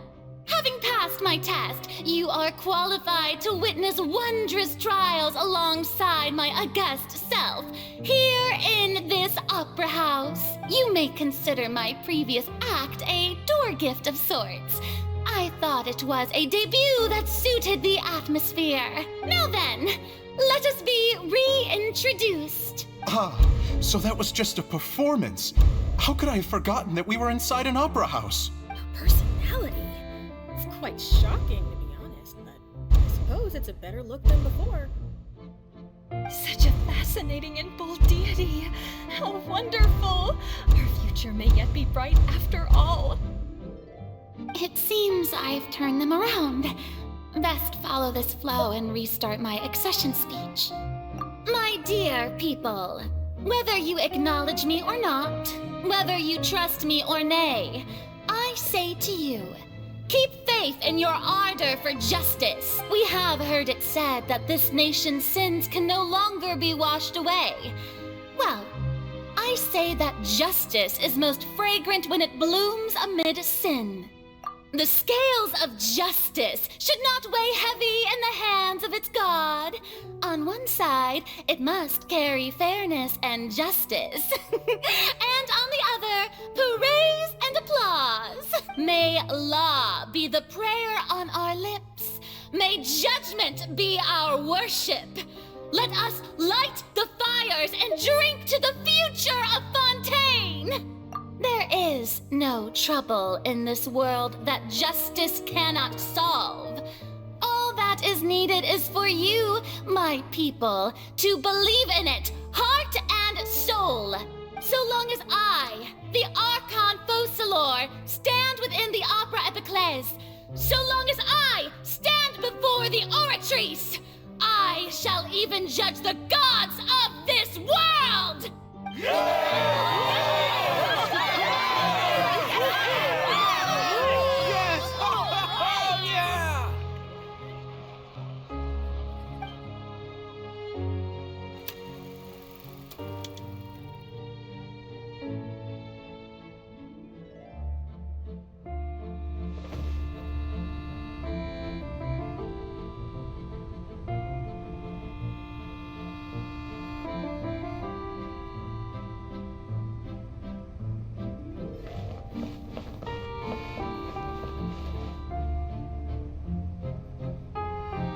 Lady Farina, here are today's case reports, as well as a summary of the follow-up for your perusal. Come now, was I not just at the Opera House in person? Leave these kinds of things to Neuvillette. Besides, none of these trials were the one that I'm looking forward to the most. If I may be so impertinent, what kind of trial are you truly looking forward to? A magnificent, dramatic, and wondrous trial. A trial to end all things. How could you hope to understand? That's true. I fear I lack the ability to grasp your divine thought, Lady Archon. No need for fright, and do not take what I said before too seriously. Go now, do your duties. The trial I await. It will come one day.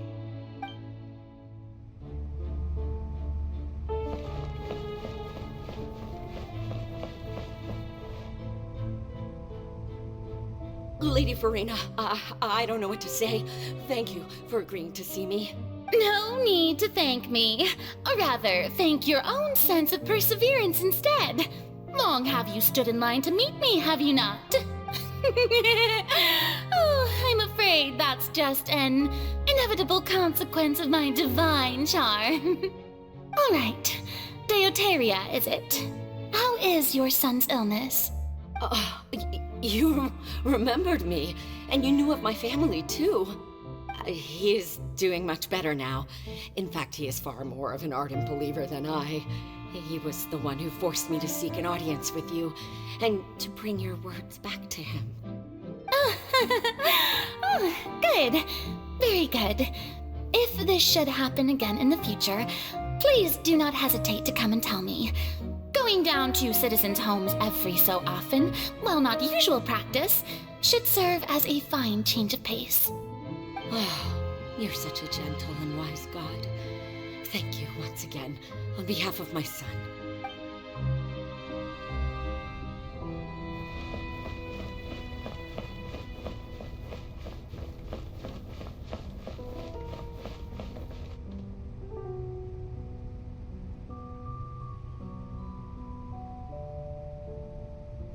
Lady Farina, here are the latest hydrological reports. As for the specific parameters you asked to take note of, I'm afraid things still don't look good. I see. It's as I thought then. As your god, I did already expect this, but I wanted to see how far your human wisdom would allow you to analyze it. All manner of signs indicate that the prophecy will still come to pass.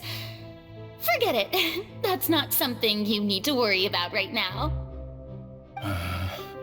Well, as I understand it, the Fontaine Research Institute is also trying to find a way to counter the rising water levels. Really? Have they found anything? I'm afraid that they haven't found any effective solution thus far. Oh, is that so? Well, no wonder. This issue has reached the realm of the gods, after all. Still, their spirit is praiseworthy.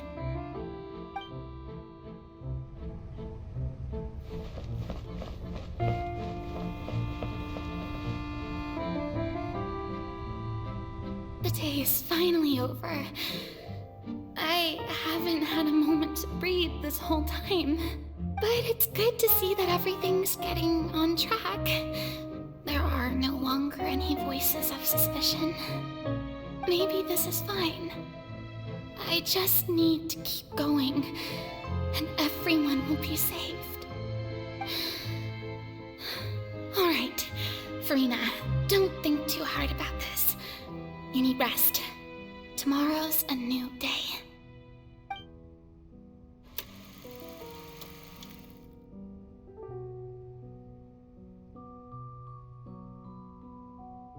Lady Farina, here are the new trial reports for the latest cases, as well as a summary of the follow-up. There'll be no need for that. I've seen them already. There's no need to go back over scenes I've witnessed in person before. Lady Farina, I've waited so long for this chance to see you in this manner. Indeed, my dear, loyal citizen. This joyous moment is an honor for us both.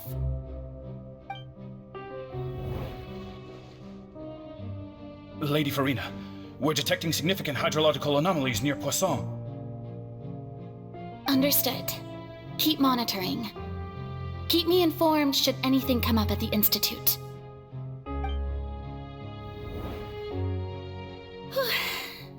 I don't think I let anything slip today. I must show the people that there is nothing to worry about. I just don't know when these days will end. I feel utterly exhausted. Best to rest early today, too.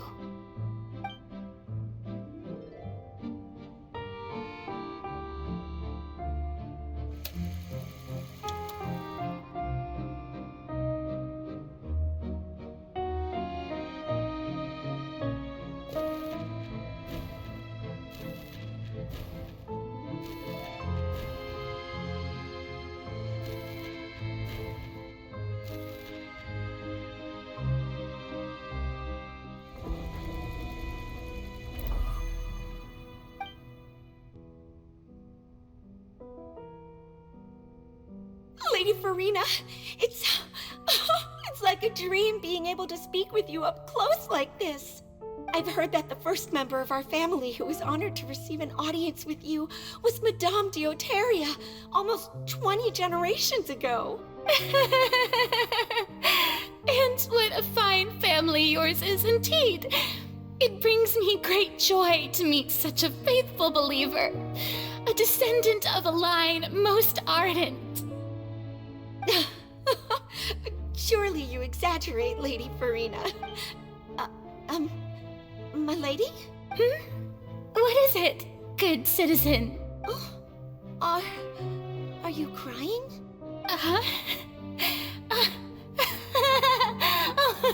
Really now? I didn't even notice. This must be the overflow of hydro from my person. Well, can't quite help being the god whose dominion is the waters, can I? No wonder. A manifestation of your power, then. Oh, Archon, I am honored to have witnessed it. Honored indeed.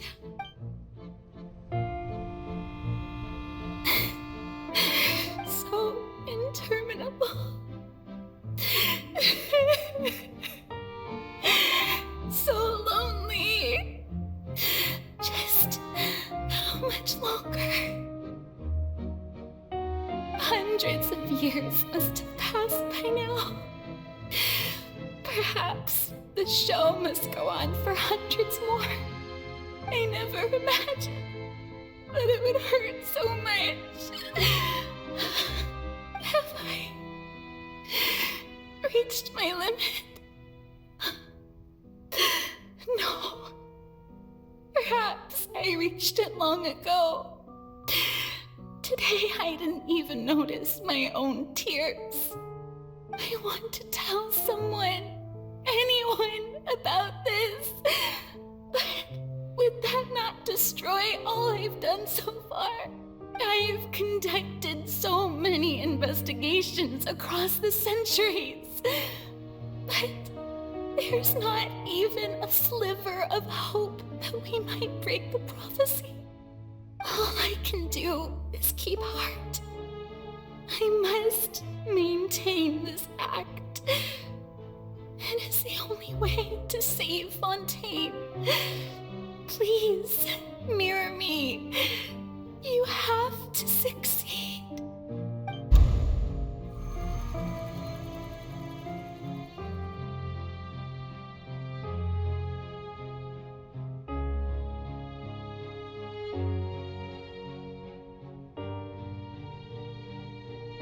Farina, you don't have to shoulder this burden alone. Although I don't know what you might be keeping from everyone. Your people are more than willing to share your burden with you.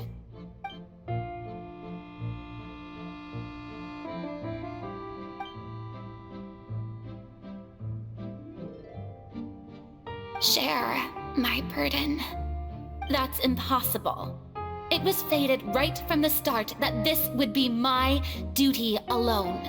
But even if your burden doesn't need to be shared, you can still choose to confide in someone.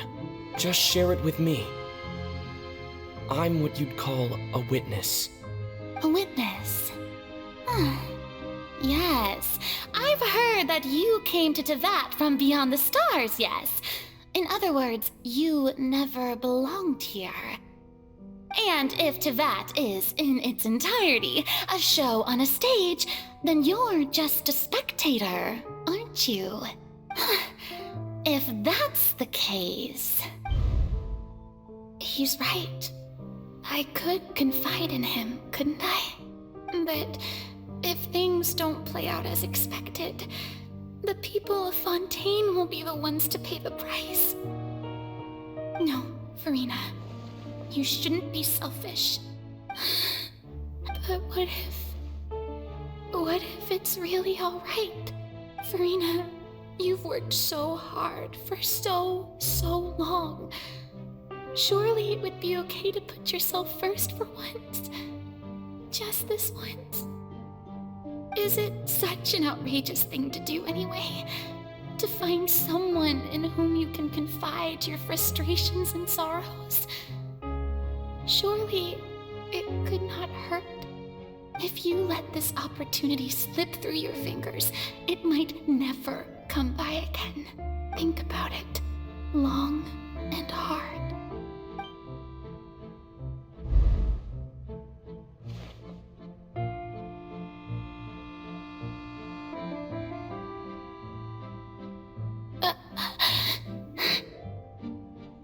No, I have nothing to say. I am Farina, the Archon of Fontaine. Everything will surely get better. All you need to do, dear spectator, is to witness my performance until the curtains fall.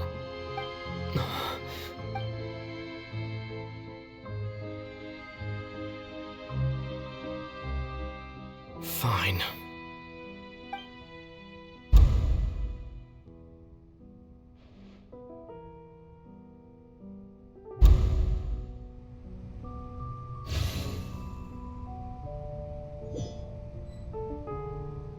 So even Farina doesn't know the truth?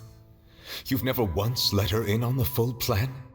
Yes, it had to be done.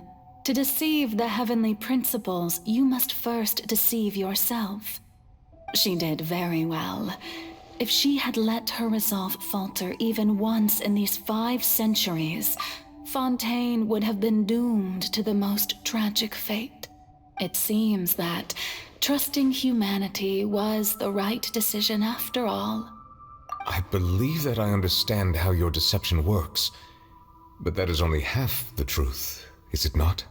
How would you build on this foundation to save the people of Fontaine?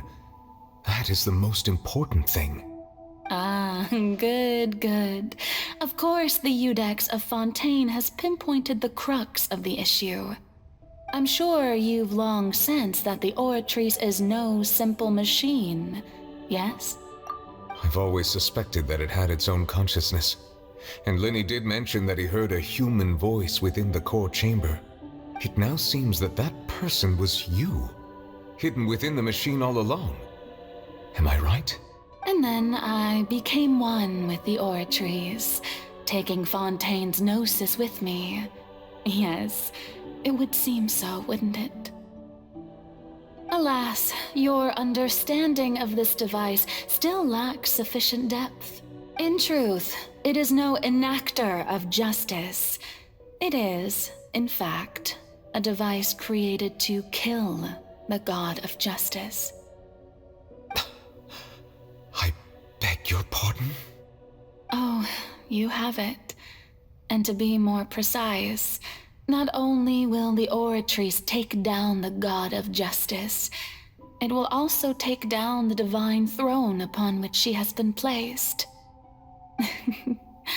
I mean, did you think I would be the sort to enjoy peaceful repose while Farina suffered? My work over these last 500 years has been to constantly accumulate indemnitium within the Oratories. But really, some have already discovered that only a small fraction of the energy generated by the device was ever used to provide power to Fontaine. The vast majority had to be, accumulated to enact this death sentence. It was all part of your plan then? Both the trial and the sentence? Indeed. This power, accrued over 5 centuries, could have sustained Fontainians for millennia had it only been used for that purpose. Almost all of it has now been stored within the Oratories.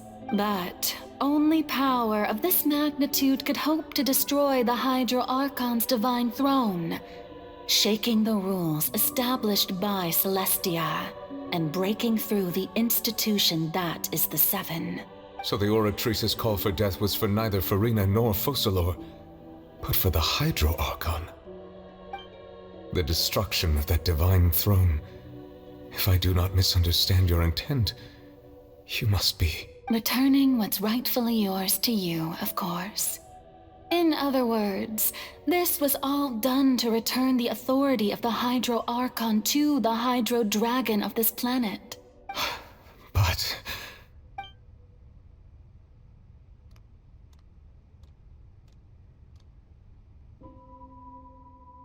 Oh, what? Getting sad again, are we? The authority of the ancient dragons shall soon be yours once more, O Hydro Dragon Sovereign. And this is the face you make. all you've done throughout the years is just so you can sacrifice yourself at the very end. I've never quite seen it that way, you know. Even now, I'm quite pleased at how well my deception worked.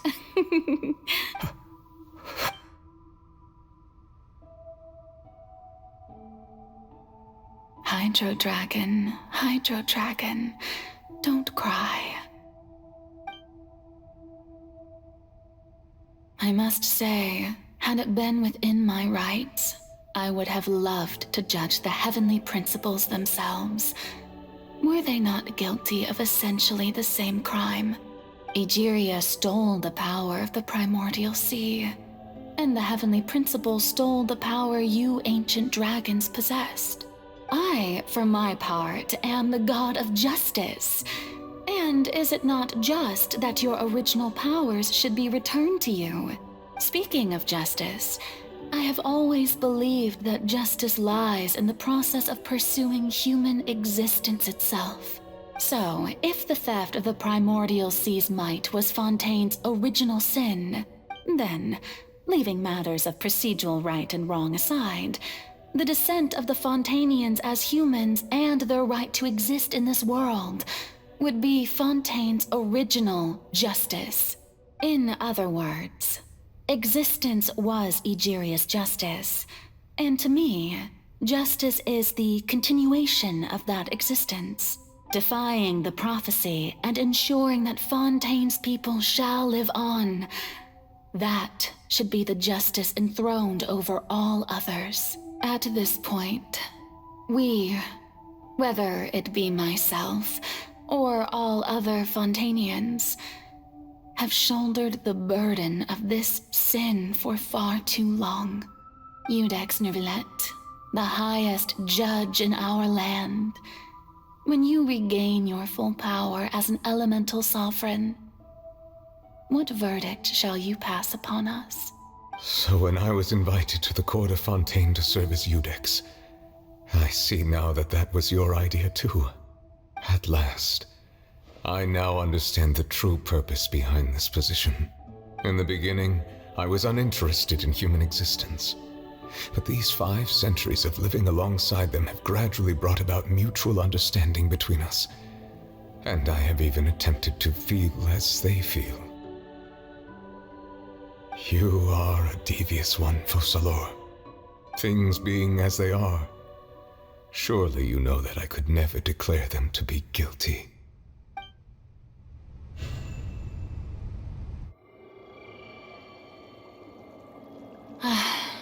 The hour of my execution is almost here. For the sinner, the curtain call has come. I know I may not sound it, but faced with death, I find myself a little afraid. Perhaps this is one thing both gods and humans have in common.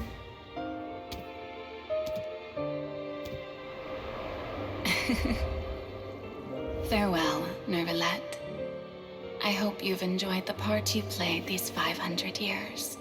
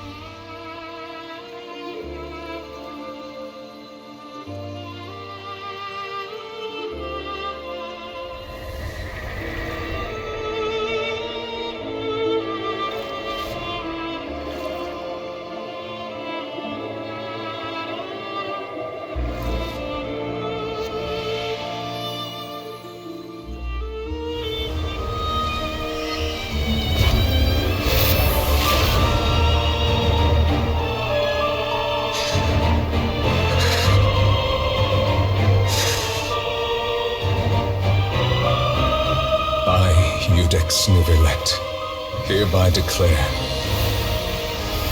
people of Fontaine, your sins are forgiven.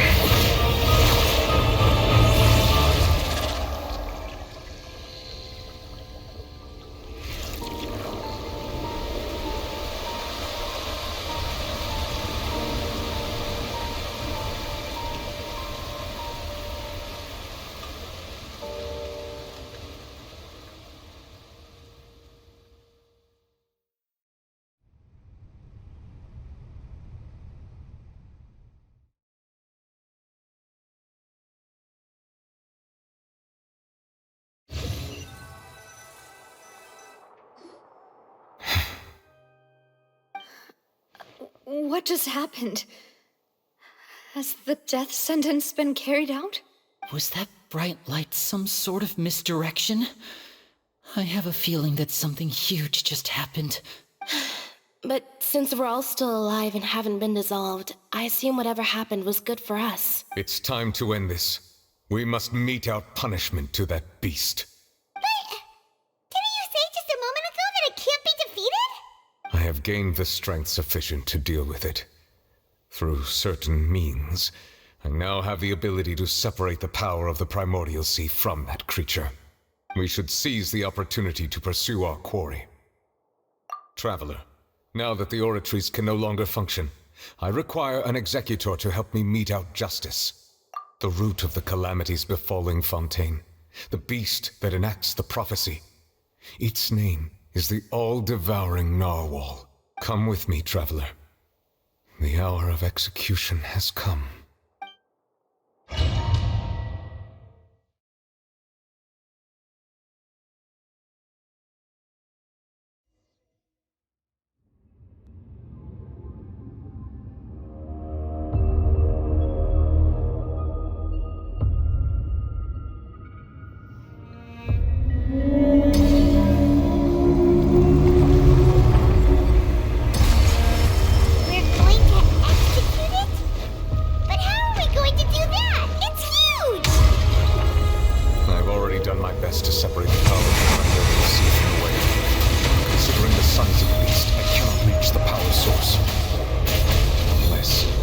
Find a way to attack it from within. I shall share a part of the ancient dragon's power with you. We shall look for an opening together. I can feel its sorrow turning into hostility.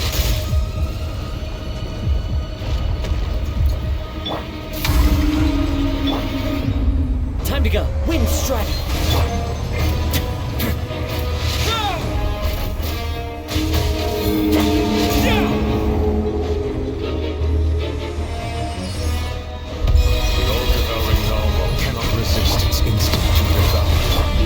Continue to trigger its hostility.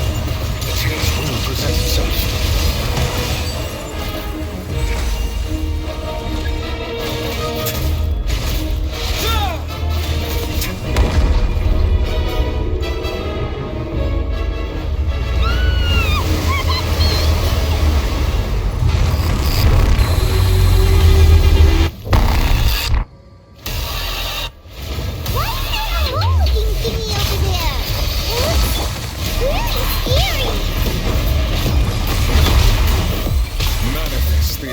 Of the ancient dragons.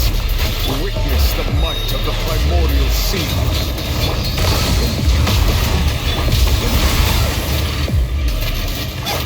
I have granted you my protection.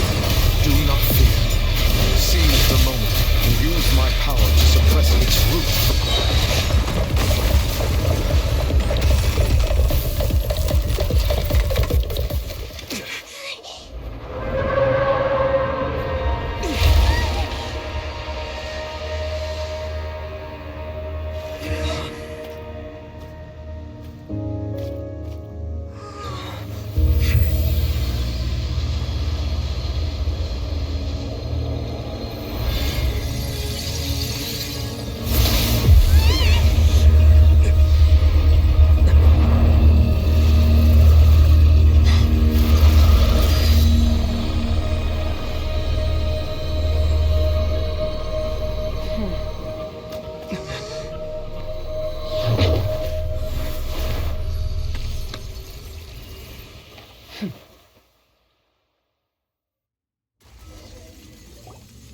Thanks for helping with the cleanup.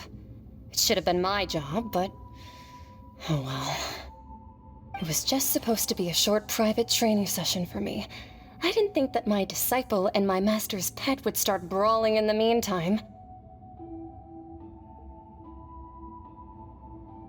Well, actually, I had a feeling that it would happen at some point, but they bumped into one another earlier than I thought. What a blunder. I suppose I'll have to swing my sword 3 million times as penance. That power. Who are you exactly? Paimon has an idea. From what she said earlier, she must be Child's master. Skirk, right? It's just that he gave us the impression that she was the less talkative person. I simply did not have anything to say to the weak. But you, on the other hand, managed to defeat the all-devouring narwhal without using power from beyond this world. So you may speak to me as equals. I have to agree. It's a strange use of a planet's primordial waters just to raise an all-devouring narwhal. That kind of power is wasted on it. It's not cooperative. It eats too much. And I have more important things to do with my time than pet sitting. The only thing that creature has going for it is its looks. All in all, it fails as a pet. Miss Skirk? I think you might have missed the point. The point being? Well, being that this pet almost destroyed an entire nation. So what sort of person is your master? Well, child's master's master. Wait, is that right? Oh, right. So you don't know him. Sorry, I assumed you did. His name is Sertologi. Huh? I am unfamiliar with that name. Huh. So Master isn't sufficiently famous. How should I describe him then? Have you heard of the name The Fowl? The Fowl? Still nothing? Well, how about the Visionary? Vetterfulnir then? Or Gold Rhine-Daughter? Ooh, that one we've heard! Rhine-Daughter's part of the Hexen Circle. She's Albedo's mom, right? Oh, so you do know that name. To be honest, I also heard all of those names and titles from my master. I don't actually know them either. But I suppose you understand now, yes? My master is likely a similar sort to Rhine-Daughter. They are both pursuing some form of perfection. Wait! Didn't you also mention a visionary person? Paimon didn't quite catch their name. Actually, never mind that. I believe it expedient to inform you that the all-devouring narwhal used up nearly all its strength fighting you. Such roiling hydro energies will prove difficult for the planet's deep seas to digest. As such, the Fontaine back on the surface has most likely been thrown into chaos. In other words, the prophecy that you've been fretting over should now be in full swing. What?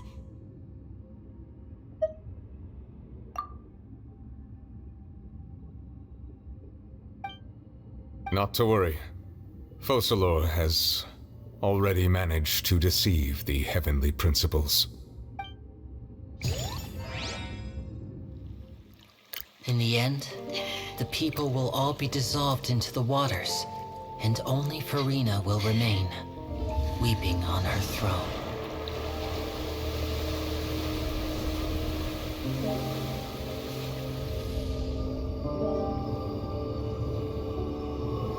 Only then will the sins of the people of Fontaine be washed away.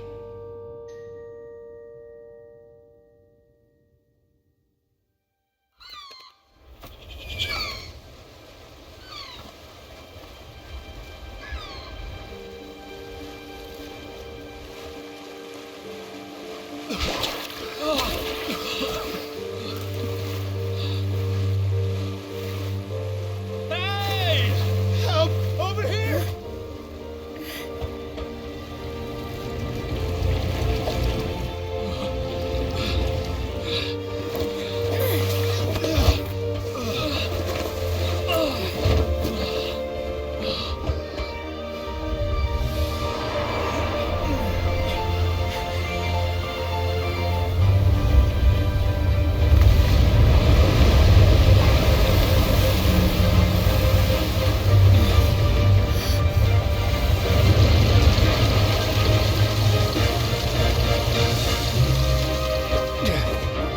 All hands, initiate emergency rescue!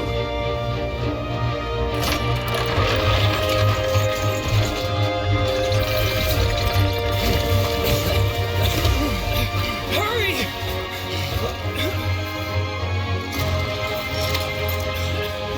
Hey, lend a hand!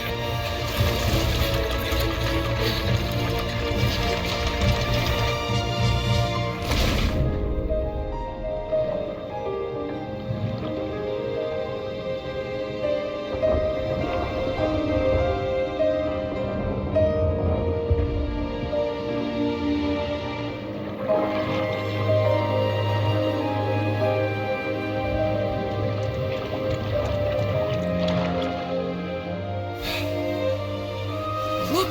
The water's receding!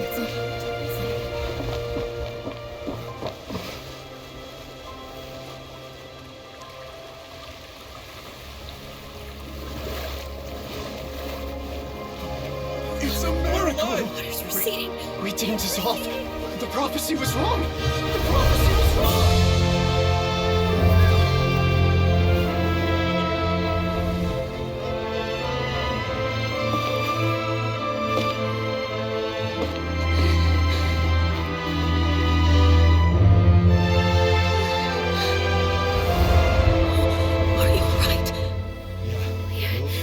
We're saved. The prophecy was wrong.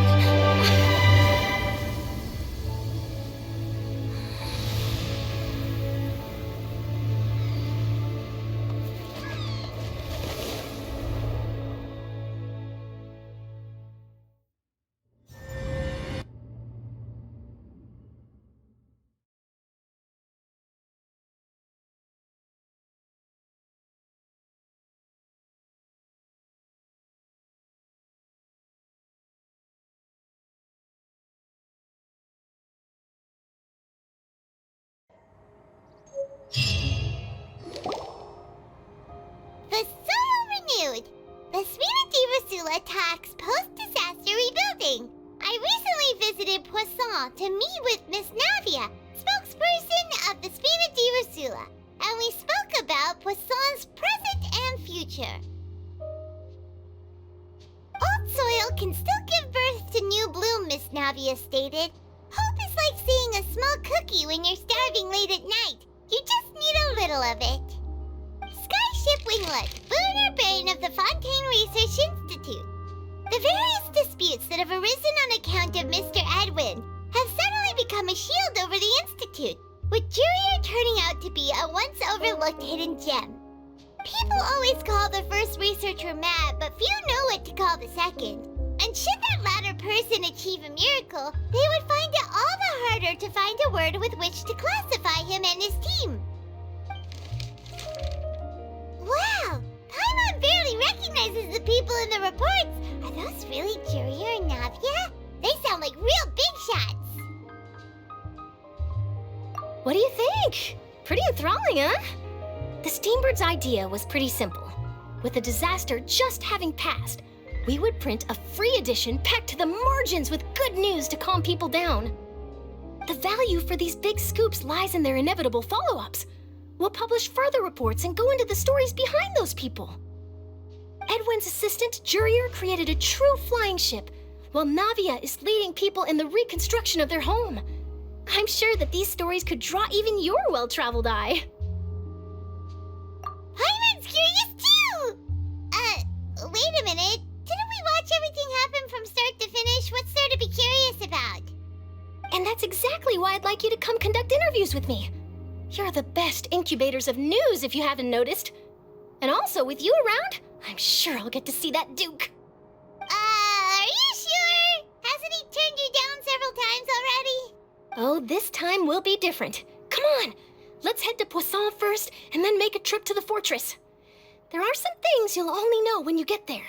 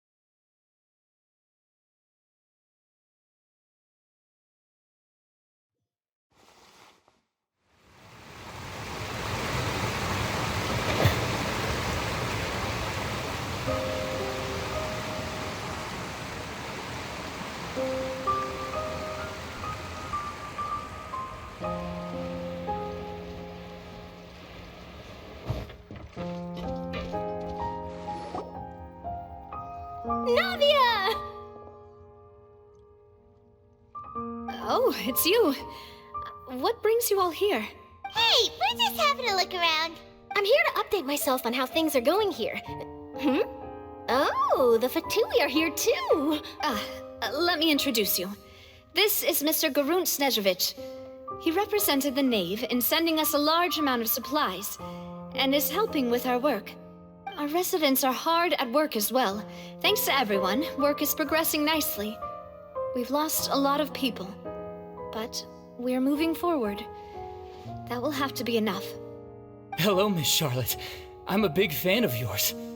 I especially like that article you wrote last year about Fontaine's stray cats. But if you don't mind, could you not emphasize our role too much in your report? It's not charity we're doing here. We just happen to share the same interests as the Spina. I get where you're coming from. I'll keep it as simple as possible. Or would you be willing to feature as friendly neighbors? That would be fine. Thanks. Oh, you're back too. How are things? We finished laying down the construction materials. It'll be another hour before the workers are able to go over there. Huh? You're here too, Clorinde? Well, her reputation's greatly risen after that whole duel business with Miss Farina, so she's here in Poisson to wait out the heat. All right. She really came here to help me out. There's too much to consider in the reconstruction of Poisson. The Spina has need of more decision-makers. And, well, I do already happen to be connected to Mr. Callis. Oh, wait just a moment. Do you mind me asking a few questions? You know, about how you felt before the duel, about what it was like facing down a god. There's lots of exciting material there, I bet. Forget it. I'm sure you can find a better theme than that, Miss Charlotte. I see you're the same as always. Couldn't you do me a favor, for Navia's sake? Well, if we're talking about doing things for my sake, you might as well just take a few more photos of me. Or of the Traveler. It's better than wasting time persuading Clorinde, at any rate. Of course I will. I'm not gonna let him off that easy. All right, then everyone who wants to be in the photo, gather up. And smile.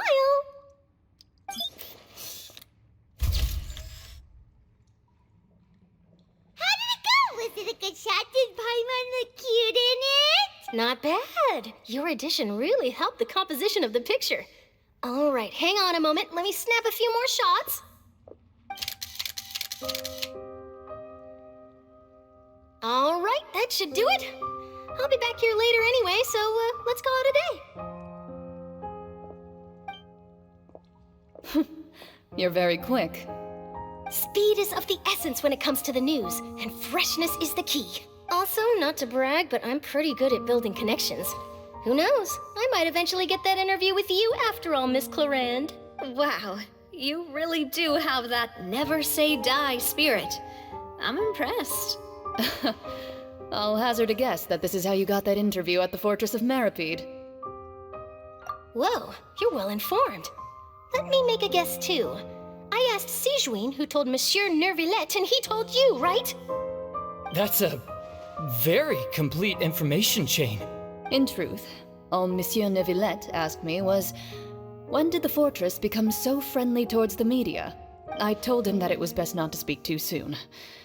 There's no guarantee that Ridsley will make a personal appearance. You're right. I've got to treasure every moment I have with them. In which case, I'll be making a move first. Stay safe now. And tell me if you hear anything interesting. I'll treat you to afternoon tea in exchange.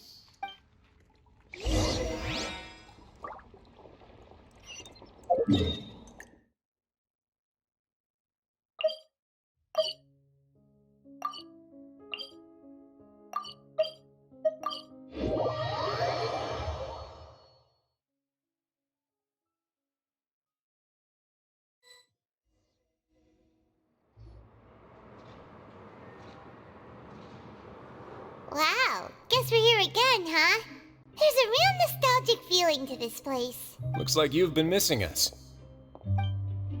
Duke! Did you come all the way to the entrance to greet us? Of course.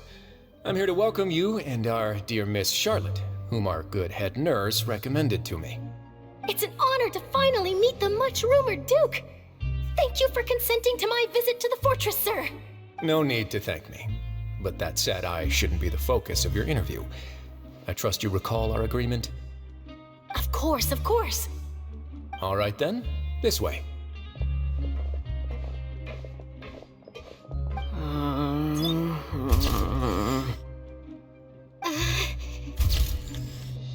Hey, no need to be so nervous. I've already taken all the photos we need. Miss Charlotte, do these pictures really need to be published on the cover of the Steambird? It would seem that Miss Lorvine doesn't want her face to appear beside that of Mr. Jurier, Sir, please don't say things like that. But it looks like dear Mr. Jurier denies it. Might this interview be very important to you, then? No, I just... This is my first time being interviewed, and I'm very thankful to the Steambird for... Now, I might not look it, but I actually did meet Mr. Edwin once. And I'll be honest, I enjoyed chatting with you more. You've definitely got more of that genius vibe going on. The boat that brought about a miracle, the ark that saved the people. Why, you recreated a myth back there, like an emissary of legend. Still, if I might ask, where's that flying ship now? Huh. Looks like Charlotte's trying to get herself another exclusive scoop. I have to apologize, but that ship is presently in the bowels of our factory. I'm afraid it won't be easy for you to get a shot of it. Really? Well, then in that case, could I have an interview with you to make up for that loss? You already know my answer, I'm afraid. Best you interview our head nurse instead. Or perhaps you'd like to take another photo of this couple of researchers? Did you really have to use the word couple? Well, then, 2 solo photos will do. Is my hair messed up? Please, someone help me have a look. Things sure are getting pretty lively here. We've seen this kind of thing before. Oh, seems like everyone's here. Would any of you like to try this new drink I came up with? Ah, Siegeween. Hey, Miss Charlotte. Why don't you, take some pretty photos of our head nurse? Sure. Come on, Miss Siegeween. Over this way. Let's find a brighter spot. Huh? Sure. Do I have to smile? So, how have things been at the fortress? Same old, as you can see. Fontaine's undergone some changes, but this place is still more or less the same. Other than that flying ship, it got a tad too much attention, I think. That's why I decided to let the interview go through. We should direct more public opinions toward the behind-the-scenes heroes. Am I right, Mr. Jurier? Miss Lorvine? You're too kind, sir. I believe that you too should have your day in the sun. Not that you would want that, which is a pity. I'll just leave the spotlight to you two.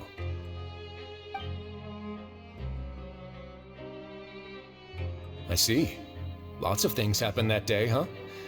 Anyway, regarding that Harbinger, I'm not sure you remember, but his 3 young followers are still waiting for his return. He sure did win them over, huh? I'll tell them that there's good news and bad news.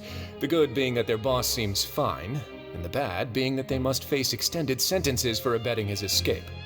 Oh, actually, what about you? Are things gonna change for you too? What change can there be? The fortress will keep chugging along, and so will my duties. As to what Miss Farina's departure will mean for the nation, and if our laws and governance will be transformed, we'll leave those to the folks in the overworld. Hey everyone, the photo shoot's done. Good. In that case, let's call it a day here. Thanks for your cooperation. Come on, Traveler, let's go. Till next time, everyone. There'll be a next time? Maybe. Who knows? I might write a story about the underwater factory next time. Until then. All right, last stop, the docks.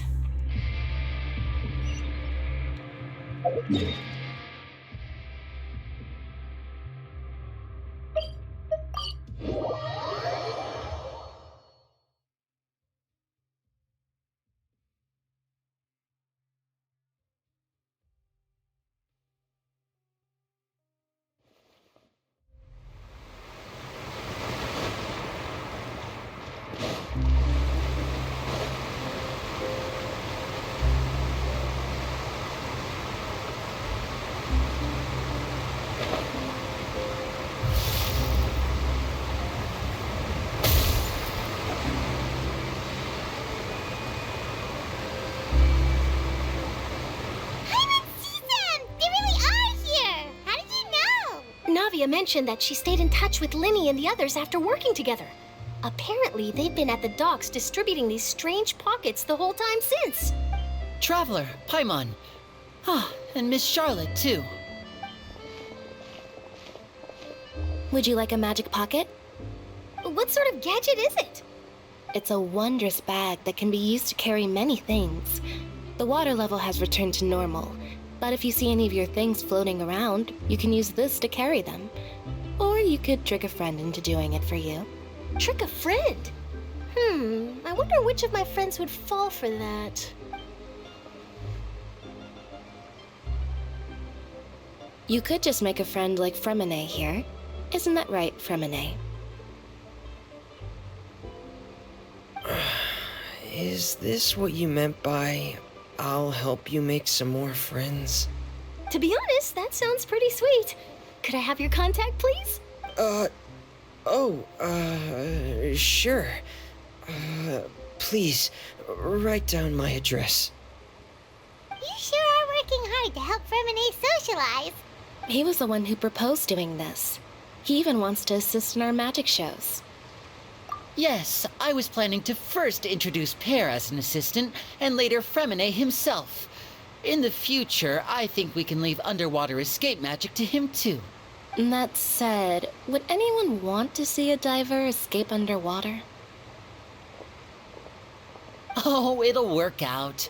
Every journey begins with the first step. He'll become a part of our show eventually. Lynette, could you come over?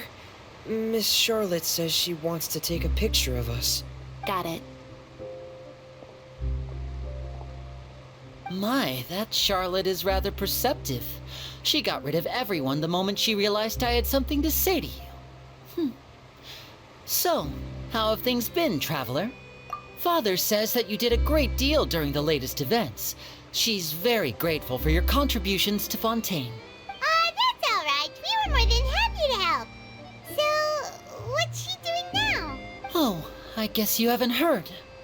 Well, after Lady Farina left, Father and Monsieur Neuvillette opened negotiations, during which he gave Fontaine's gnosis to her as a diplomatic gift. A diplomatic gift? A gnosis? Yes, I was quite surprised at first myself. But when I thought it over, there were actually a number of things going for it. It could have been done as an apology for the incident with Lord Child, or as thanks for his help in tying the all-devouring narwhal down. Furthermore, Father did also lend significant aid to Fontaine and Poisson. Well, that's true, but this is a gnosis we're talking about. Doesn't this seem a bit irresponsible? I would agree, but I've also heard that it seems that Monsieur Neuvillette has had a significant change of heart regarding the matter. So there's some reason for this that only Neuvillette knows about? I suspect you'll have to ask him about that yourself. Yes, speaking of which, I did see him strolling around the entrance to the Fortress of Maripede a while back. Isn't he real busy and stuff? Paimon didn't think he'd have the time for that.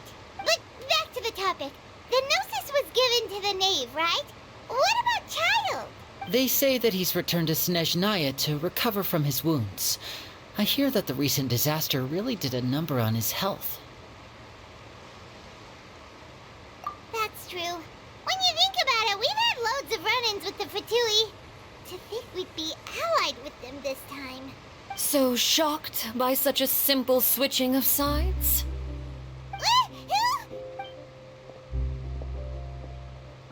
Father!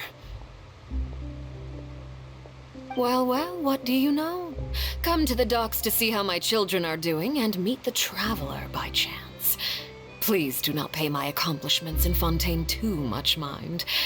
I would have done them regardless. Are you going to take the gnosis back to Snezhnaya? That is our duty as harbingers. Yes, don't be too preoccupied with sides. The goal of the Fatui concerns not a single place or person, but the entire world. With such a grand goal in mind, it is inevitable that we must wear many masks. Switching my masks is something I've always done. Well, that depends on many things. No one truly knows what the future holds. What good is honesty if you can't rely on it forever? As for you, I very much look forward to our next collaboration. Good things cannot be achieved alone, and you've proved yourselves to be great partners. A vision? All right. I'll remember to return it. Thank you for keeping it safe for him this entire time. And that's a wrap for me. Huh? You're... Greetings, Miss Journalist. Hello. If I'm not mistaken, there are diplomatic channels I'll need to report to take a photo of you. That is correct. So forgive me, but I will not be able to serve as a subject in your article. However, feel free to write as much as you'd like about our dear magicians and our upcoming rookie talent. I will. The sea breeze is quite pleasant. I shall continue my walk while the weather remains so agreeable. Farewell. Farewell, Father. Oh, she has such an intimidating presence. I didn't even dare to take a picture. Thankfully, I've already wrapped up all my pre-scheduled interviews.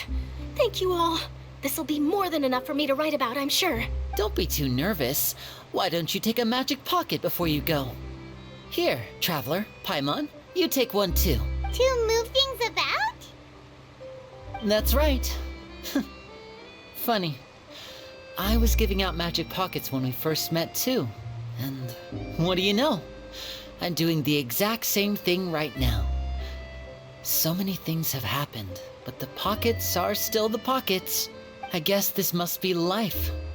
We will all follow our own paths, and serendipity will lead you to your fated friends. All right then. We'll be handing out pockets in some other districts later, so we'll get going now. Have a good day, you two. Well, guess we sent Charlotte, huh? Shall we go see what Neverlette's doing? As long as he's not so busy that he doesn't have time to chat anyway.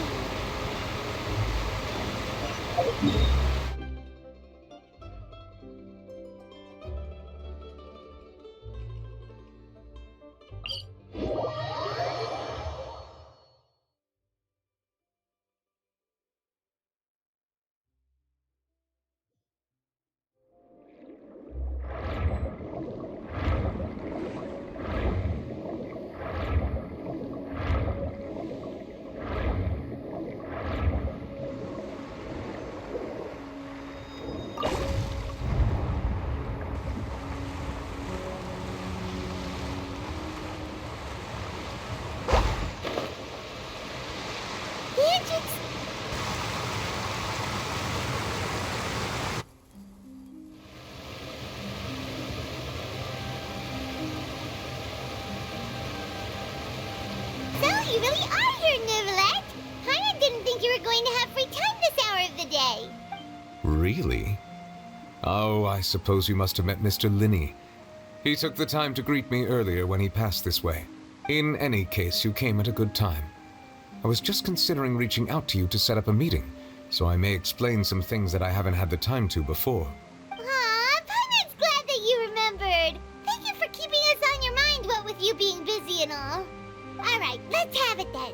How was Fontaine actually saved? The whole business is still quite the mystery to us.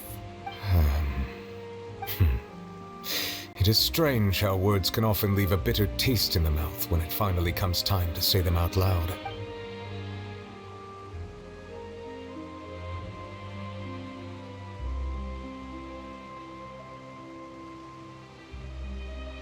Whoa.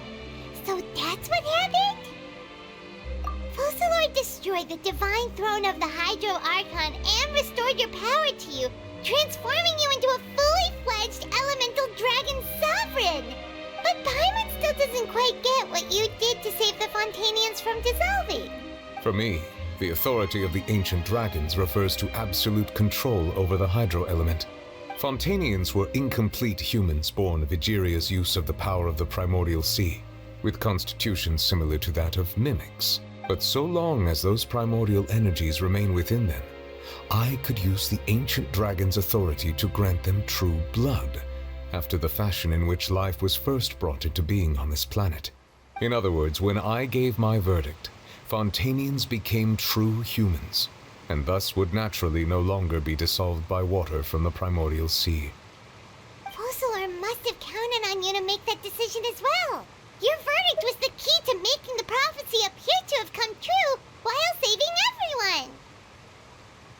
Yeah, and in a manner of speaking, Focalor finally managed to fulfill the original Hydro Archon's wish to turn Oceanids into real people too! It seems from your expressions that you still have more things you wish to ask. Ask away. I will tell you the truth as I know it. I have investigated his case along many avenues, and I have learned that he once fell into an unknown chasm when he was young. There, by chance, he awakened the all-devouring narwhal. But whether it be by sentiment or reason, that should not have been enough to consider him the root cause of the disaster. At most, he would have had tangential liability. As for the judgment passed by the Oratrice during the trial, whether it was due to that liability by association or Focalor deliberately using him to buy time for us on the assumption that he would be able to hold the creature off, I cannot say. Guess Focalor had Fontainians in mind the whole time. In the end, it was thanks to her that they finally became real humans. Hang on a second. Paimon suddenly got another question. Back when Fontainians hadn't yet become real humans, were the children they had also transformed Oceanids? Life has always flowed like water. Do you recall how Fontainians would often come to the Fountain of Lucine to pray for children? Yeah, Lynette said the fountain is where all the waters in Fontaine converge. In truth, even those couples did not know that such prayers were no mere custom, but instead a form of ritual. Those Oceanids who were blessed within the spring water would later descend as new humans in the coming months. Paimon sorta gets it now. Either way, seems like this ritual won't be of any further use, but it'll probably live on as a local custom. Ask away. I will tell you the truth as I know it.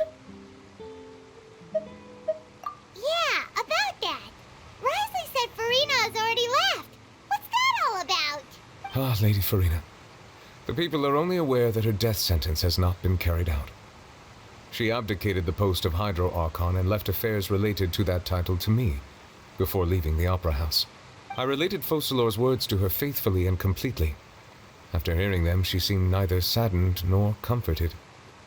She simply said that she was tired and needed to rest. Having said that, she then packed her things and moved out of the Opera House, not unlike how an ordinary person might. But she's still got a place to stay, right?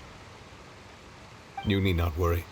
I will make arrangements to ensure that she will not want for food, clothing, board, or travel. In truth, I am somewhat happy for her. The wear and tear on her spirit will, of course, take time to heal. But now that she no longer has to play the role of Focalor the Hydro Archon, she can finally lay down her burdens and lead a normal life. What about you then? What are your plans now that you've regained your full powers as the Hydro Dragon? After Focalor passed on, the Oratrice also ceased to function. This matter will directly affect our trials. After much careful consideration, I've decided to take over its role in our courts. From now on, I shall hear cases and pass verdicts by myself. Looks like you're still considering stuff from the perspective of the Udex, huh? As an elemental dragon, there are indeed many things that I must do. But this power and this duty, in a manner of speaking, you could say that both were granted to me. As such, before I attend to my other responsibilities, I must first and foremost continue to serve Fontaine as its highest judge. The duty of the Hydro Sovereign and the duty of the Udex shall coexist within my person. Additionally, the Hydro Archon's departure has brought about another problem, which is that the Opera House shall no longer produce indemnitium. That's true. That power was derived from the people's faith in the Hydro Archon, wasn't it? Wait, but the various mechs and machines in the city are all still okay. Where are they getting their energy from? As I am now, I have full command over New Musia, and it can serve as a complete substitute. Another reason why I cannot quite leave Fontaine immediately. Wow.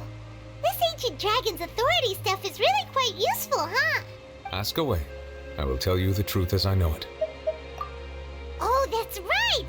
They say you've given it to the knave as a diplomatic gift or something! Leaving aside their intentionality, The two Fatui Harbingers have indeed done much for us during this crisis. Their sole remaining goal in Fontaine, at least at this point, would seem to be the Gnosis. The Oratrice has ceased to function. The Hydro Archon's divine throne is now no more, and I do not need the Gnosis's power. As such, it has lost all meaning for Fontaine. If the Fatui have impure designs, then we might as well accede to their request now, and avoid unnecessary conflict. What complicated considerations? Paimon thought you were just giving it to them out of gratitude to the knave and as an apology to Child. Ask away. I will tell you the truth as I know it. You will soon be heading to Natlan, I presume? I'm afraid that I have little talent as a travel guide, so all I can do is tell you what I know about that land. As far as I'm aware, Natlan can be said to be a nation of dragons. A nation of dragons? You mean like you? No, I suspect that I would not find myself welcome there. Unlike ancient dragons such as myself, the dragons of Natlan have undergone long years of development and evolution. Large numbers of them have entered a form of coexistence with humanity. Natlan is also the nation of war. War ravages those lands like an undying flame. There is one other piece of information I got incidentally from my negotiations with the knave that I believe may be useful to you. The harbinger known as the Captain has thrown his hat into the endless ring of war. The Captain. Sounds like a real tough customer. Seriously, everywhere you look, there's a Fatui Harbinger doing their thing. I suggest that you fully prepare yourself before going to Natlan. In the meantime, Fontaine's doors will always be open to you. Ask away. I will tell you the truth as I know it. Hang on a sec. Paimon's still got a question about Gnosis. When we spoke to Lenny earlier, he mentioned that your attitude towards giving away the Gnosis had clearly changed. We guessed that there might be some reason for it that only you were aware of. No wonder the House of the Hearth is the Fatui's intelligence division. They are certainly sharp. So regarding this specific issue, I was just getting ready to share something with you. What is it? In truth, I exchanged some further words with that lady named Skirk after sending you two back to the surface. It went something like this.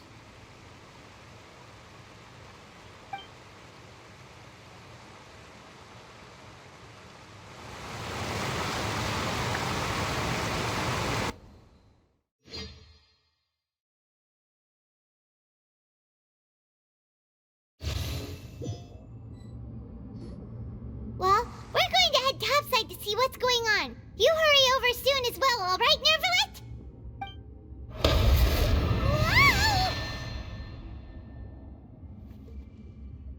What next? The all-devouring narwhal isn't here, so I'm no longer getting any interference. I can finally catch the scent of your power. What it's made of. It is the authority of the planet's primordial dragons, but with something very similar to a god's curse mixed in. It's quite a novel blend. I'm sure I've encountered something like this before. What was it again? I do not know what you speak of. Of course. How could I forget? You should have the remains of the third descender on your person, yes? Remains? I've never heard of any such thing.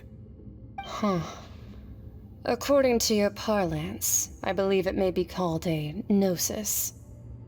Well, that much is true. After Focalor's divinity faded, she handed her gnosis to me. But I fear I have never heard of it described in the manner that you just did. I've been training with my master, the Fowl, ever since I was young, and I have never returned to the surface since. So most of the information I possess, I got from him. It is only natural for those who are greater than humanity to possess a different sort of common sense, which is why there are so many problems in our attempts to communicate with humans.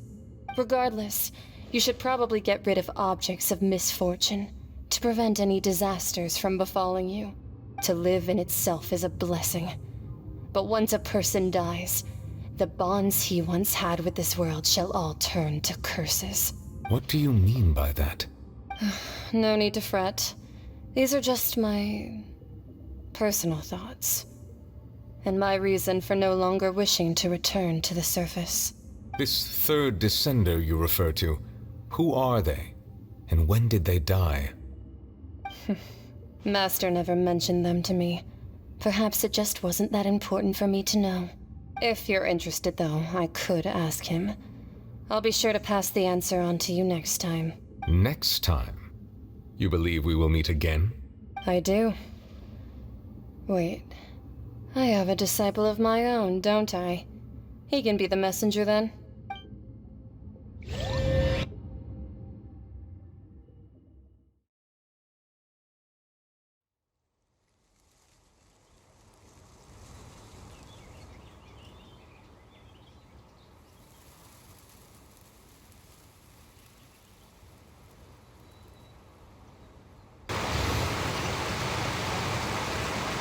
That's what she told me. Whether it would prove useful or not, I wanted to pass that information on to you. The remains of the third descender? So that's what the Gnosis actually are. Paimon just thought they looked like chess pieces. How could they be a person's remains? All the same, assuming that there was no misunderstanding or special metaphor at play, that is what she meant to say. And she said that it would bring misfortune and that you should check it, which is why you gave it to the Fatui. If she speaks the truth, then I would simply be putting Fontaine at unnecessary risk by keeping it here.